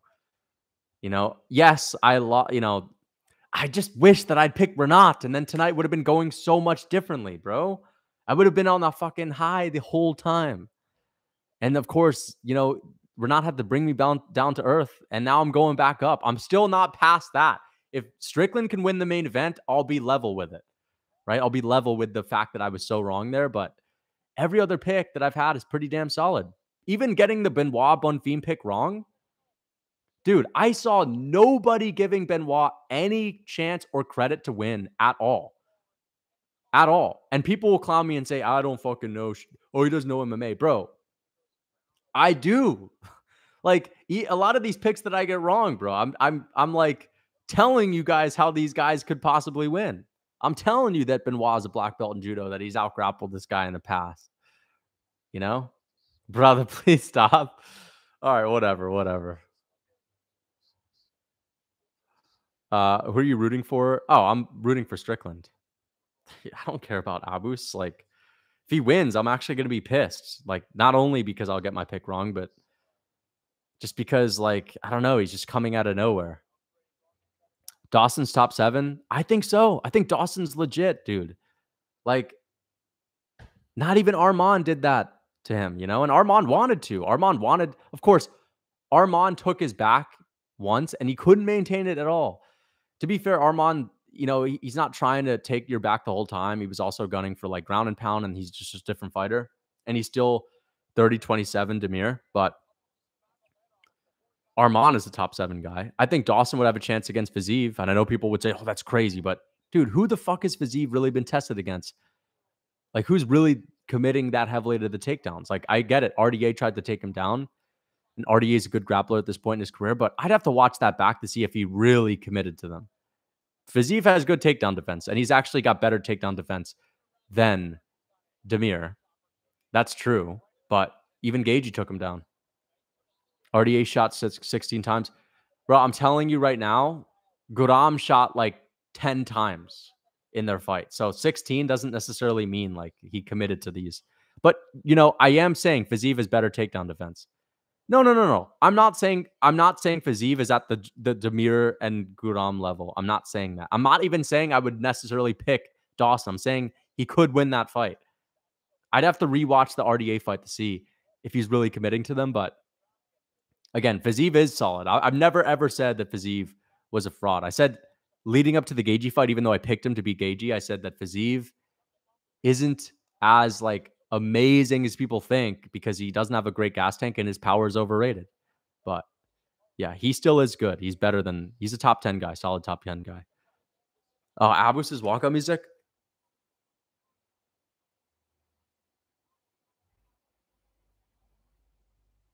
I don't even know what his song is.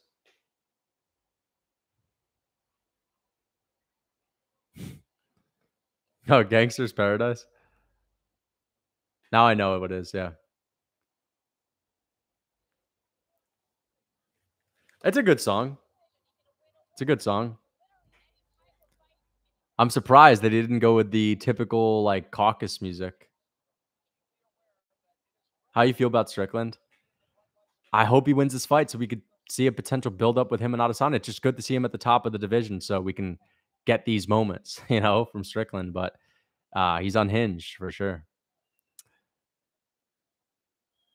Abus by whatever he wants because of that walkout. Let's see what Strickland's walking out to.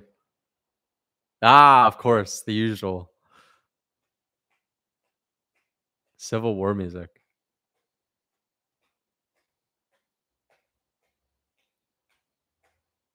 Dude, I'm so hyped for this. I like this. I like this a lot. I like the music.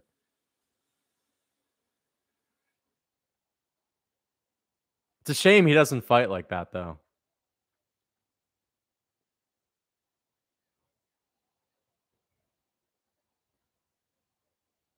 I don't know. Some looks different about Strickland, man. You always expect him to be his usual self, even on the walkouts. It's surprising to see Strickland looking this, I don't know, nervous and like just, I don't know. You always expect Strickland to be like saying, yeah, laughing and shit. But a little bit strange looking at him at the walkout. Just a person getting nervous.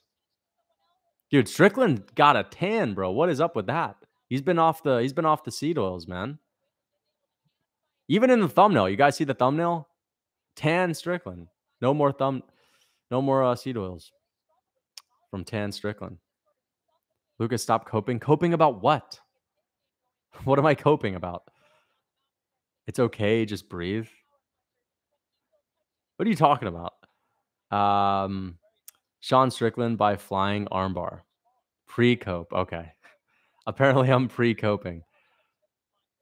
For saying that Strickland looked different than he would normally look while walking out. Seed oils cause pale skin. No, they just prevent you from getting like a really good tan. You said he looks nervous. No, but everyone looks nervous when they're walking out. I'm not saying he looks like nervous and he's going to lose. I'm just saying it's interesting to see the contrast between Sean Strickland when he's giving an interview versus, and he's just acting like he doesn't care and his fight's not a big deal versus him walking out. He looks dead serious and like he actually wants to win. And, he's got the pressure on his shoulders. That's what I mean. He actually had a six pack before the weight cut. Yep. He put on a lot of weight, dude. But I wonder what the fuck he's reloading on, what kind of food he's eating. It's probably nothing too great.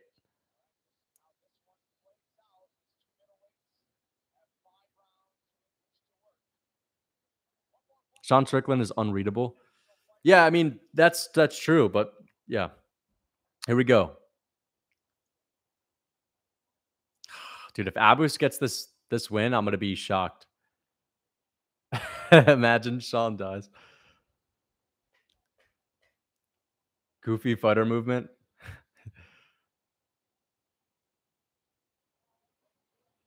Spinning back fist KO. We pray for Sean. I hope he can get it done. Let's see.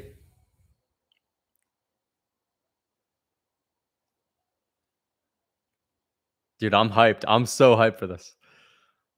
There's a chance. There's a chance Abus goes out there and gets it done, but I'm just gonna be crossing my fingers that Strickland survives the first round.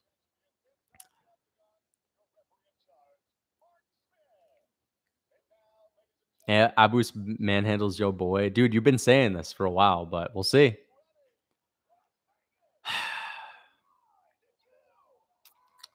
It's been a good night of fights, guys. It's been a good night of fights. Here's the time where it ends. Let's see what happens. Let's see if Strickland can bring this one home and make all the wrongs right. Abus is nervous, man. First ever big event. I'm nervous too. I'm very nervous as well. I don't know. I feel like Strickland looks more like one. Lucas, if Sean wins, can you dance? I probably will, yeah. Do it for, yeah. Do it for Helen Ye. Reputation on the line. I know. Let's bring it home. Let's bring it home, Strickland. Let's just do your normal thing and just don't get KO'd early.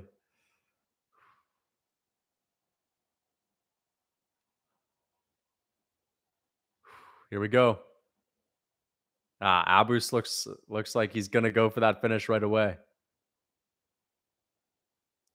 Shit, man. Damn, let's go.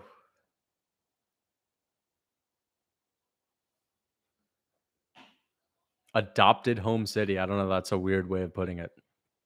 Oh my god, is that Gibson? Is that Gibson in the crowd? You guys see that? Woo! Let's go. All right. Abus hit Strickland with a good front kick to the body. Another good front kick to the body from Abus. A good low kick from Abus. Abus going with a kick-heavy approach early on, as to be expected. And Abus, big winging hooks, miss. Now he goes with the front kick to the body. Good kicks to the legs. Good jab for Sean Strickland. Oh, he poked him in the eye. Strickland got eye poked. Oh, come on, man. Come on. I swear if this ruins the main event. Oh, he poked him right in the eye, man.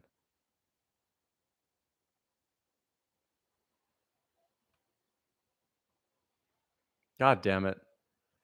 I told you. Yeah. I mean, if this is how it ends, then that's just going to be sad. Like, what the hell? Oh my gosh. Come on. Come on. Jesus, man. This is crazy, guys. This is crazy. Ah, Jesus. Guys, I'm going to get some batteries real quick.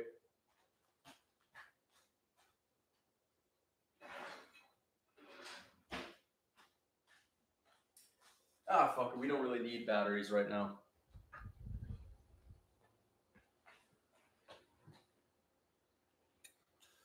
Shit, bro. I might need some batteries, bro. Dude, I swear, if Strickland doesn't make it out of this, where the hell are my batteries at? The heck are my batteries?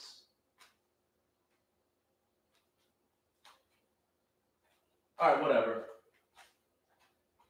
Whatever. Let's just hope that he makes it through it.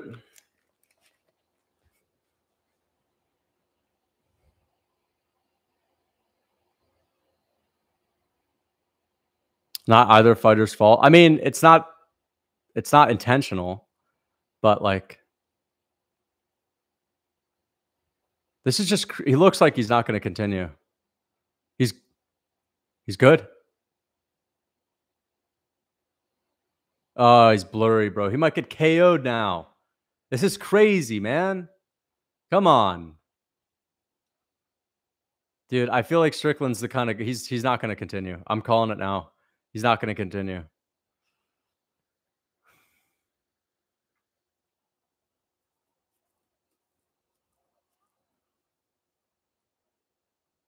2.5. Take 2.5 minutes, man.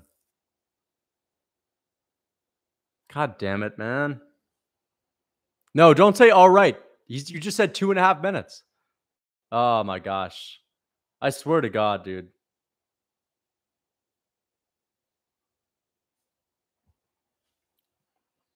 Here we go.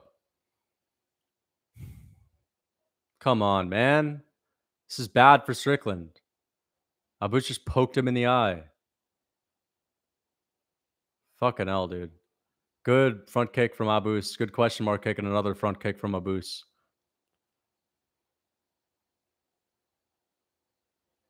Good low kick from Abus. I don't know. It just all seems like it's going to go downhill now. Strickland's got blurry vision. Good low kick from Abus again. Little measly jab from Strickland. Doesn't really. And big winging hooks from Abus miss. Another jab misses from Abus. Strickland's harder to hit than Abus expected.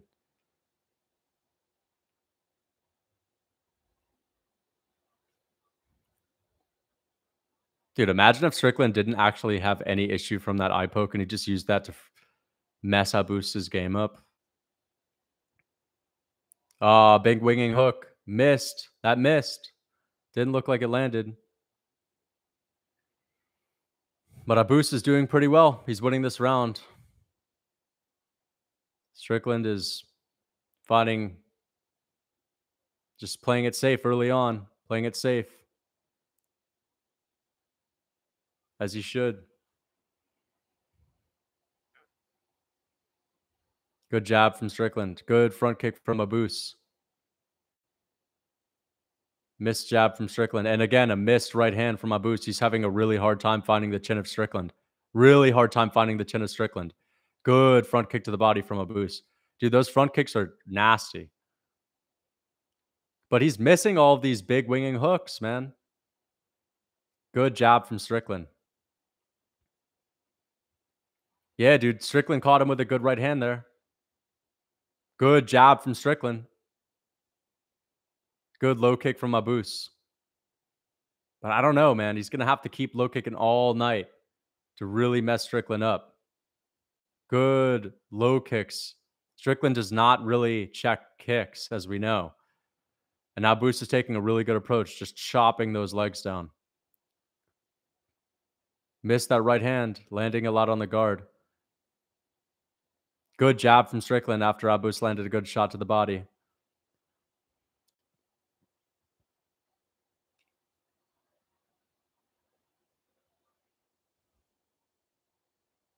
Little toe kick from Strickland with not much on it. Abus landed a good shot there. Good front kick from Abus.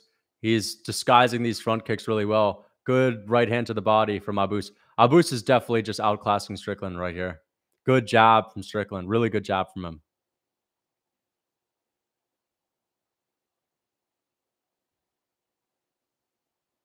We'll see how great his cardio is, Abus. Like, if he can keep this up for 5 rounds, of course he can win this fight, but I don't know if he'll be able to do that. Good front kick from Abus. Ooh, head kick. Partially landed on Strickland. And Abus shoots a takedown. And let's see. See if he can get Strickland down. He got him down. He took Strickland down. And he's on trying to get his back.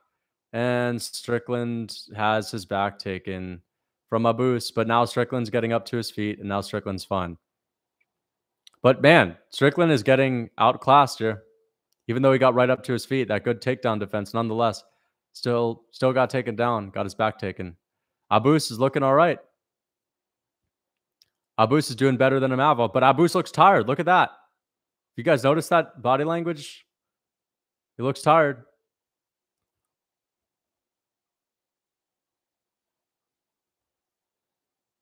Good jab from Sean Strickland there. Yeah, this is a clear Abus round, but let's see what Strickland can do at the end of it.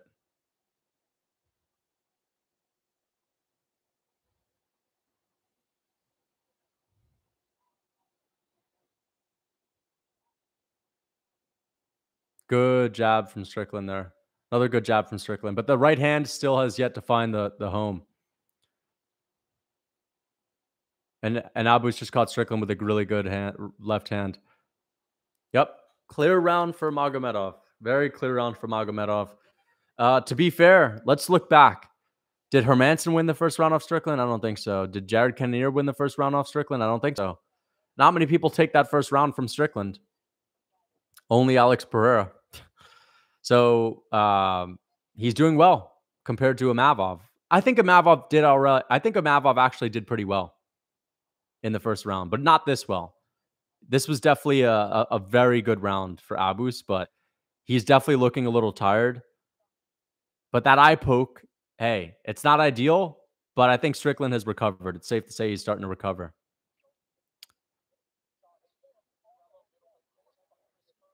The outcome would be the same. Yeah, dude, the outcome without the eye poke would have been similar to this. Like, what is Strickland going to do? Knock Abus out? Like, that's not his style. He's not just going to KO some guy. That's obviously Abus is proving right now that he's good enough to be in there with Strickland. And we'll see. Well, actually, I don't know. I don't know about that.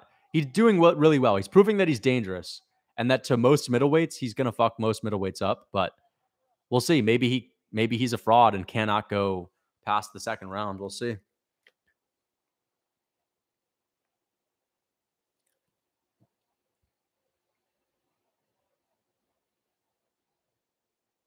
Yeah, Abus is just winging these hooks. Good jab from Strickland lands. But imagine if Strickland gets robbed. Good jab. Ooh, good right hand from Strickland. Finally finds a home. And another right hand from Strickland. And Strickland's going off, teeing off on him, but he's got to be careful. Yeah, this is the Strickland we want. This is the Strickland we want. Good right hand from Strickland, but he's got to be careful. He's got to be careful. He's trying to put the pressure on me. Strickland notices that he's tired. He lands another right hand, but he's got to be careful. He can't be catching no front kick to the face. There we go. Abus looks tired. Look at that. He's breathing heavily. Dude, he's had an adrenaline dump, Abus. Look at that. Oh, he looks tired, man. He looks very tired. This is like round 4 Amavov. And it's in the second round, guys. This is bad. Even Amavov in the 5th looked better than this. All of a sudden, Amavov is gassed. He looks terrible. Bro, what was all that talk, guys? Not most of you. Strickland's landing good shots. Who was telling me that this dude was about to manhandle Strickland and knock him out in the first round? Where are you at? Let's hear it. Where are you guys at? Sean Strickland piecing up. Oh, good combination, but he's got to be careful. Good 1-2 from Sean Strickland. And he's breaking Amavov. Oh, Amavov's landing a couple of good jabs here. But it looks like Sean Strickland is really starting to walk him down and just bully him. Yeah, Strickland could finish this guy. But he's got to take his time. I don't want to see him rush too much. Abus is still very dangerous, even though he's looking gassed. Oh, good right hand. And yeah, Abus is done. Abus is done. Abus is done. He looks horrible. He looks terrible. He looks horrible. Strickland is beating him up. Good jab from Strickland. Shucks off the takedown attempt. And Magomedov, one hit wonder. One pump chump.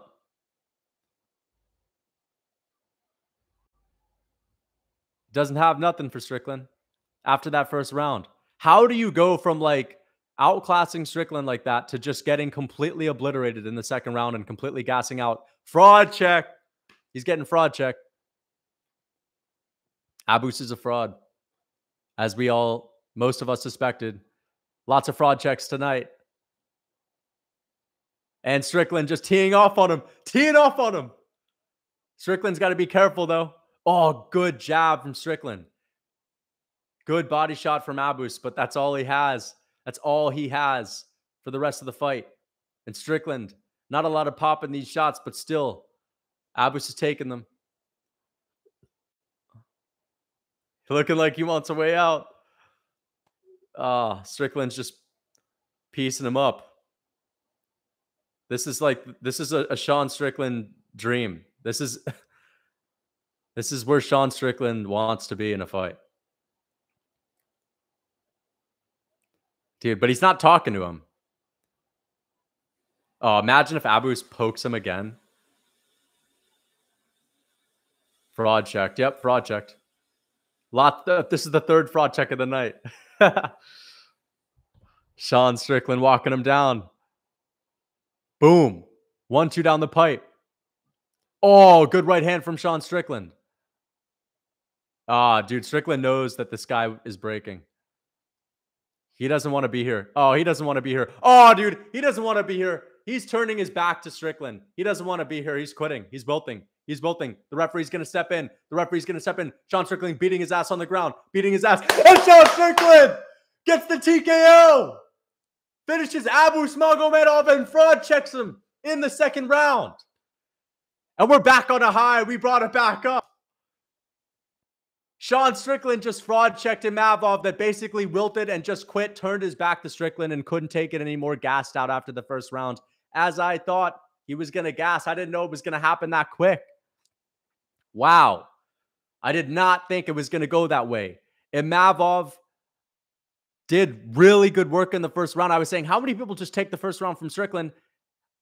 I'm like, all right, this is when Strickland comes on. I didn't expect his gas tank to fall off a cliff like that, though. One of the worst gas tanks, and now they're chanting USA. Amazing. Amazing. Yeah, let's get the USA. Let's get the flags in the chat. Let's get the flags in the chat. There we go. Epic. Amazing. Let's go. Completely fraud checked. Sean Strickland's on top. Strickland and Adesanya, let's make it happen. Let's do it. That's the fight that we need. That's the fight that we want. Bro, I can't look at his eyes. He couldn't even believe it himself. Sean Strickland just completely shocked with the fact that he just finished someone. Damn, man. That dude's gas tank was terrible, bro. So we're on top. Whoever said that they were going to bet on my last 3 picks of the night, you just made some money. Grant Dawson, fraud checked Demir, Morales, beating old man Max Griffin, and now Sean Strickland beating. Dude, we started this night on a low. We started with getting the Kevin Lee pick wrong, and I'm back up on top. I'm back up on top. I said Grant Dawson was going to destroy. Not destroy, but I said he was going to get control time to win a decision over Demir. And I've been saying for years, Guram Kutateladze is overrated. I thought he was going to win tonight anyway, but still, he got fraud checked too. And everything that I've said about him is just a fact. So 3 fraud checking in one night. I like it, man. I like it a lot. We did good work. We did good work overall. We made good picks. Of course, people were going to clown me for the Kevin Lee pick. Whatever. I don't care. It's a meme. Who gives a fuck about Kevin Lee fights anyway? Strickland had the 4th of July boost. Awesome win. Yeah, 4th of July. That's another thing that's important to mention. Thank you for the $2. And Brady, thank you for the $2 as well. Abus Fraudomedov. Completely fraud check. This was an amazing card. So many guys got exposed tonight. And I cannot believe people were legitimately thinking that Abus was going to beat Strickland. Look at that. Epic. Hey. Let's go. Got the main event right. We wrote all the wrongs, guys. Made all the wrongs right. There we go. Ending the night on a win. Ending a high. And that's the 3rd main event that I've got right in a row. The 3rd that I've got right in a row. Let's see what he's saying. I ain't stopping. Peter Pan kicks. He's like, sounds like Stipe. He's got the same cadence as Stipe. Little Peter Pan kicks. I'm telling you guys, that fancy stuff don't work at the top unless you're Yair. And this is the middleweight division, so there are no Yairs.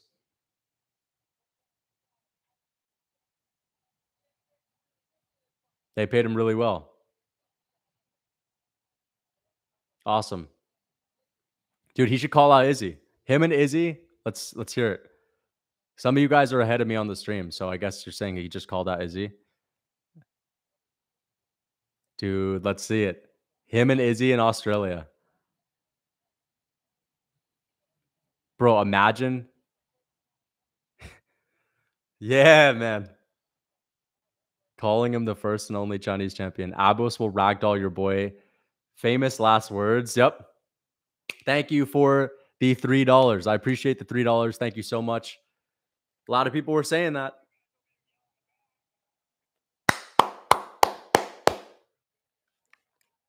Saying he got hyped up by the USA chants. Finished by Sean Strickland is crazy.